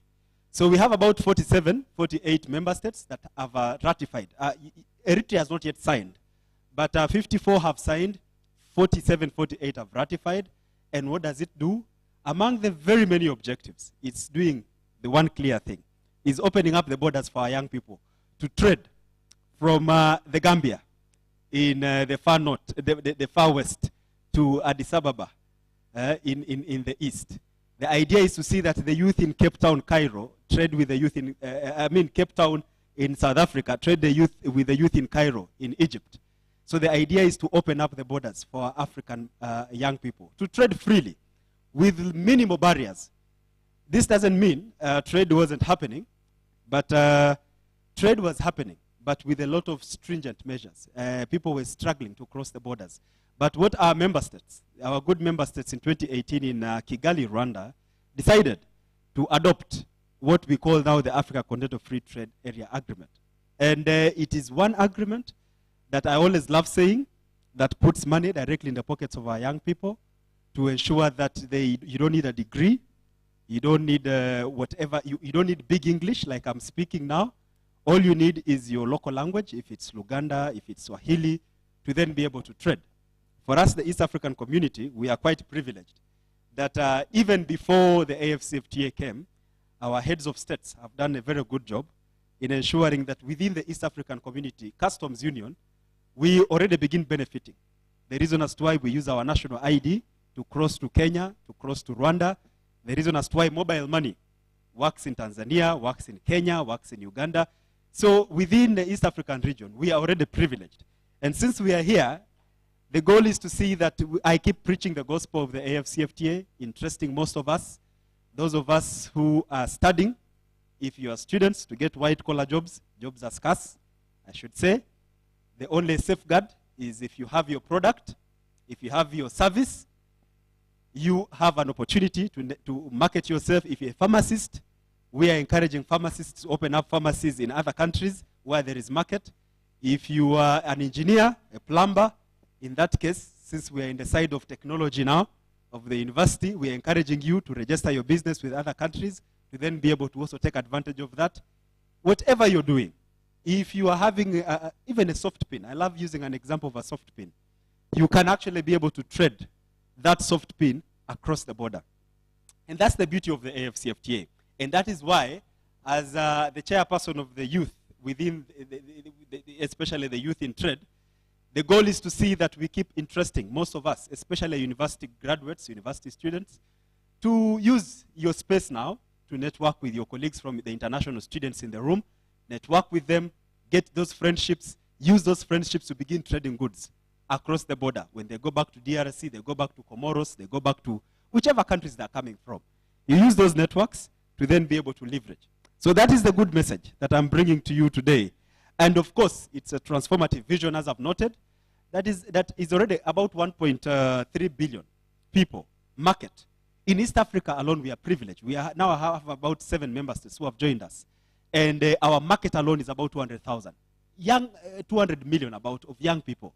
A lot of opportunity for us to be able to market, for us to be able to trade as the East African youth. But of course, how do we then be able to realize this potential as the young people? The AFCFTA is here. We are talking about the Africa Youth Month. Before this, we were celebrating. We began commemoration. And by the way, thank you, the team from the team from the African Youth Federation for championing this. Let's first of all clap for them. You know, I got in the midst of already preaching what I do, but they have done an amazing job. We began commemorating this day, and if you may not know that the Africa Youth Month is part of the Africa, is an institutionalized day within the African Union system. Every 1st of November in 2006, our mother charter, the African Youth Charter that we all subscribe to, that our National Youth Council subscribe to, that we use, the lawyers in the room, we use it as an instrument to champion, to encourage, to interest our governments, to respect our human rights. On the 1st of November 2006, the charter was adopted. And ever since it was adopted, it now became the vehicle, the advocacy tool, the instrument that we, the young people, use to push our member states to ratify, to ensure that the propositions reflected in that charter are implemented. And the onus is on us to know. And I'm happy and I'm glad that the African Youth Federation is still championing this. The whole month of November is dedicated to celebrating us, as the innovators, as the job seekers, as the job creators, as the entrepreneurs. The Africa Youth Month is here for us to celebrate. And kudos to the Federation for ensuring that they recognize this. It's among the very few organizations that are championing the interests of the African Union, that are ensuring that the global continental youth, not only Uganda or East Africa, are actually at the center of the African Union agenda, and mainly achieving the African Union agenda. So, but what does this require? What then is it needed for us, the young people, to then be able to benefit from what we call the Africa we want, from how can we contribute to it, and what is needed? Number one, of course, we love talking about this, and this is what we are trying to do, is equipping our young people. And I'm happy His Excellency is here, our envoy at the IGAD level. I don't know if he has spoken, but I know he's already championing most of these initiatives. Equipping our young people, mainly, we are now in the digital age. We have technology, we have innovations. I love giving examples. We have Rwanda, a few weeks ago we were in Rwanda, supporting the launch of they are building their Silicon Valley in Rwanda there. Uganda here, we have very many young entrepreneurs who are actually doing a lot in terms of the tech. So we are the university. The idea is to see that we equip ourselves as much with the knowledge. If we are not in tech, hands-on, we can actually then be able to do other things in terms of supporting those who are doing in tech, be critical thinkers, think about projects and ideas, just like the Federation is here, thinking about how to convene us here. That also becomes a step we need to do. But also engage, go to school and study. If you've already finished, add another paper or two. Broaden your ideas of thinking. When we equip ourselves, it's the first step in ensuring that we, the young people, contribute to the Agenda 2063, the Africa we want. Because it also requires knowledgeable youth who can be able to become problem solvers, solution developers, other than job seekers and the crybabies of the continent, as our development partners and the government love saying, that we, the 21st century Gen Zs, are the crybabies of the continent, which I disagree. I totally disagree with, because if avenues are created, if environment is favorable for us, we're already at university, if jobs are created within the systems, it becomes very easy. But number one is equipping ourselves. Number two, of course, I've already mentioned this, it's promoting intra-African entrepreneurship. Be able to trade. There are no jobs. I would love to emphasize this, that every year, marketed alone over 20,000 graduates. January is coming. Over 20,000 are going to graduate. Where are the jobs? They are not there. I would love to tell you, if you have hopes of getting jobs, they are not there out there. You will get your gown, go home. That Monday after graduation is always the question. Where are you going that Monday after graduation? I'm making it easy for you. Have the product already. You're already in food science. I am hoping by the time you are at the university here, you're already using these chemicals that the university is supplying for free to put some ingredients. Even just the food color is something you can take I don't know for those who have studied in this school. Begin already ideating things so that by the time you leave, you already have a product you're selling. And it becomes your job. I always love telling people that myself, the time I left UCU, I didn't have to look for a job because the system had empowered me to become a job creator. I had already begun thinking of what I need to do. I began my small border business. Well, I was a student leader at the guild. So these small allowances, sitting allowances we used to get, I began investing in small borders at UCU. And they were riding in Mukono there. So I already knew when I leave, I'm not going back to Tororo. I come from the border, Malaba there. That's where I come from. I already knew I'm not going back there. I came to conquer Kampala, and I will conquer it. I conquered it already. You should clap for me. It's not easy. But it starts from here. For us who are in the, Makerere gives, for leaders who are in the guild here, some good handsome money. But you find yourself, you're pleasing your girlfriend who will leave you after. You're pleasing your boyfriend who will leave you after. Most of these campus relationships, most of them are struggling to survive. But if you invest in yourself as a young lady, you invest yourself as a young man, that's the beginning. And now that we are championing the AFCFT, it becomes the stepping stone for you to then use that product to push. Then, of course, the other idea is youth-led advocacy. We are championing advocacy at the regional level. The idea is to see that we, the young people in this room, become the drivers of that advocacy. Youth-led advocacy is at the core of solving major problems in the continent.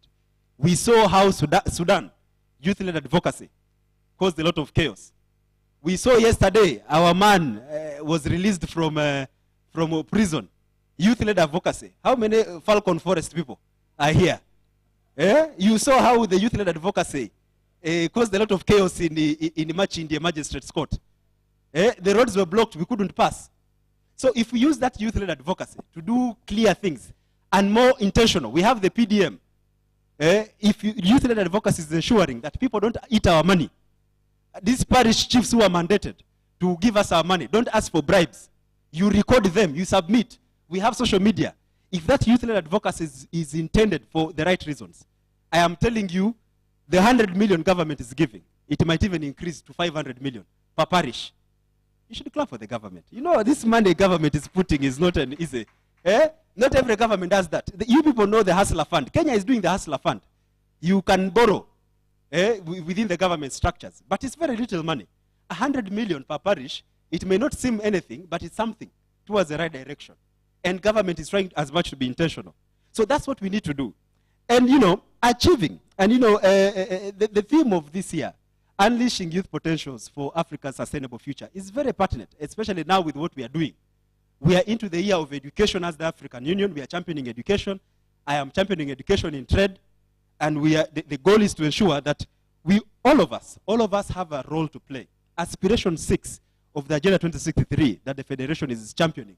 Today, you might see it there. Aspiration 6 is where we are anchored as the young people. It talks about an Africa whose development is led by us, the young people, the women, and taking care of the children. We are in Uganda now. I would always want to bring it back home. It's a Uganda where we, the young people, are leading its development. Not the president, not the ministers, but it's us, the young people. And us, the young people, being productive and proactive in the process in ensuring that we achieve this mandate. We have a Vision 2040 as a country. We are now talking about 2063. But as Uganda alone, we have Vision 2040. I don't know how many of us have interested ourselves to read it, understand it, and see where you can contribute as a Ugandan citizen to that Vision 2040. So that is what we call proactiveness as a citizen. The civic duty is on us. Let's not say, hey, it's government to do this, but the civic duty is on us. If we fail on our civic duty, it becomes a challenge. Yes, as I come to a close, I would just want to say that one thing that the council is doing, that we shall continue doing, is number one, of course, keep encouraging regional integration. I have my good comrade, Obal. He married from Namibia. I want also to encourage us. If you can marry, if Ugandan girls are becoming a problem, cross the border. If the Ugandan men are becoming a problem, cross the border. There are men there who are serious. I see the ladies clapping. I hope you are dealing with the heartbreak there. Yes, cross the border. Let's do regional integration. And I will keep emphasizing this. It becomes easier for you to trade when you know you have a sister-in-law somewhere. when you know you have a brother-in-law somewhere. Now me, I can go to Namibia and I know I'm not going to get stuck at the airport because I know my brother married from Namibia. And I should tell you, when I go there, I also enjoy as a Ugandan because we have someone. You clap for Bal. I know he's not here. But he has, I have enjoyed that privilege of going to Namibia and not having to struggle on where I'm going to sleep. So one is we are championing regional integration in whichever form. If it's entrepreneurship, if it's marriage, please.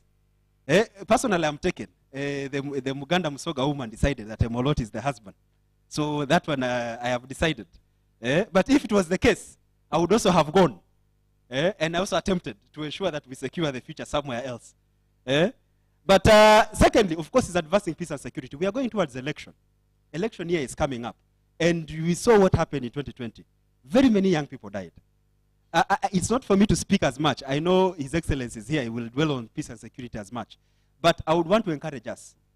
The violent extremist activities we see, already the hooliganism we saw yesterday. One man is being released and you see how our young people, you lose your life in a very stupid way like that. My encouragement is when we are going into election, let's ensure that we dissociate from engaging in violent extremist activities. Let's become upright citizens and let's use the ballot. Yes, they say the ballot doesn't work, but even the people fixing it will get ashamed when almost 90% have voted against you. You saw what happened in Buganda here. You saw the block vote. You will get ashamed to turn that vote. I don't know how my good friend, the mayor of Kampala, did it. He's the only NRM person we had. I am NRM for that case, but I'm saying, yes, I have to say this. But he turned the vote, which was a very good thing, but he was voted for a reason. He's a people-centered person. And he was given that vote because he was a people-centered person. So that is the other thing. The other thing, of course, is promoting gender equality. I always love saying this. 90% of my regional team, 95% is women. South Africa, Nigeria, Botswana, wherever it is. My team is full of women at the Coordinator Secretariat. And we would want to encourage more. The future is women-led. And we as the men, we try as much to ensure we work with them, not looking at them as a competition. And that's what we also want to encourage us. If you see there's a woman in the room, support. If they're ahead of you, respect them. Men also have these things of ego. I can't work under the woman. I've worked, my 3-4 bosses were all women. And I should say there's a lot I learned from them. My mentor, Dr. Zahara Nampewa, at the School of Law here, made me who I am today. I don't know how many lawyers are here. If you were taught, she's now the deputy principal of the School of Law. She's the one who made me speak the big English I'm speaking today. But it's submitting to leadership, be it a male or female. So as I conclude, mainly is a call to action. That I have given you the opportunities. That the AFCFTA is here. Let's leverage the opportunity. See how to network. See how to ensure we take advantage of the trade. Jobs are not there. You will graduate. That Monday after graduation is there waiting for you. So begin positioning yourself now. Number 2, of course, is cross-border collaborations. Ensure you network. I've already given you an opportunity. If business fails, get married. Open doors for others. You never know. You are the one who's going to open doors for us in another country. But within Africa. We are championing Africa. Get married somewhere within Africa. Then we see. The number 3, of course, is accountability. Most of our leaders fear accountability. What have you done? You've been given money to organize an event. Can you account for it? Some of you get very agitated and angry. They ask you, give us accountability on how much you've spent. You get very angry and agitated. Muniache, wachana na mimi. Sorry, I use Swahili a lot because of the border, but it's also our national language here. You leave me alone. But we need to be accountable as leaders. You've been given a project. Complete the project. Fulfill it. It starts from the school. You've been given, you have said, I'm going to do, for the master's students, I'm going to do research. You're failing to meet us on your timelines.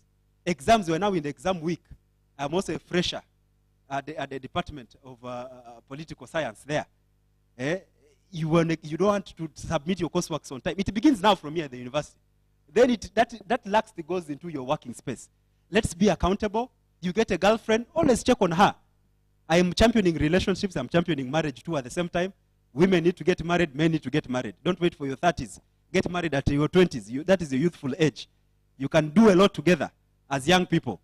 But if you get married at your 30s, you're already a tired woman. You're already a tired man. You're going to begin frustrating our young girls now. So yes, and be accountable even with your relationships.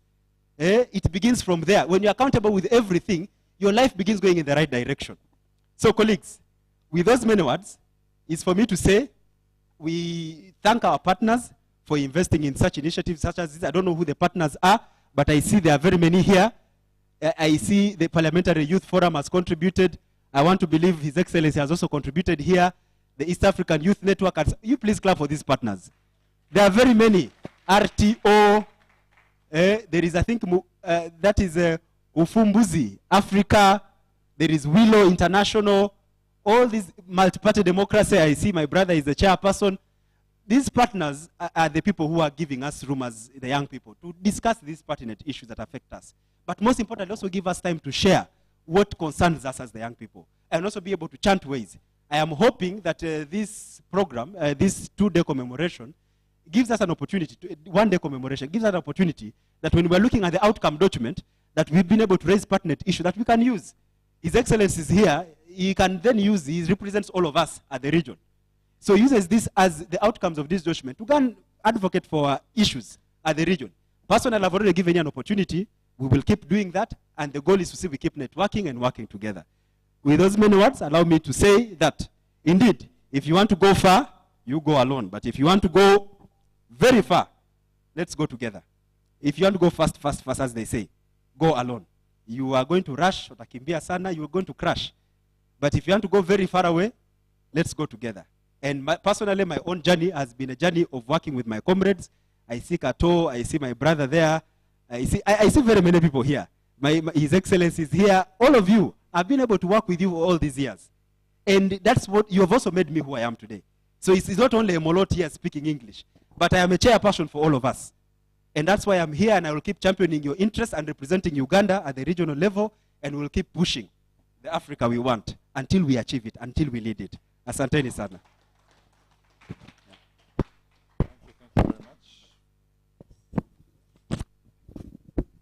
Guys, another round of applause for Emirates.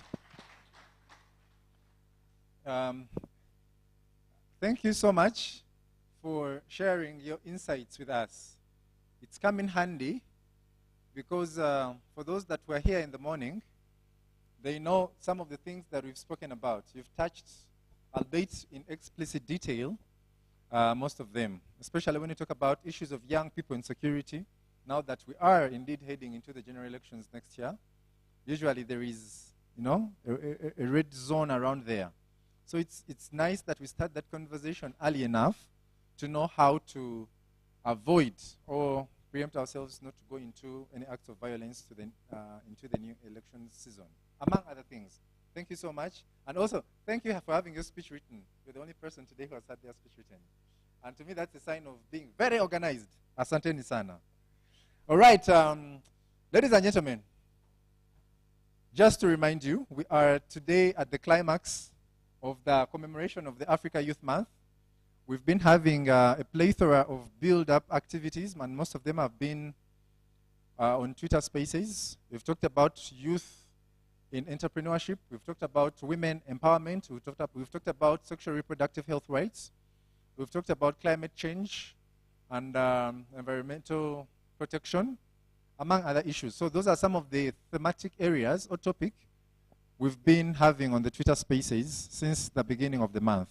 So today, we are attending the climax, and we are trying to have a conversation, really, on how do we unlock that power within us as the young people. He mentioned that we are, I think it was Ndugu Kidega, who mentioned that we the youth are the engine of the new Africa, the Africa we want. Africa Agenda 2063. It's a 50-year master plan, but there is also the SDGs, what we call the Agenda 2030. So the other conversation that I think we have to have is how do we incorporate these two frameworks to make sure that they safeguard and protect the interests of us, the young people. I think that is also some food for thought that we've got to be talking about. So without much ado, ladies and gentlemen, I'd like to use this space and opportunity to welcome the representative, the youth envoy to the IGAD, Intergovernment Agency on Development, IGAD, that is also a department of the African Union. Ladies and gentlemen, welcome with me a comrade, a revolutionary, a brother, and a friend, Bwana Sam Ogwal. His Excellence, I beg your pardon. Thank you, welcome. Should I share our story?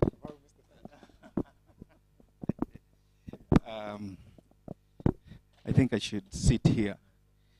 The podium is too short for my height, so you will forgive me. Let me sit here. It's okay. In a very, very special way, colleagues, how are you? People looks like they're exhausted, and the best way to have your attention is to bring you all in front. So if you know that you are seated behind, let's come together.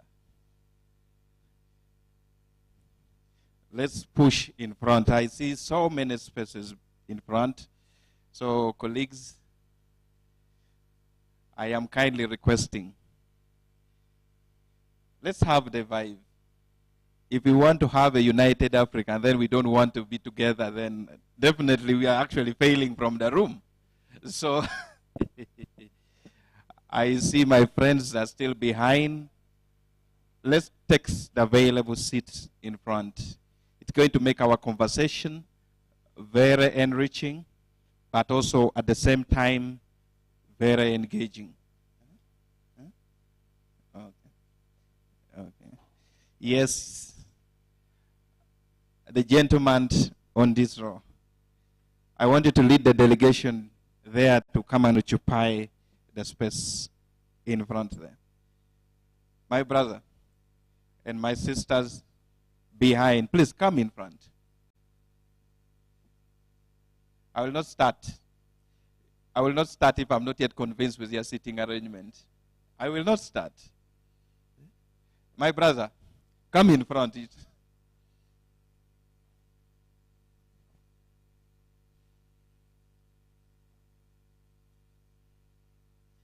Okay. I think we're about to start in the next 30 seconds. So if you know that you're getting a seat. Okay. Once again, colleagues, my name is Sam Ogwal, and I serve as the IGAD Youth Envoy. I've only been in office for 1 year. I also in Uganda is serving as the Secretary for Finance to the National Youth Council of Uganda. And in a very, very special way, I would like to recognize the presence of my colleagues from the National Youth Council to stand up. We have few youth leaders who are championing youth development in this country on your behalf. So Karawanga, Drina. We also have the student leadership in the house. I also want to recognize their presence. I also want to recognize the presence of our chairperson for the African Union Continental Free Trade Area, the Advisory Council for the Youth, my brother Imolot. Thank you for getting time to come and interact with the young people from the various institutions and also from within the country. I would also like to recognize the presence of my sister, my brother, Chidega, in his absentia, for his wonderful presentation. And of course, the most important thing, and the most important people in the room, you, the participant, the Pan-Africanists. Good afternoon. My name, as I said, is Sam Ogwal. And I want this conversation to be a bit of guiding where we have come from as Africa, what are some of the challenges that need our contribution as young people, and our attention, and then what are we supposed to do to address those challenges. So that's how my presentation is organized. I don't have a paper, so where I'm wrong, you'll feel free to correct me during the reaction. And this is our conversation as young people. Historically, I am very sure that all of you are students of history. Isn't it? I don't mean at the university. I did engineering from Makerere University. So At high school, I was a student of history. And we all aware of the story of the Berlin Conference of the 1884. Who doesn't know it? To me, as a young person, as a youth, I think that is where our problem started from. The big giant who colonized Africa sat somewhere in 1884 in Germany under the leadership of Bismarck and decided to disintegrate us into pieces. And after that disintegration, they thought for over a period of 105 days. 105 days, that is, I think, approximately 3 months. The conversation started in November 1884 and ended in February 1885. And that's what has been shaping the development of Africa.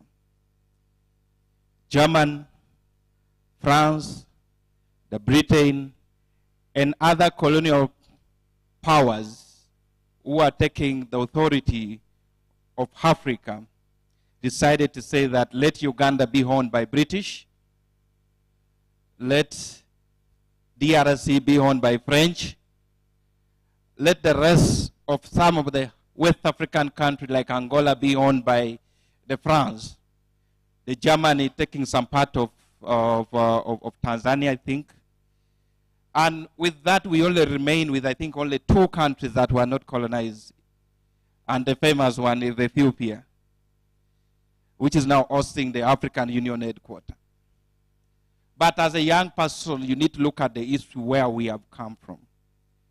There were some positive aspects of colonization. There were some negative aspects of colonization. And that's where I'm going to derive my conversation. What are some of the challenges we are facing? Before the colonization, we were like brothers. And we all know where the history of colonization started from. The missionaries invading Africa in form of trade and spreading Christianity. The interest was along the borderline. And after that, after they have identified that Africa is actually a good place to support our development, the interests of the Western world started growing. And what hurt me that when they were sitting during the Berlin conference, none of the African leaders were represented. The kings and the chiefs were not there. Very unfortunate. When you go back to your history, I think all of you know Zanzibar. The Sultan of Zanzibar wanted to be part of the conversation. So when he made the request that, can I please be part of the conversation that is taking place in Germany, they just laughed at him. The unfortunate bit of it. So when that happened, the generation of the 1960s, whereby the Apollo Milton Obote, the Julius Nyerere, Kwame Nkrumah, organized themselves because there were a lot of challenges we are facing as the black people. I'm sorry to say that the black people, because we are having a continental conversation. And they organized themselves with a common goal: to decolonize Africa. The strategies were different, but the goals were one. How best can we decolonize ourselves from this white supremacy? And that is the conversation. So if we are talking about the sustainability of Africa, then we must identify our goals as young people. Let's own it. Where do we want Africa to go? So when they organize themselves, I am glad to say that Uganda is one of the biggest fan of regional integration. So when they organize themselves and say it's time for us to decolonize ourselves from this pandemic of their time, remember that was the only challenge around that time. The exploitation of Africa was so much to the extent whereby the people who are owning the raw materials supporting the development of the Western countries were seen as slaves, and they didn't have a say, and they were used in that aspect. Remember, the tools were not available, so they would use us, the black people. And I'm always proud to call myself a black person, because when you look at us black, naturally we look energetic, we look beautiful, we look handsome. So they were able to see that. So considering the stresses that generations were going through, that's why they were able to mobilize themselves based on an agenda. We are tired. We are tired. And that's why you see now the independence started in 1950. Which country was the first in Africa to attain its independence? I said we are all students of history. If we are going to talk about Africa, then you must, yes, my brother, which country was the first to attain its independence in Africa?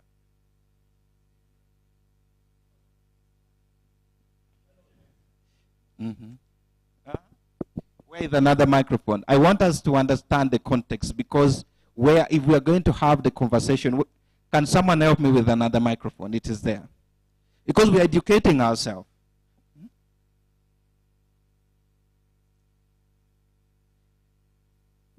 So it's subject to contention. Many people say Ghana was the first, but that was the first sub-Sahara country to get independence in 1957. However, the first was Libya in 1951. The next countries were two. That was Morocco and Algeria in 1956. So the Arabs got independence way before the sub-Saharan Africa. Yes. So we can understand the period of 1950s to 1960s is when that generation organized themselves under a common cause that we need to decolonize ourselves. And that's why independence comes in. Uganda was able to achieve its independence, and I must appreciate Julius Nyerere. Julius Nyerere wanted the Africa, within the East Africa, for us to have independence on the same day, But because of some differences in one way or another, we were able to see which country was the first in East Africa to achieve its independence. Wasn't it Kenya? Tanzania in 1961, 1961. And then Uganda 1962. And Kenya 1963. So those are the founding members of the East African community. That's why I said I must appreciate Uganda for having that legacy to live through that dreams that we must be a united East Africa, you must be a united Africa. Now, when that happened, the problem of that time got solved. Most of the African countries attained their independence, with the last born being South Africa. And I want us to have a very interesting conversation on South Africa. South Africa got its independence in 1993, right? 92, 94. So South Africa was the last, I can say the last born of Africa. No. South Sudan wasn't colonized. It was colonized under Sudan. So in terms of the African Union, South Sudan is the last born to be a member. But when it comes to, when they're talking about the colonial, the post-colonial time, we need to look at, so South Africa was the first, was the last to attain its independence. The challenges or the problem of that time, it wasn't about unemployment. You will all agree with me. We are not talking about unemployment. It wasn't about unemployment. It wasn't about lack of opportunities. By then, if you interact with the seniors, including even the senior people at the university where we are today, you'll get to understand that during that time you will graduate and you'll find a job waiting for you. They will actually come and recruit you from the university. So when we attained the independence, the only problem was the human capital challenges. The people to run the institutions that were set by the colonial people, powers. And that's where now my brother, someone hinted here that the leadership. the leadership as African to drive our own development. The whites were like, okay, you people want independent? I think we can now be seen as partners. We shall support you upon real request, and we shall support you to move forward as your own, at your own. So that is where now we started getting problems also ourselves, when we are given the authority. Another young person, sometimes I ask myself, why is it that South Africa, who is the last to attain independence in 1994, is among one of the top economic powers in Africa? Big multinationals, South Africa. Most of the big things, even when it comes to the geopolitics of the continent, South Africa is a very key player. Even the global politics, South Africa is a very key player. So we need to ask ourselves, could it be that if we were colonized by the whites and we maybe decided to fight for our independence in year 2000, we would have been better off, like South Africa? So those are questions that we need to ask ourselves. If the countries that were able to live longer under the colonial times are doing better, then was the problem really colonization? When it comes to our development, the theme is very clear. Unleashing youth potentials for African sustainable future. And remember, people who drove our independence were not old people. They were not old. They were at their youthful age around that time. So, when you look at that, now it brings us the question to where are we going? We look at a continent so much rich with minerals. We look at a continent so much rich with conflicts. We look at a continent so much rich with bad governance. And we ask ourselves as young people, in the next 30 years, should have achieved the vision that we are carrying as a continent, the Africa we want.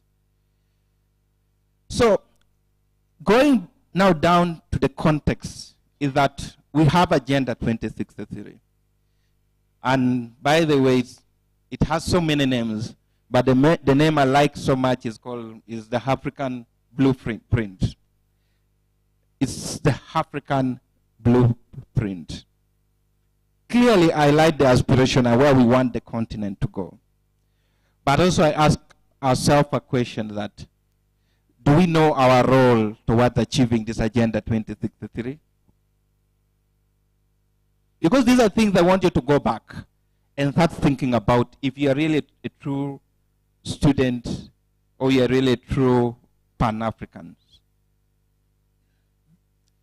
When you look at, we are in the second implementation plan of Agenda 2063. And when you look at the previous report, the first report on the status of the implementation of Agenda 2063, the young people were scored among all the aspirations as the worst performing. Even better than women. When it comes to inclusion in the decision-making processes, the women are doing better than young people. It's part of the aspiration of Agenda 2063. When it comes to entrepreneurship, the women are doing better than the young people. It's part of the aspirations of Agenda 2063. But it recognizes the potential of us, the young people, to be the people to drive the African development agenda. That means for all the aspirations to be achieved and for all its objectives to be met, then definitely we must be on the board. We should actually be driving. We should. Now, this brings me down now to what are some of the challenges. I don't want us to talk about education. I want us to look at things from a simple lens. And my brother Molot, and this is something I'm actually working on at the regional levels. First of all, right now the biggest challenge is facing us, the young people, lack of opportunities. That's one of them. And that lack of opportunities has resulted into, one, unemployment.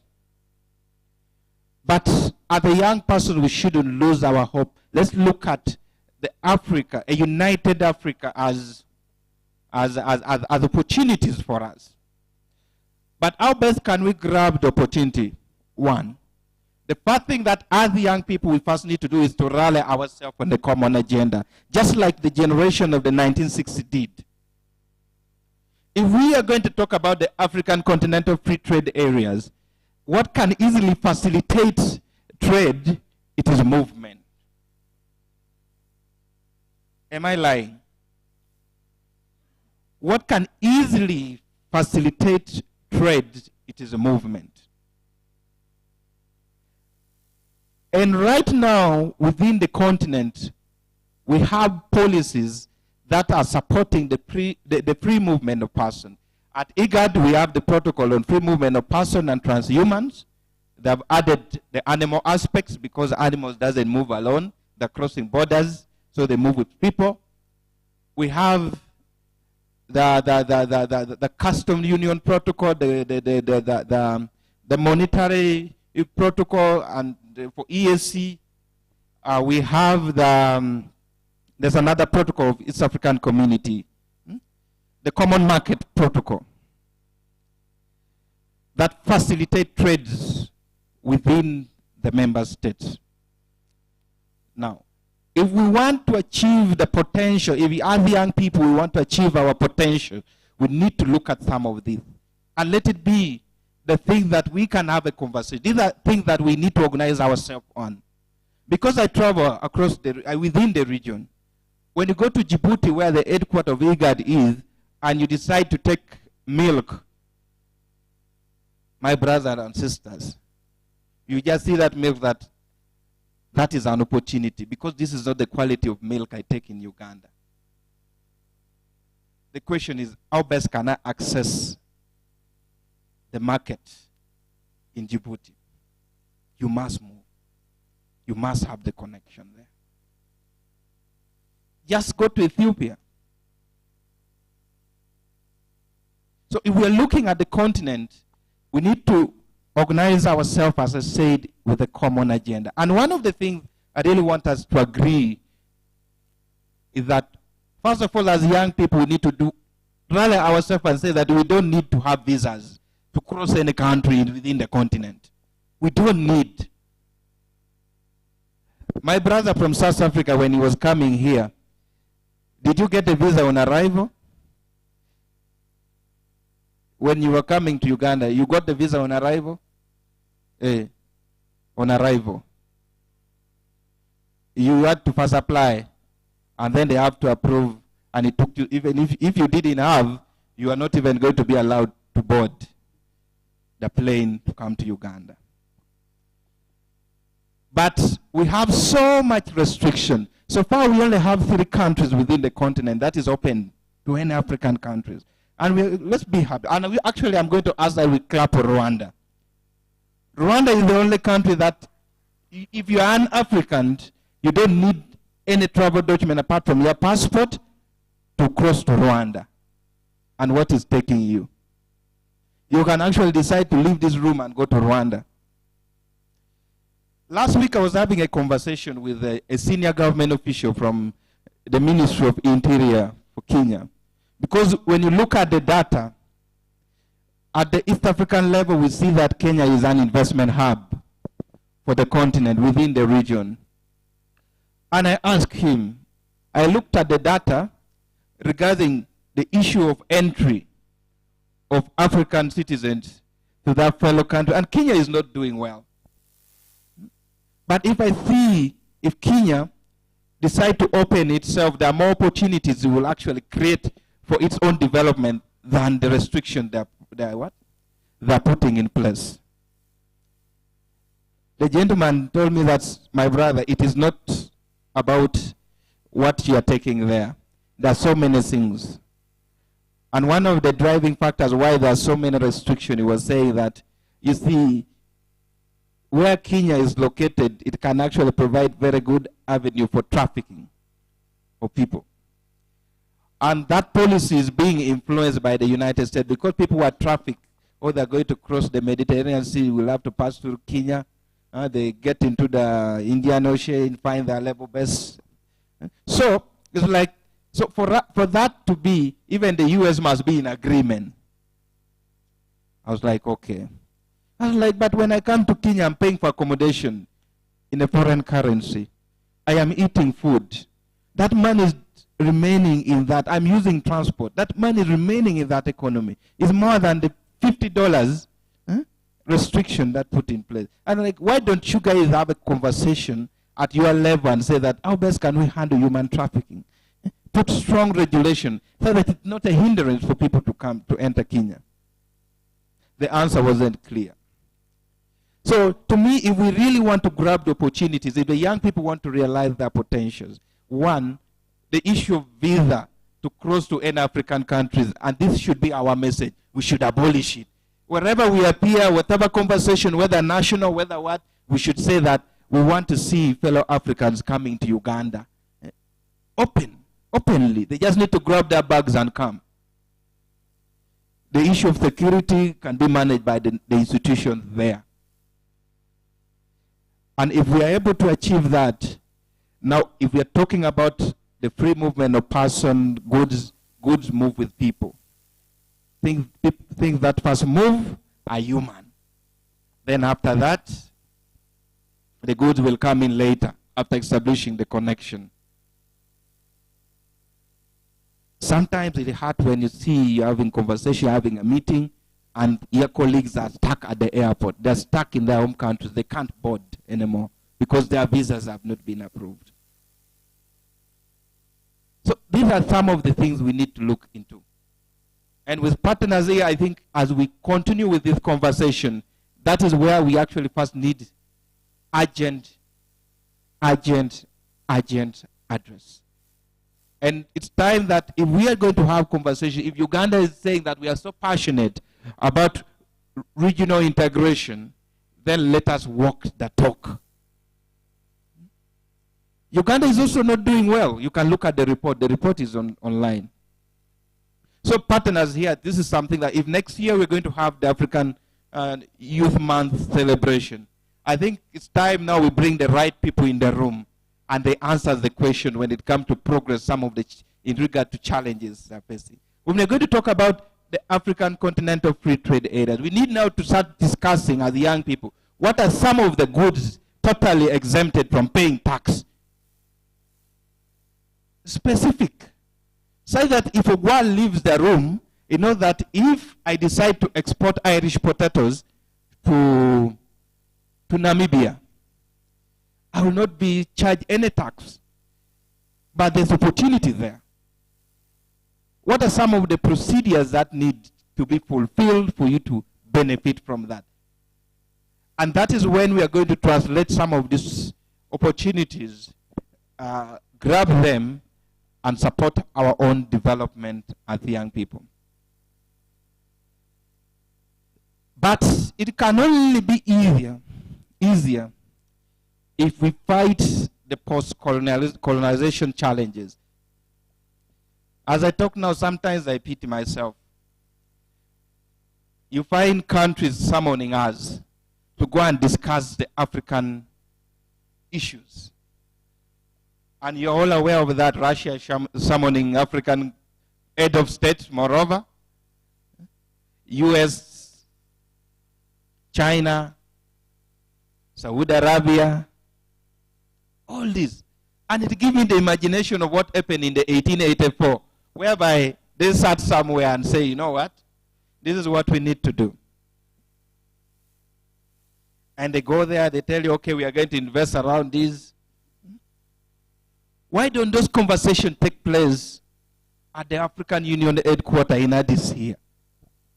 Why?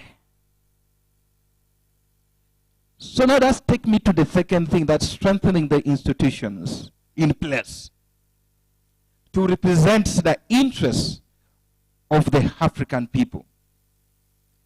Remember I said that the Berlin Conference of 1884, it formed the basis of the challenges we are facing today, because that's where, after independence, the question of sovereignty came in. If you're a student of international relations, the word sovereignty is not just sovereignty. It's also a problem. So it created that. Now, instead of us coming together and saying that the issues that are affecting us, the continent, let us agree and go back before the Berlin Conference of 1884, and say that we are all brothers and sisters.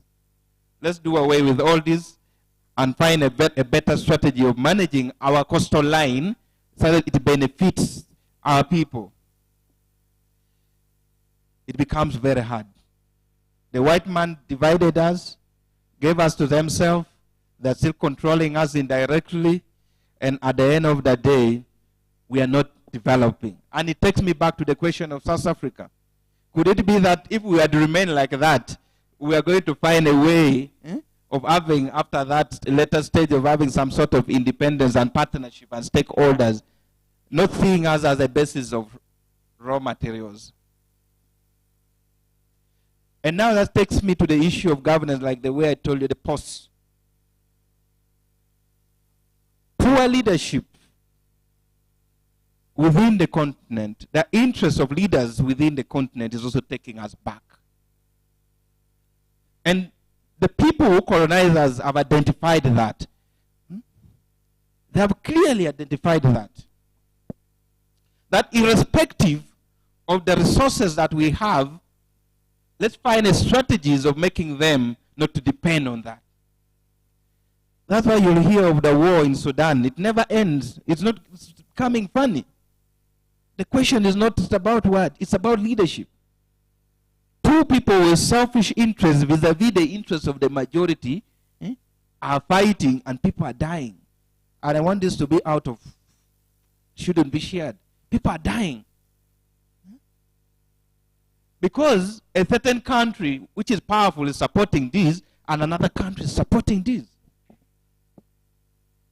Do you know how many people are displaced in Sudan? Over 10 million. 10.5. People are dying. Humanitarian people, they can't access basic services.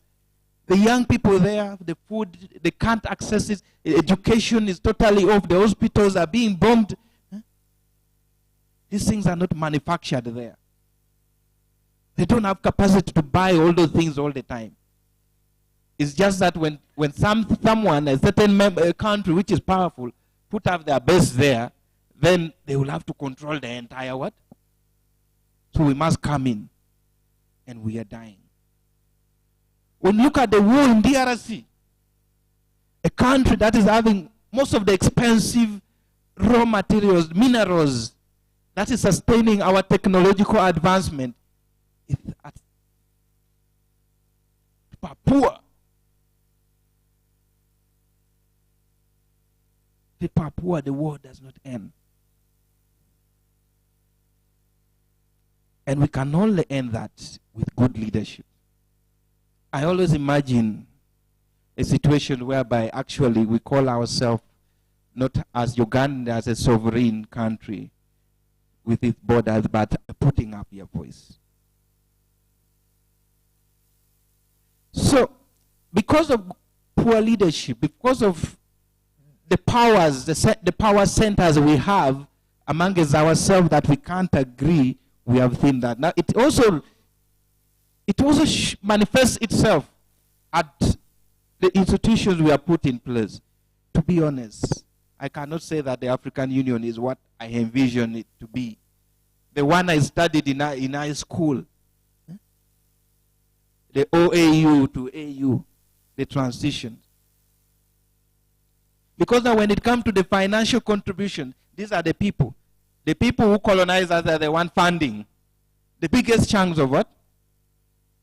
The biggest chunks of the budget. Our own countries are not even contributing. Our own. can't even support our own organization. So when you look at that, it is zeroed down to the regional economic communities, the IGAD. Because when the AU Constitutive Act was put in place, they said that one of the bases of producing a united Africa is through regional economic communities. The EAC countries come together, the bloc, the ECOWAS, the Sahel community, the IGAD. This is the basis where we can organize ourselves to first try to eliminate the issue of the borders, the issue of the restrictions, and all that. But these institutions must be supported by the member states, because they're the ones who put them in place. I have sat in meetings, I tell them, even as at the regional levels, there are things they are not supposed to say.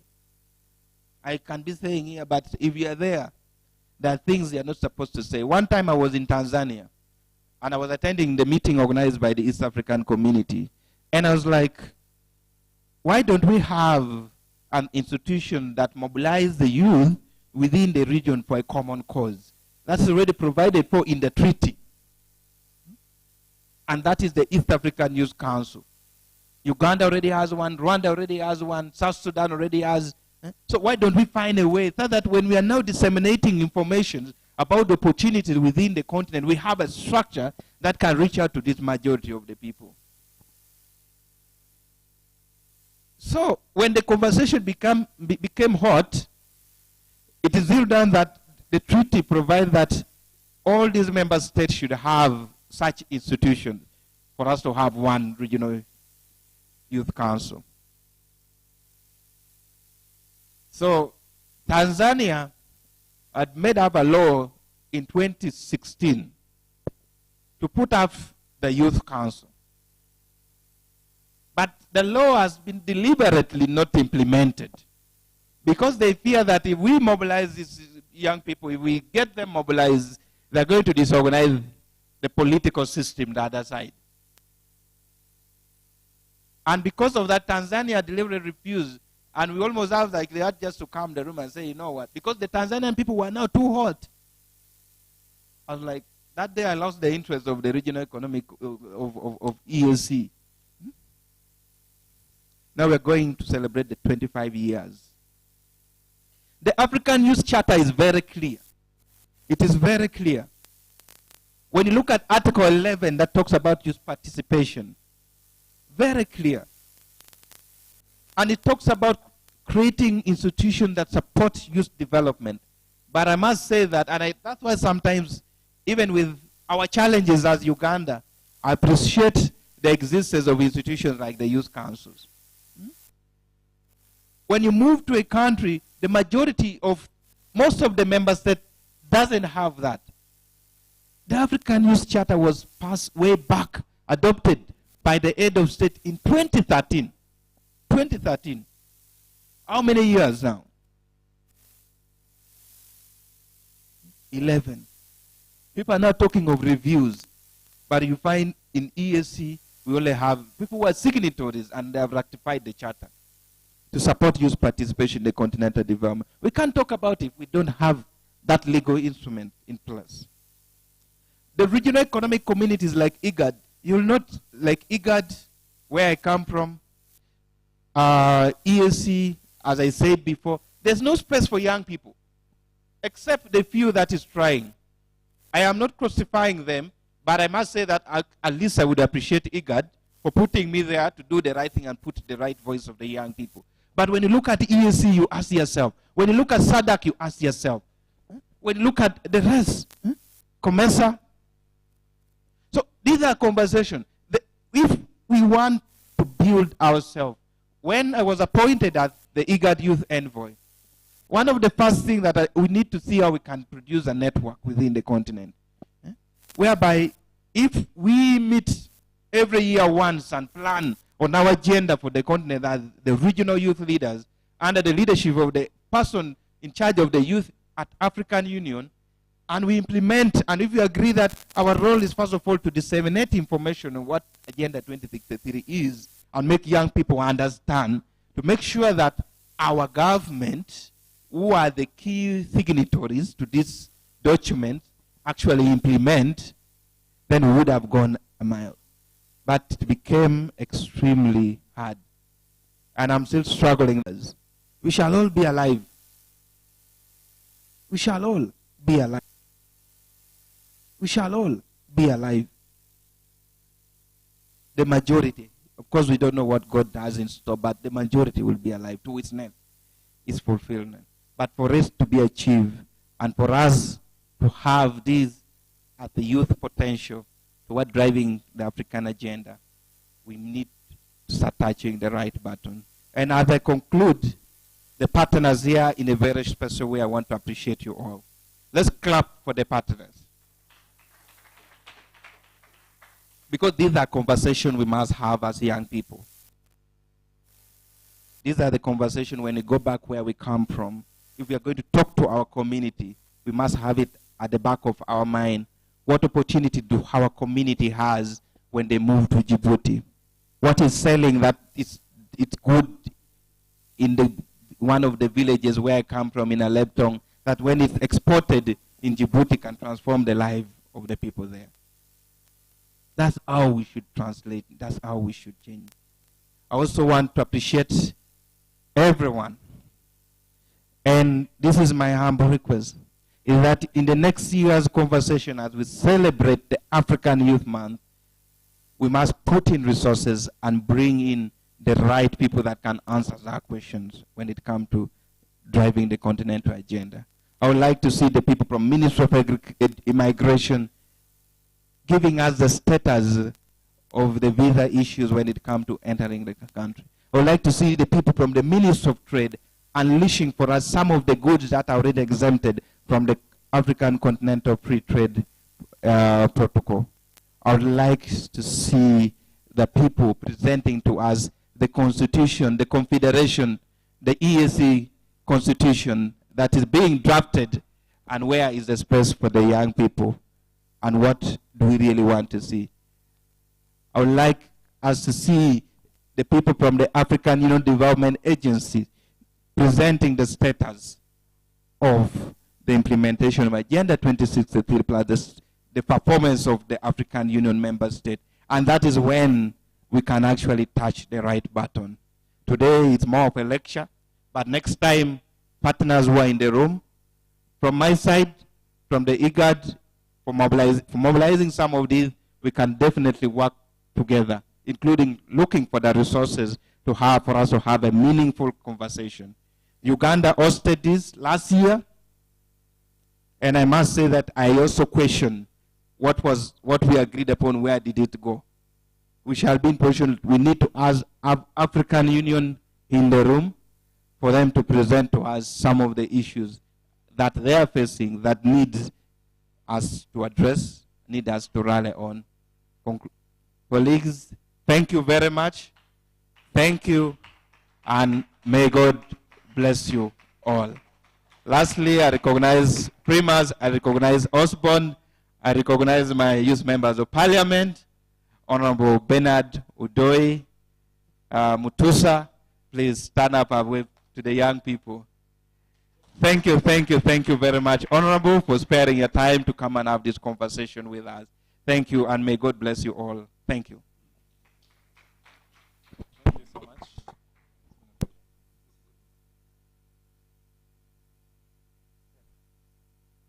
Ladies and gentlemen, another thunderous round of applause for... At first I made a mistake. I introduced him as Mr. and then I corrected myself. So now, officially, it's been a pleasure to listen to your words of wisdom, Comrade Ogwal. And it's a nice thing when we are introducing our fellow youth people as His Excellence, you know? It's a beautiful feeling. However, the new Africa we are striving for is not the Africa of titles. It's the Africa of work, the Africa of results, and the Africa of fundamental revolution. Tuko pamoja. And because of that, tuko pamoja is a Swahili word that means, are we together? All right? Tuko pamoja. Are we together? Right? I don't know, how is it said in how many languages do you have in Ghana? The most common. The most common. Tree is what? Tree. Is it on the coast? Is it spoken by the coastal people? It's mostly. All right, cool. It's a beautiful thing that we meet with fellow African people from everywhere, and we exchange knowledge, we exchange experiences, but most importantly, we come up with solutions to unlock the potential that we've been having. We don't have so very much time, but the little time that we are remaining with, we are going to use it very efficiently. I've been reliably informed that our lunch is almost here with us. Keyword, almost, right? And in that space, as we wait for it to hit our tables, I would like to take this opportunity as the moderator of this session to introduce a gentleman that is very passionate about youth work.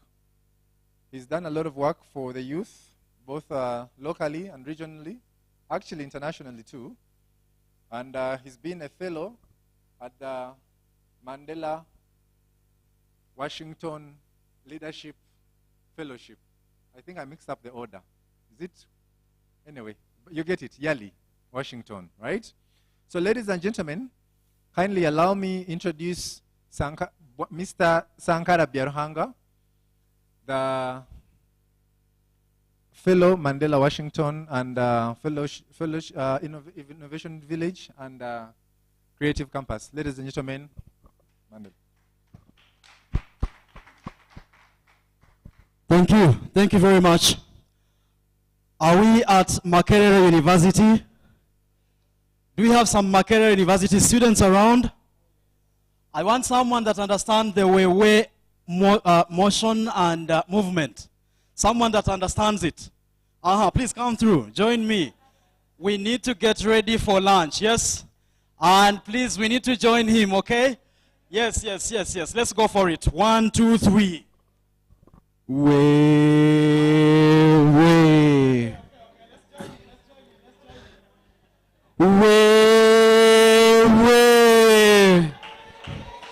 I said way.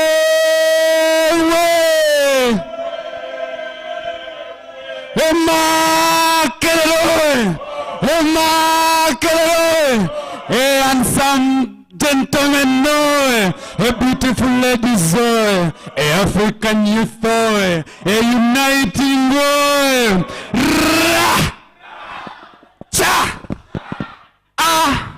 Hello, listening to our elder.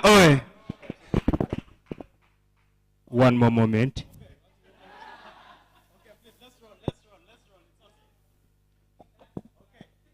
We.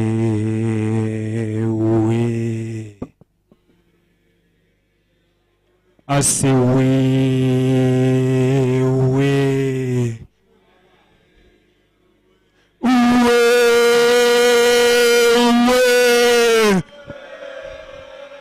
I say we.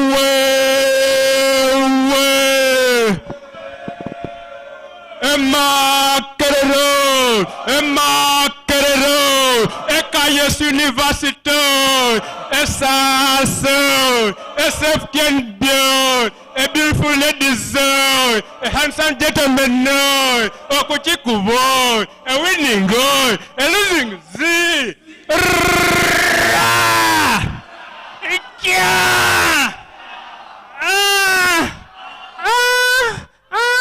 Hello. Hello. Thank you. Thank you very much. Thank you. It's a true manifestation that we definitely need to realize Africa. And that is actually being championed by Makerere University. And that's the energy of young people. That's the energy that we need. And that's the potential that we need for Africa. Now, I've been told that I am standing between here and our lunch, and definitely I cannot be the reason to be Z, okay? I promise. I've been given 2 minutes, and I have a prayerful friend who tells me, actually, even in 20 seconds, you could talk to God. What would you tell God in 20 seconds? especially on a stage like this. I will try and say, Almighty God, our mighty Creator, thank you very much for this opportunity. You guys are not closing your eyes. But thank you, Almighty God, for this opportunity, for you have made us here, and you have given us an opportunity to reflect about Africa, about the potential that we have as young people to bring to the continent. Almighty God, in the next 2 minutes, may you give me courage to talk to this young generation, the young audience. May they ignore the messenger, but at least embrace the message. I pray and believe in the name of Jesus Christ. And you'd say amen, right? Thank you very much. Now in the next 2 minutes, could we reflect about this young tree? A young tree named Tendo. Tendo is this young tree struggling to make it through the top. These long trees available in this rainforest, restricted by a number of reasons. Maybe these other trees are too tall that the sun cannot reach Tendo, or even the rain, or somehow some trees actually fell and they're actually lying on Tendo, and Tendo is struggling to make it through the rainforest. But the good news is that Tendo does not, just rest to be like the rest.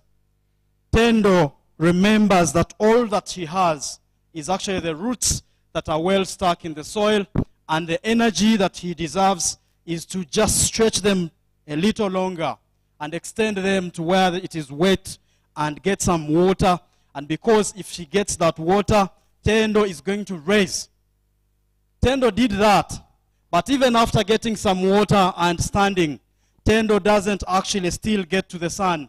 And what do? This little plant, a little bit, bends to the side of the sun.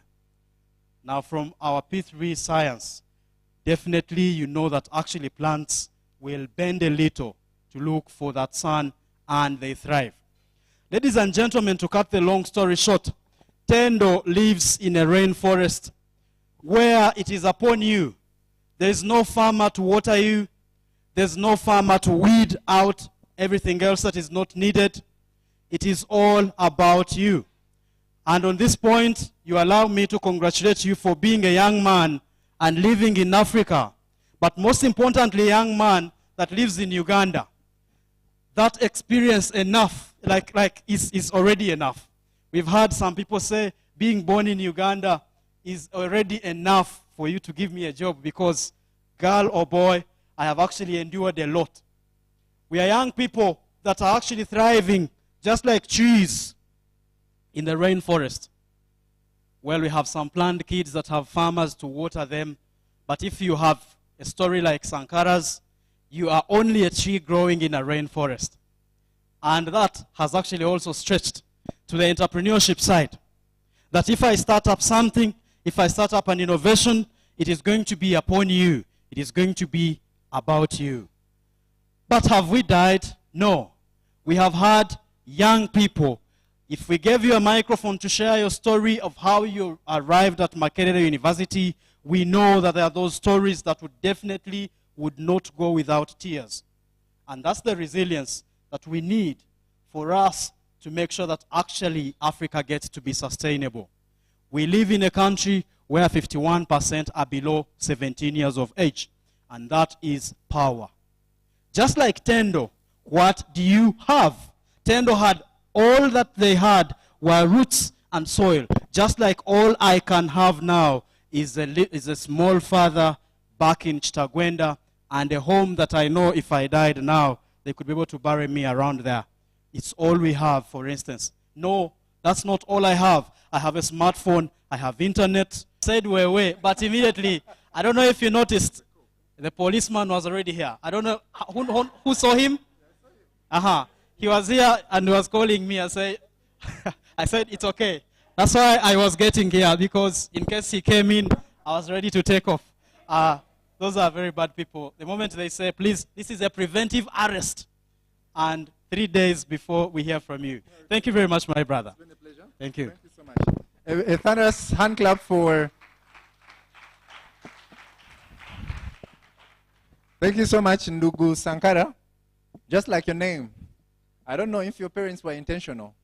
You know? So, ladies and gentlemen, as we give birth to our children, we have to give them those names that align with the revolutionary purpose of our ancestors and of our land. Thank you so much, Ndugu. We appreciate your words of courage. And there is so much you're picking from that. Like I mentioned before, ladies and gentlemen, what we are having today as the commemoration climax of the Africa Youth Month, we've been having a plethora of events in the build-up. So today is the climax, and we are very delighted to have all of you here from the different social strata, different areas of designation, and with your different talents, skills, and knowledge set. Thank you so much. We don't have much time. Food is here. You look behind. You see? You see? They are making the food. So as they are making the food there, I'm going to invite Ndugu Primas Bahigi to come and give us a very brief, what should I call it? Wake-up call. I'm looking for the right nomenclature. I was going to say congregation, then I remember this is a group of young people. I'd like us to welcome Mr. Bahigi to come and give us a brief presentation about governance, and then we shall switch to the plenary very fast about governance, then we'll go for lunch and go home.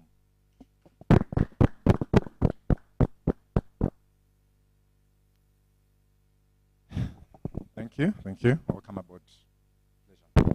Viva Africa, viva. Viva Africa, viva. Where are the energies? You want to away? I want to ride on the protocols that have been mentioned before, and it's a pleasure and an honor to make a few remarks when we commemorate the African Youth Month. And I also want to really, really appreciate the speakers who have spoken before. But as I was seated at the back, I just asked myself one question. The question was, if we did the things that we did yesterday, would we expect different results?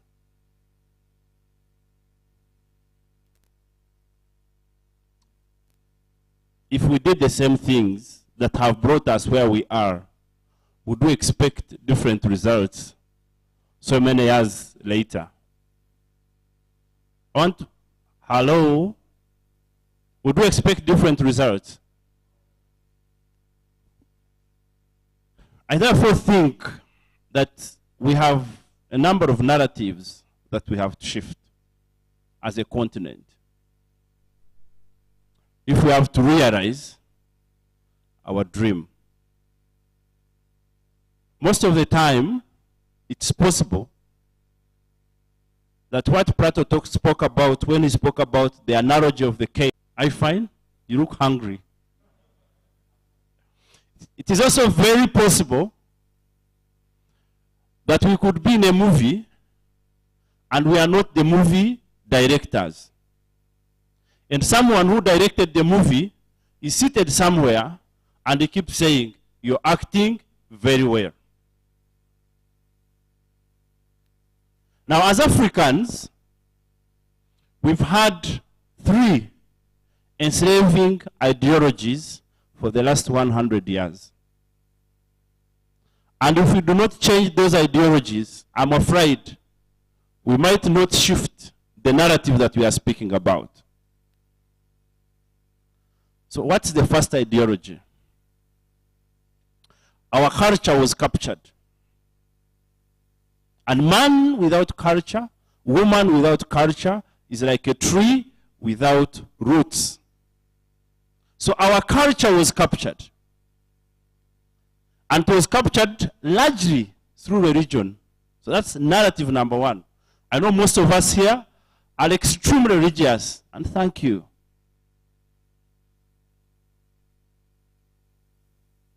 But we need to shift that narrative. Narrative number 2, education.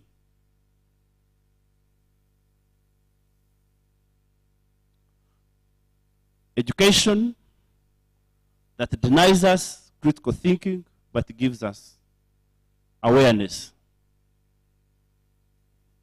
Education that gives us knowledge to solve problems that we do not have in our communities, but problems that are coming from elsewhere. Education that in the 21st century, in a country so blessed with water, rain, fertile soils, and what have you, we still talk about unemployment. Education that enslaves us. Remember, religion captures us from the day we are born until we go to the grave and takes us to heaven. Yes, education enslaves us from about when we are 4 years. It begins to build a different culture. Okay? By the time you leave your village, you don't like your village at all. You don't even want to go back to your village to transform it. And captures your mind and shapes your mind. Think like someone that you'll never be like. And then it keeps you there. The other narrative is the narrative of governance. Colonialism and neo-colonialism as we see it today. Now, if we continue thinking within the education setup that we have, within the neo-colonial governance that we experience today, and within the religious setting that we exist, trust me, we are going to have 1,000 conferences, and Africa will not shift.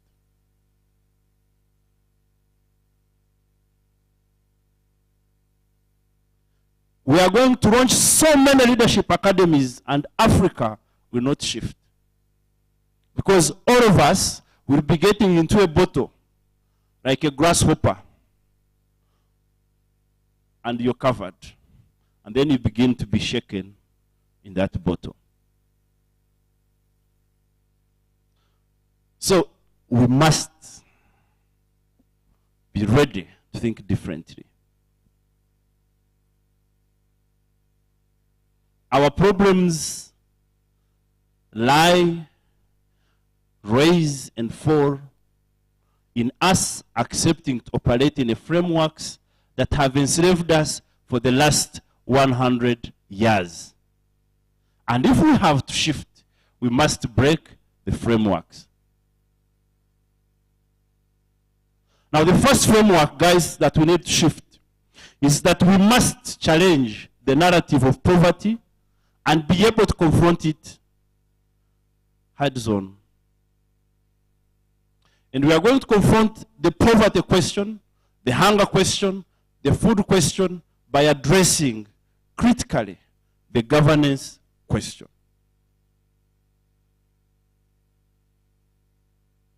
The governance question. Poverty is an injustice. Failure to have food in a country like Uganda is an injustice. When you meet, I'm going to use two of my friends. When you meet Kato and he's looking very healthy, and you meet Mugisha and he's not looking very healthy, he's looking very healthy. Both of them are looking healthy. But I'm just giving two extremes. Then it tells you that there is a problem on accessibility of food from one region to the other in the same country. And we do not need anybody from the West to come and address that question. That's our question. Are we together? We are not going to enjoy the African continental free trade, us seated in this room, if that question is not addressed. Because the framers of African continental trade, the sponsors of the African continental trade, the people who want to benefit from the African continental trade, first are the neo-colonialists. Did you know?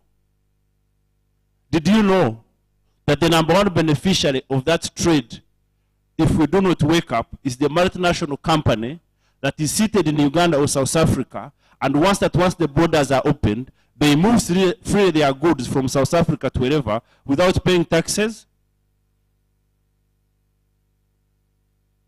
Did you know? So we are going to keep banging the drums for them. Yeah? They give us some little money to put on nice shirts, to put on nice shoes, to drive some small cars, and we'll be happy. And we'll continue enslaved. For me, that must shift. I have very few minutes, so I'm not going to explain all these concepts. But if there is anything that we should take out, one is let's challenge the frameworks that have enslaved us for 100 years. And I've spoken about 3 of them. Let's challenge religion, let's challenge education, let's challenge governance as we see it. As Ugandans and Africans, we are subjects. We are not citizens. And you cannot liberate a country, a continent, when you are a subject. We do not have critical stake in governance on how we want to be governed. Today we keep asking ourselves why our politics is increasingly becoming commercialized. Today we ask ourselves why the appetite of the subjects is increasing, but we do not know why.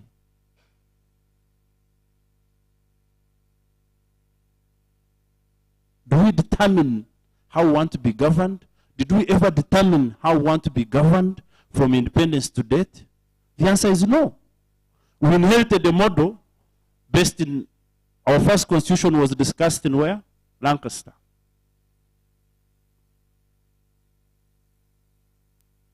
In a language code, we debate in a language code, we follow Westminster system. Where is our system? Who controls our reserves?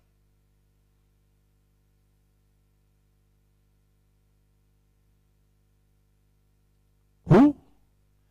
The MP can tell us. Our reserves are not in the Bank of Uganda here. They are seated somewhere in Europe. We can't determine that we should print our money. Even our ballot boxes are not printed where? They are printed elsewhere. So how are we going to liberate ourselves? How?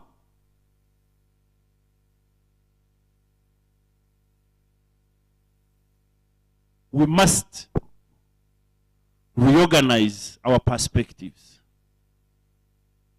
I'm happy for us to begin debating a critical debate on what system of governance should govern us in the next 50 years. Should it be democracy? Should it be another system? Has democracy delivered or has it not delivered? As I conclude, governance is about the ability of the citizens, not subjects, with their leaders, to manage their resources and equitably share them. But we cannot equitably share our resources when we have saved me and you. We are not going to liberate our children. Saved me and you, we are not going to liberate our children. The opportunity we have is that we can reverse this. And me, I want to be part of the agenda that reverses. Of course, if my funders, if my bosses had me speak, they would be like, truly they would be, are you mad? But I'm speaking because of the pain I've seen.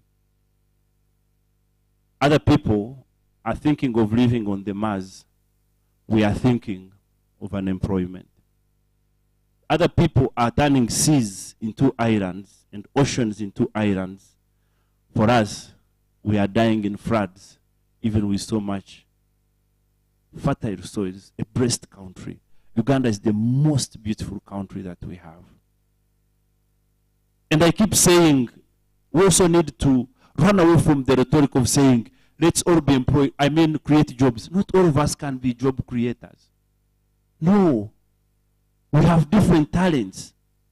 You need 3 people in Uganda to create 1 million jobs. You need only 1 Elon Musk to create 1 million jobs. You don't need everybody. Not all of us can be business people. But the rhetoric when we meet university students is be job creators, don't be job seekers. That narrative is dead. we must recognize that something is fundamentally not right. So let's look for mechanisms. Let's design mechanisms that are going to identify very few entrepreneurs, empower those entrepreneurs, and those entrepreneurs create many jobs for the young people. Let's revitalize our education system that is going to create a system that builds trust among young people. So let me tell you something. When I say we reform education, when you start primary one, you are competing against your neighbor. True or false? True or false? So you are competing, you have number one and number last. Okay? And when number one comes home, he's celebrated. And number last is never celebrated. Are we together? And right off from the start, you are not taught how to collaborate. You are not taught how to work with each other. In fact, when you are doing your exams, you close the book and say, don't copy me. Are we together? So mistrust is implanted at a very young age. So how do you expect me and you to do business 25 years later when mistrust was built at the start? How do you expect me that if Kato starts a wonderful enterprise and I am working as a banker, I'm going to give Kato my 10,000, you give him your 10,000 and say, keep putting 1% interest. So you are not in a business, you're boosting Kato's business, but at the same time all of you are moving. But that cannot happen because education tells us, compete. You have to be the best, the other one has to be the worst. How? No wonder when we finish university and we are beginning investment clubs, even before we sit to think about what to do, people begin saying, now what if I die? Where will my money go? But who is the secretary? Where's the bank account? And we think we are going to develop. No. It's practically impossible. How are we going to develop when today corruption is part and parcel of our life? How? Because of the competition that you have, when you meet Kato and he's driving, and you have just started work and your age mates, instead of asking him how you did it, when you have an opportunity to get the money, even if that money was supposed to save patients, you're going to go to the bond because you want to be like Kato. And you forget about your brothers and sisters. And I can also tell you that corruption is foreign. Corruption is foreign. Corruption is not African. Those of you research its arrival and the structure adjustment programs and the move to the left. Research about those three concepts. As I conclude, Emanzi, I want to call upon us. A, to rethink on what you have been doing. And if you have been walking in the footsteps that have enslaved most of us, reverse them. It might be a radical shift, but that radical shift, you need it to liberate yourself and the generations to come. The biggest challenge is to unlearn what we've learned. It's painful, but let me tell you, we need to unlearn it. Number two, we are blessed to be born at a time when everybody is thinking about the rise of Africa. Africa is going to be the next biggest destination of investment across the world. We are blessed to be born at a time when internet and connectivity is at its best. We are blessed to be born at a time when talking to someone in Cairo, someone in Djibouti, is very easy. But also we are blessed to be born, we are cast to be born at a time when our brains have been extremely enslaved, that even the least that we should do, we cannot do amidst the print that we have.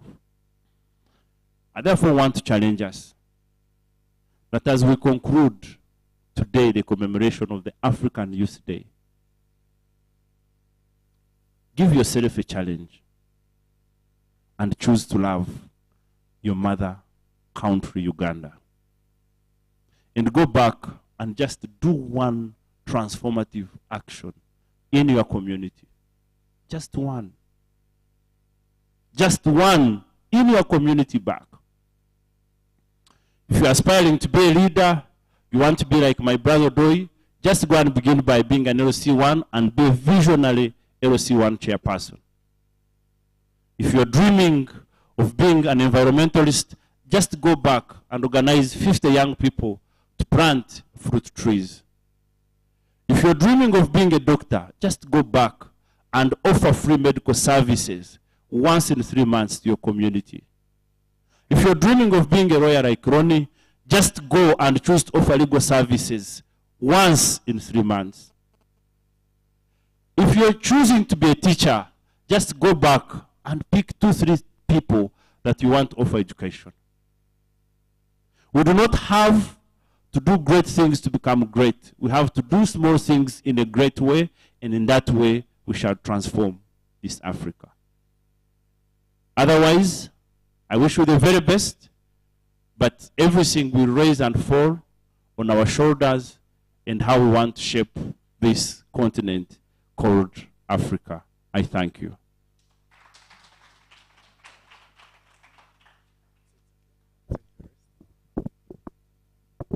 Thank you so much. Bandang, another round of applause for my elder brother. Remans, thank you so much for tickling our minds, especially on the very pertinent issue of what do we do with the knowledge that we have? How do we transform this potential energy into kinetic energy to transform our lives, our communities, our societies, but most importantly, change the systems that we inherited from our oppressors. He mentioned that we got to start questioning the systems. We got to start questioning the education system, the religions, how we do our agriculture. He mentioned that we don't even print our own money, right? But in Uganda, every 9th of October, we celebrate what? Independence Day. So I think these are some of the questions that have been thrown to us, okay? Not only to have content to discuss here at the station, but to reflect on and go back into our communities, talk to the duty bearers, ask them these questions. Even you as an individual, do something. He mentioned if you're passionate about something, get someone that you're going to mentor, get someone you're going to train. Let us do the small things in great ways. I'll go on, but we don't have that time. Now, we just have one more activity that we're going to do. Do I have your attention, ladies and gentlemen? I appreciate you. So there is only one activity that we're going to have. We're going to have a very quick panel session of 20 minutes, exactly 20 minutes, all right? We shall have the panelists here. They will come, and we're going to talk about youth subject matter. We are going to be discussing, as the young people, all of us that have been here today, right? Those that came early and those that came late, it's fine. How do we interpret this concept of governance as young people? Are we together? Democracy and good governance, how do we perceive it? How do we interpret it? How do we see it, apparently? And how do we want it to be going forward as the young people? It's going to be a free conversation, and we shall have questions thereafter. So for now, ladies and gentlemen, allow me to introduce our panelists, chap. I will start with the president. This one doesn't have an HE, I think. He's the president of the Uganda Democracy Academy. And he's going to be one of our panelists here as we discuss youth in democracy and good governance. Ladies and gentlemen, kindly welcome with me Asimwe Hafishimana. Yes. Right next, after Fishimana, we shall have Mr. Osborne to the Asingura, who offers leadership at the Uganda Parliamentary Forum on Youth Affairs. Welcome with me, Ndugu Osborne. He's our voice in the Parliament. Also, ladies and gentlemen, kindly welcome with me the only lady that we're going to be having on the panel. And she's been here with us since morning. Was very punctual. She shared with us her vision during her introduction in the morning for those that missed it. Ladies and gentlemen, kindly welcome with me Komjisha Rainas, who is a fellow at the UNIFOG. UNIFOG is, you will tell us, right? But apparently she's a fellow at the Konrad Adenauer Stiftung Leadership Advancement Program. And she will join us here today. Yes, thank you so much. So we have less than 20 minutes, actually. Please have a seat, ma'am. And I'll start with the lady. Here we go. So, Komjisha, in your journey as a young leader, a good one at that, we would like you to share with us in about 3 or 4 minutes what your experience is about youth in the space of governance, politics, and leadership. You could share your personal experience if it's not an inconvenience on your end. Thank you. Thank you so much. First of all, I want to first appreciate the organizers for the opportunity, and I also welcome everyone who has managed to attend with us. So going back to the question, how I appreciate leadership, of course. I've been a leader, I think, since I was born in different institutions, including primary, I was a head girl, secondary head girl. Then when it came to campus, I was in a guild. Then also I also ventured into leadership in youth politics, where I serve as a secretary for finance. Then I was also been mentored by Leadership Advancement Program, which is UNIFOG, and then Young Professional Mentorship Program, and also Youth Lifeline Forum. So I've been in leadership spaces, and how I appreciate leadership basically, and when it comes to democracy, to me, and governance, of course, it includes the majority ruling over the minority. Of course, it's the majority that takes over, and it's the majority that dictates who to take over. And when it comes to good governance, it comes with accountability. And you have to be accountable in each and everything that you do, most especially going back to these people that you're leading, and of course telling them what to do, sometimes guiding them or bringing these opportunities. But as a leader as well, sometimes we face challenges, and mostly youth are not involved. These youth-related programs, I will not say programs, youth-related, I'm failing to get a better word to use, but youth-related initiatives are not inclusive in the government programs. You get a post, you remain as a court, you are most of the time not given opportunity. Even when there is a meeting, to the surprise of many, sometimes we are not invited to the meetings. Even when we try to voice out things of the youth, they are taken for granted. And sometimes they perceive youth as people who are just noisemakers. So we have never been taken serious at one point. So it has most of the time underrated what we should or we would have done most of the times, or what our voices might have been of impact. But then, due to the fact that they are not heard, sometimes information does not flow to the youth. These people, most of the time, retain information with themselves. So you find you are youth who doesn't have information, who is not empowered in any way, either financially. Sometimes we need to be guided, and even the mentorship spaces also are not there for the youth. But we have youth as in leadership, but youth who are just used in leadership. Because they know that majority are youth, of course, 70-something% are youth, and they know that we can have influence or we have power, because I've already given my interpretation of democracy, majority ruling the minority.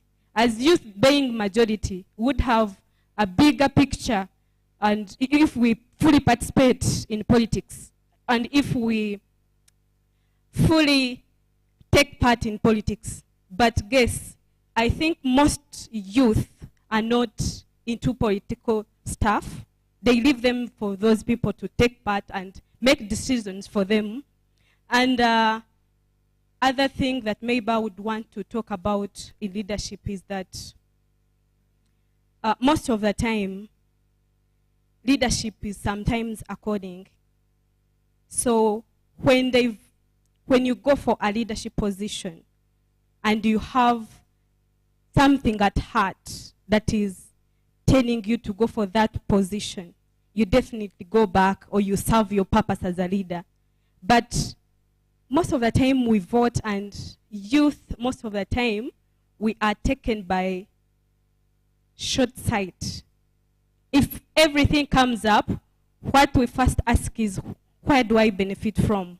And that thing has affected most of the programs. Because if anything comes up, everyone who is involved has to get a share or a portion and has to be entitled to that thing before even it goes very far.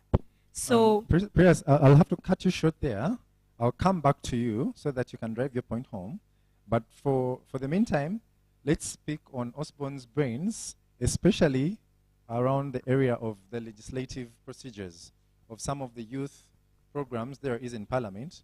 And also maybe if you'd like to share with the House, what are some of those policy drafts that are there, that are still a work in progress, that you think could add a brick in our realization of our potential as the youth for a sustainable future?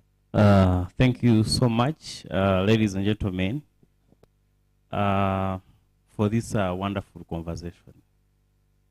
Personally, I think that Uganda is a political, we are always in politics. And sometimes I think it is intentional. We are a country where we finish voting like today, and tomorrow politics starts again. So we spend most of our time into politics than production. And I've heard someone say that the youth, we have not been recognized. It's because we have not mobilized ourselves. No one is going to create space for you. At least we must appreciate that the government has put up these positions. The question should be, how have we used these positions that have been created by this government to achieve what we want? But the moment we keep on saying we have not been realized, we have not been taken serious, whom do you want to take you serious? If we come here and we say the meeting is starting at 8 and you come at 12, so you want Honorable to come and say, you young people, you are not, you must be serious yourselves before we complain about the government.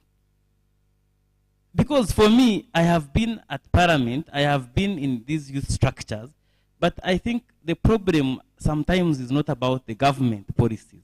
The problem is about ourselves. How do we take ourselves?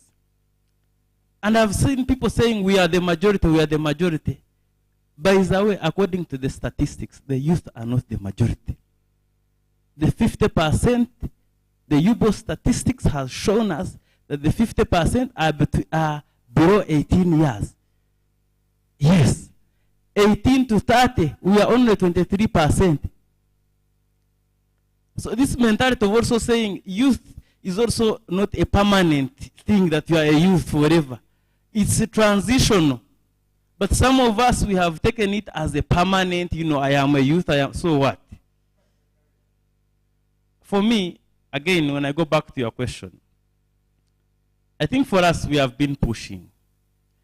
And we have been pushing so many things. I want to appreciate my boss, Honorable Doyle, who is here. For us, when we came to Parliament, we came up with a youth legislative agenda that has been guiding our registration and our work at Parliament. And it has 4 thematic areas. One of it is youth employment and livelihood.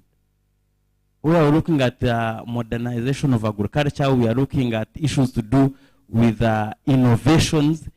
And here we've come up with a bill on youth startups. Because again, there is the whole problem of access to credit, especially among the young ones. And because of that, we are saying, we have seen government supporting the foreign investors. Why don't government support its own by putting up you know, a fund that can support these young startups, such that if, you know, Honorable Odoi has a company and maybe is not having enough resources, but his company maybe has a potential to employ like 100 young people, let's have a startup such that this company can grow. Because we have seen government giving foreign investors land, and at the end of the day, those companies have not even, you know, taken off. So why don't we support our own? But also, through that, we have also come up with, you know, we have been working with PPDA. We have been saying that the government is not giving young people opportunities, especially in the area to do with contracts. And we took this issue to the floor of Parliament with members, youth members of Parliament. And they, according to the new PPDA amendments that were made, the young people now can participate in procurement process of this country. Contracts below 10 million at the local level and 30 million at the central government are for the young people. But these are the things that the young people have not taken keen interest of. They are just updating their status happening now at Makerere Food Science. You ask what they have been discussing, Akuna.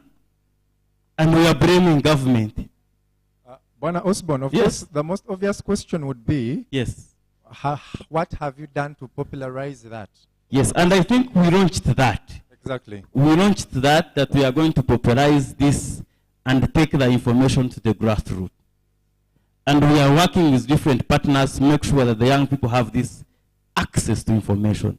But also, some of us who are here, even who have the access to the technology, have we taken interest to read about that, or want to read about Aryan Skin that yesterday was released from the prison? So these are some of the things that we have to talk about.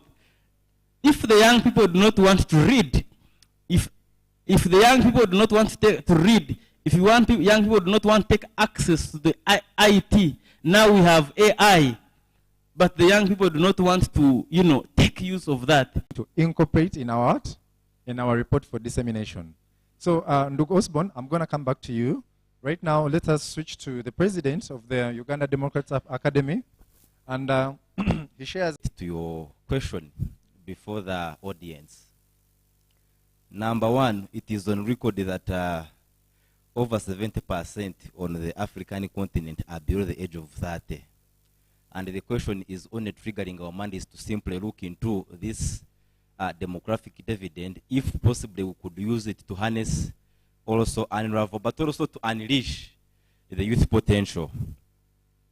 It is projected that between the years of 2015 and 2030, the young people will be contributing over 70% of the global population.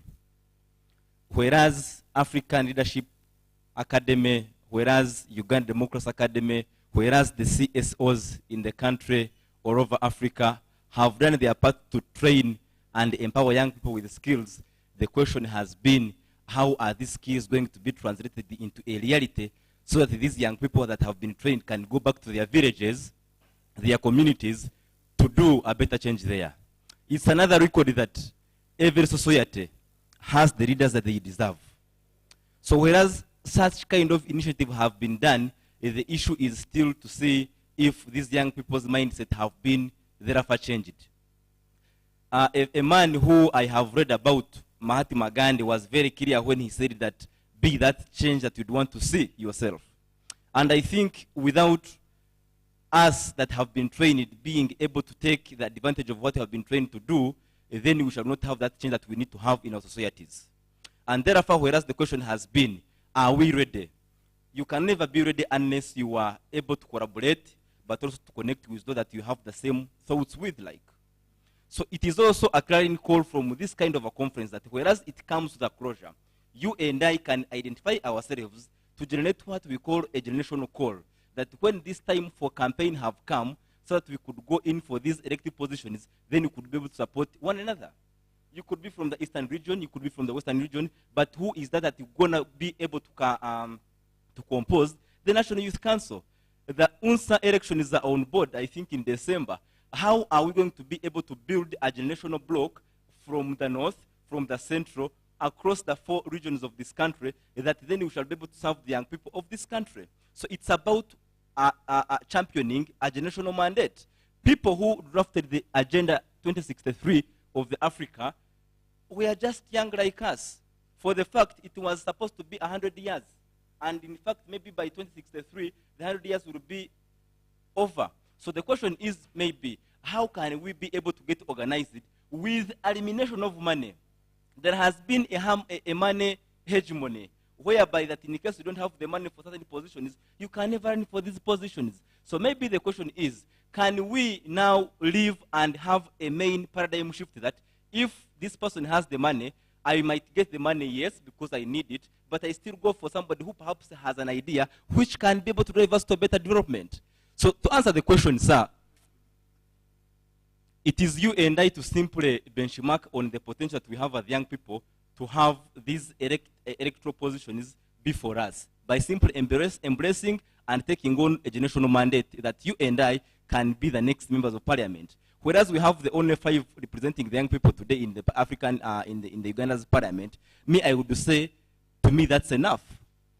Because we might also have the many representing the young people there, but they're doing nothing.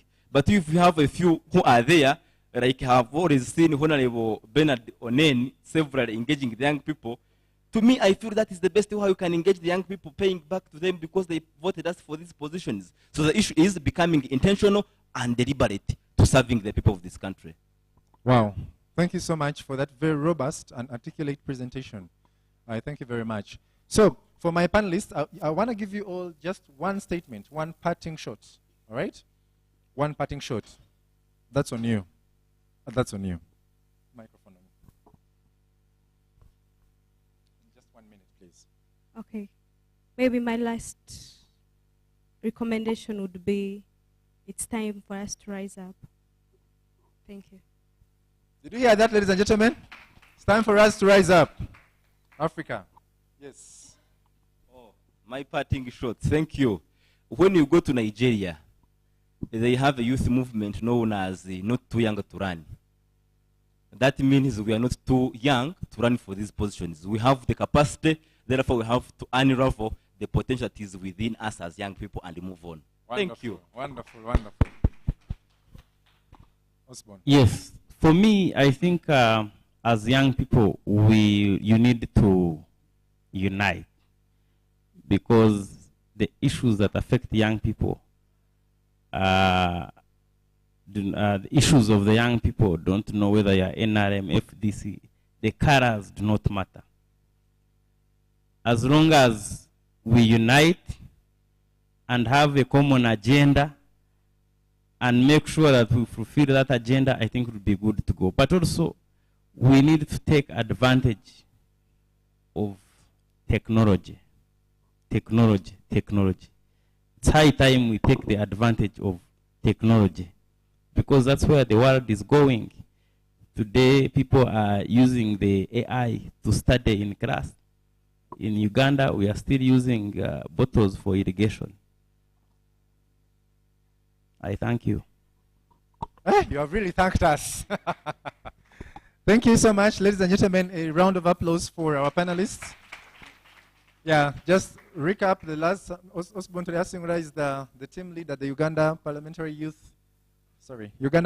Forum on Youth Affairs. And right next to him is Hafishimana Asimwe, who is the president of the Uganda Democrats Academy. Cohort what? Cohort 2. And on my immediate left is Komcha Prayers, who is a very amazing lady. She's going to go places, this lady, I can tell you. It's been an absolute pleasure, ladies and gentlemen, to have you on this panel. And I beg you to go and take your seats as we have our final speech from... Okay, so ladies and gentlemen, I know we've burnt the midnight oil. Thank you so much for your perseverance. Thank you very much for sticking in here. And that is one thing that our queen was telling us in the morning in her presentation, that Africa equals to resilience. Are we together? Nothing is going to come easy, and nothing is going to come free to us. We have to push, burn the midnight oil, and put in the work. So ladies and gentlemen, without much ado, I'm going to invite... I have to first clear my throat for this one. Okay, so ladies and gentlemen, please welcome with me the Honorable Bernard Odoi Onain, who is the youth member of parliament representing the Northern region, and he subscribed to the National Resistance Movement. Listen.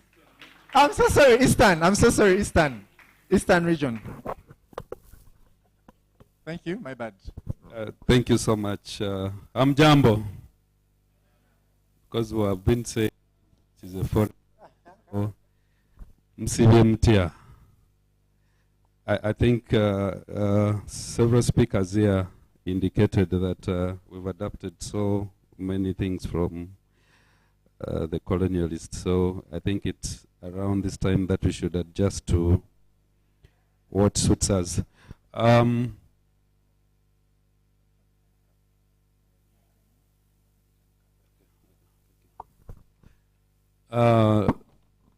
Friends, when I just arrived, when I came in here, I heard of the famous slogan of Makerere, slogan, we. I want to pose a question to the audience. Have we taken advantage of the intellectual property rights? The MC made reference to someone here as a lawyer. I don't know if they are still around. Do you have a lawyer in the house? So we are living at a time of innovation. The theme is unleashing youth potential for Africa's sustainable future. And I want to start with the very famous way of Makerere University. Some of us who never joined Makerere for post-senior 6, we admired the famous slogan of Wewe. But the big question is, have we taken advantage of the intellectual property right, especially the patent law, to have this as a preserve for Makerere University? Because if you're speaking about innovation and so many things, creativity, why don't we start with that? As youth, why don't we implore that? Doesn't it speak to innovation? Doesn't it speak to creativity? Doesn't it speak to the youth potential for Africa's sustainable future? Of course, we are all aware that Makerere is one of the finest universities in the continent. So we need to challenge ourselves to that fold. My brother Osborne Fashimana and the other lady, the immediate former presenters here, made very interesting remarks. Just this very week on Tuesday, we launched the 2024 Uganda Youth Report at the Sheraton, Kampala, where we highlighted the legislative agenda of the 11th Parliament of Uganda. If I ask in this room, how many of us are aware of the PPDA amendment that gives exclusive opportunity to youth, women, and people with disabilities? Do we have some people aware of that? By show of hands? Now, in a room of around 40 or 50 people, we only have 3 members aware of that Very good piece of legislation. But if you checked what has been happening on the social media in the last 24 hours, you will see we are very active on our brother who has been released, alien skin. So what motivates the youth today? What is our motivation? Is it something that adds value to us? Recently we had several young people exercising their constitutional right against the issue of corruption. I think for that entire week, whether on Twitter or TikTok, everything was around that. But how often do we create time to actually pursue what is happening? Osborne there went through Makerere University. I think he's a master's student here. He's our coordinator. Thank you so much for the good job, sir. He's the coordinator of the forum, which I chair in Parliament, and together we've done a lot of work. How often do we meet students? Do we meet youth leaders who come to our office to find out what's the agenda that the youth MPs have for our youth? It's very rare. Osborne, I don't know how often you receive them. Very few. So how shall we be part of a conversation that actually builds us for the future? I did not need a degree. I did not need a senior 6. I did not need even S5 to continue. 70% in 2 years studying A-level, and I could not handle. I then registered for S6. No S5. The first exams, I got 2 points. One in GP, another one in had a candidate. 3 ministers, everyone is being their children, all the big guys. I looked at myself, there was no one big. I said, but I have myself. I'm the only hustler in this game. Let me enter the race. You all saw the fight. My brother here, my sister here, they saw the fight. The man is old, the man is what? We went to the race. I was denominated. I was off the race 3 times, but I didn't give up. Bro, don't give up. Now, because I'm Odoi, they said, I think this is Tanga's son, because he's also Odoi. I didn't deny, I didn't affirm. I remain in the middle. I kept pushing. Now, because of the works we did during COVID, I was so much on TV. People would see us spraying. So these NYC guys would say, but isn't this the guy who has been spraying? And I would say, no, that's my brother. They would say, but it's the one. So news broke through the voters that this is the guy. This guy is a hustler. This is the guy we need. So I started identifying with them. I told them, you guys, I am part of you. All these guys have godfathers. They have all the money. Guys had 800 million, 1 billion, 500 million. I didn't have that cash, but I had me. So I went into the race. So when the president heard that I was denominated, he said, but this man resembles the other man who has been helping us with spraying. I told him he's the one. So he summoned. They called me, went to State House. My first time. I entered the room. Said, isn't you're the one these guys are claiming to be as old as Jesus Christ? I said, Your Excellency, that is their false allegation. But I've appreciated the law of registration of persons, birth certificate, and national ID. They don't have the facts. So we had a good conversation. On a Sunday, a day before elections, the good Lord. So in the same class, someone got all the maximum points, and you, because of so many reasons, different schools, maybe you had 3/4 of his points, but you're very competitive. That's why when even someone can graduate with first-class degree, but the impact on society is different. So this world is very fair for all of us.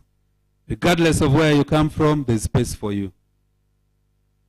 Right now, we amended the law, the 11th Parliament. All contracts in your local government, in authorities, central government, contracts in local government below 10 million is now preserved for youth, women, and people with disabilities. This is the gospel we should preach. This is the opportunity that I grabbed when I was still collecting garbage using a bicycle. How far have you gone for this? I've been a member of Science and Technology at Parliament. I'm also a member of Legal Committee of Parliament, Budget Committee, and Appointments Committee. We vet presidential appointments. I was also designated to represent Parliament of Uganda in the Commonwealth. That does not come simply because you're a graduate. It takes much more than luck. You must do something exceptional. So, in that committee of science and technology, there's a lot of money. We've interfaced with Makerere University, Mbara University, Bustema. We give them billions of money. Now, you find students who are innovators, they come. The university presents them, we clear the money they get. Why on earth can't you, the students who are innovators, formulate yourself into a group, embrace the provision of intellectual property, incorporate your organization, and come and lobby for this? Opportunities are there. But like Osborne said, we are not going to arrest each one of you for not tapping. Instead, there are people who are happy that actually there are very few who are in the know. Right now, I can manage my own affairs. We recently launched the popularization of that amendment in the Speaker's boardroom. But I'm now tempted to register companies and get these contracts because they are there. When you meet the procurement officers, you meet this permanent secretary, they're saying, but we are not seeing the youth groups. And in these contracts, you don't compete with anyone. You compete amongst yourselves. Under this scheme, they don't require bid security, which has been a hurdle. That before they give you a contract, they need a bid security. For you to get a bid security, you must have money in the account. It is not there. The bid document, for you to access, it has been you pay money. Now you don't pay. You don't pay. Even to register the company, we've now reduced it, even if it is a CBO, where you just go to Gombolola and pay 70,000. It is now acceptable. So why are we crying? Government, government, government. There's no government that will pick you from your comfort zone and say, bro, sister, this is yours. Apana. The space is not there. You wondered why not very many educated people succeed in business. As we have gone ahead, study, so we rely so much on this and forget the real hustle. So my friends, let's wake up and tap the opportunities available. Money is there for you and me, but it will not come to knock at your door.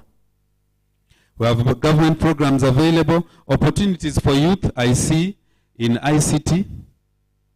We are now here, everyone is connected on internet. But if you pick individual phones and see what we've Googled the last 24 hours, you'll be shocked.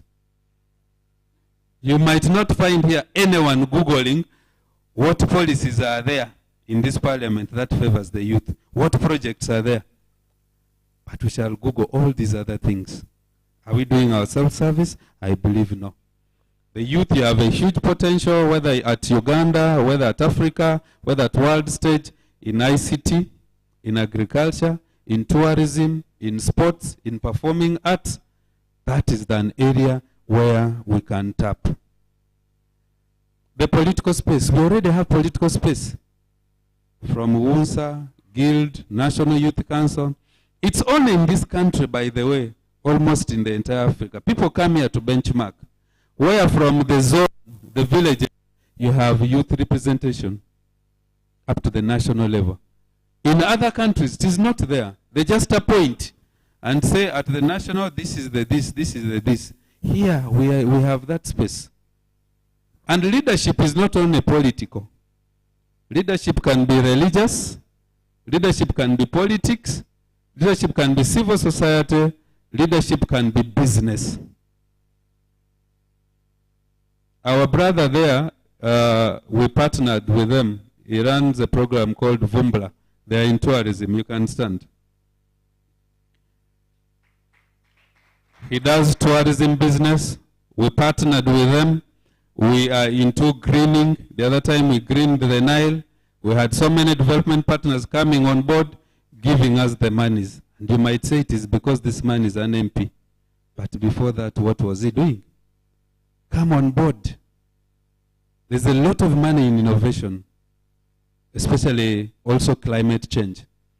And as I conclude, very soon, as chairperson of Uganda Parliamentary Forum on Youth Affairs, we are going to launch calling for applications from youth across the country to come with innovative ideas on how we can mitigate climate change. We have partners on board, and we want regional winners, East, North, Western, and Central. We will pick like 10 winners in every region, and then we have partners who are able to give them startup kit.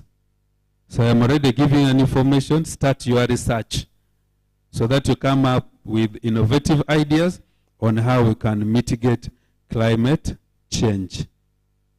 You heard of what happened in Chitezi, yet that is a waste. I mean, that is a resource. You heard of what happened in Bugisu, Bulambuli, we've lost lives, issues of climate change. But if you look at the other side of the coin, there are innovative ideas that you can come up with to help us. Ladies and gentlemen, my name is Bernard Odoi Onen. I prefer referring to myself as the garbage collector because that is my specialty. It has taken me everywhere, and I am still a proud garbage collector. I was called to come and make these remarks by the office of the Deputy Speaker of Parliament. I drove from Karamoja because of the love for this. The President is doing a sub-regional tour. He will be in Karamoja. And the communication came yesterday from the Deputy Speaker's office, Right Honorable Thomas Tayeba, asking me as the chairperson to come and be part of this. I honored this because I believe in hustle. I believe that when we share, we can make Africa great. Thank you so much. God bless you. Wow, wow, wow. Honorable, before to go, we'd like for you to sign for us on this placard. Mandang, another round of applause for Honorable. So we would like to have the Honorable, because he was not here when we were signing. Yes. So we'd like to have the Honorable endorse the Africa Youth Leadership Program, the flagship leadership program that is oncoming, and we would encourage all of you to apply. Yes. Thank you very much, Honorable. And please don't forget his story. Don't forget the theme of his message. Never ever give up. The man was Erasomba Kasasiro. Atumita Honorable. Never give up. Just Kasasiro.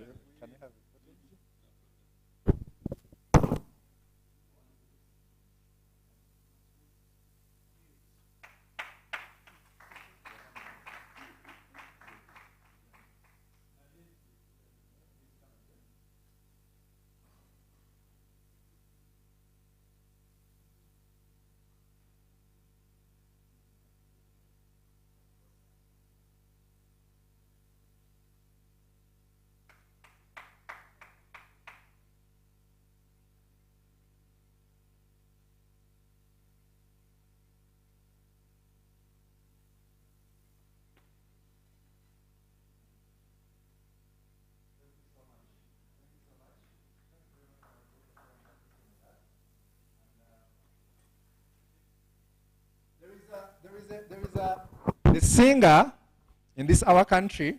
I won't mention his name, but he has a song, and in that song there are lyrics. The lyrics say, "I was a simple ghetto youth with desires and fantasies to ride in Benzes. Era sapoa like I want you to do, because in a ghetto, Everyone is a superstar, right? And I think from Honorable's submission, that should actually ignite the flame more, that it doesn't matter where you are, who you are, and where you're standing in life. When our sister from Ghana was talking about this education thing, let us not front that I am more educated than, and I think that is what the Honorable's, what is it called? Honorable's message was all about, embodying, can we please believe in ourselves? Can we not give up as young people? Can we look for all those opportunities and hunt for them? Can we be resilient? Can we not give up? And can we be brave in the new quest for the new Africa that we want? Ladies and gentlemen, another thunderous round of applause for the Honorable. Yes, we would also like to send a token of appreciation to all our partners that we've had supporting us in this event. We've had the Converge for Africa, Resourcing Africa. We've had the Uganda Parliamentary Forum on Youth Affairs. We've had the East African Youth Network. We've had Refugee Talent Group. Honorable, when you're not here, we had a group, a gentleman from the DRC, a refugee who yatukubyeraga muzibumu. And I want us to embrace our gifts and use them to liberate ourselves and our communities, right? We've also had another partner, the Netherlands Institute for Multi-Party Democracy, led by Ndugu Primus Bahigi, I think he's left. And also at the end here is Ufumbuzi Africa, a Pan-Africanist youth organization where I offer leadership as the team leader. We would also like to thank the brain and the machine, technically. You know, every big car has a big engine. There is a man who's been running and pulling all the strings for this to be a success like it's been. Ladies and gentlemen, help me appreciate Ndugu Howard Muhwezi, standing right there. Yes, we would also like to send another token of appreciation to Miss Charity Agawa. I don't know if she's around here. The youth envoy of the EU. Yes, she's also done a very tremendous work. We've had individuals that have been burning the midnight oil to make sure this is a success. Shadia Kahuma, Dafina Mpire, myself, you don't have to clap for me, and other, Nyakato, and other individuals in different capacities that have. We would like to thank Creative Campus, the Media House. Thank you so much for offering us this, this service with discipline, with consistency, and with very good work. It's not very rare to find such service providers in Kampala. We'd also like to send a token of appreciation to the people that have served us the food. I'm talking very fast so that we finish and go and eat. Okay.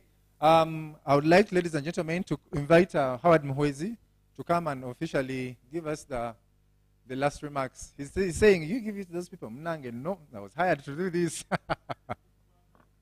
Oh, the big man has closed. Okay, so as a question of an administrative announcement, is lunch or dinner or the hybrid ready? Is food ready? I'm waiting for a confirmation. Okay, I can reliably inform you that food is ready, and we shall go and have our food now. And out of respect of our African culture, norms, and practices, allow us have our elders have the privilege to get served first, and then us, the revolutionary gorillas, we shall follow suit later. Is that okay? Yes. So for that, as we have our food, let us still interact. Let us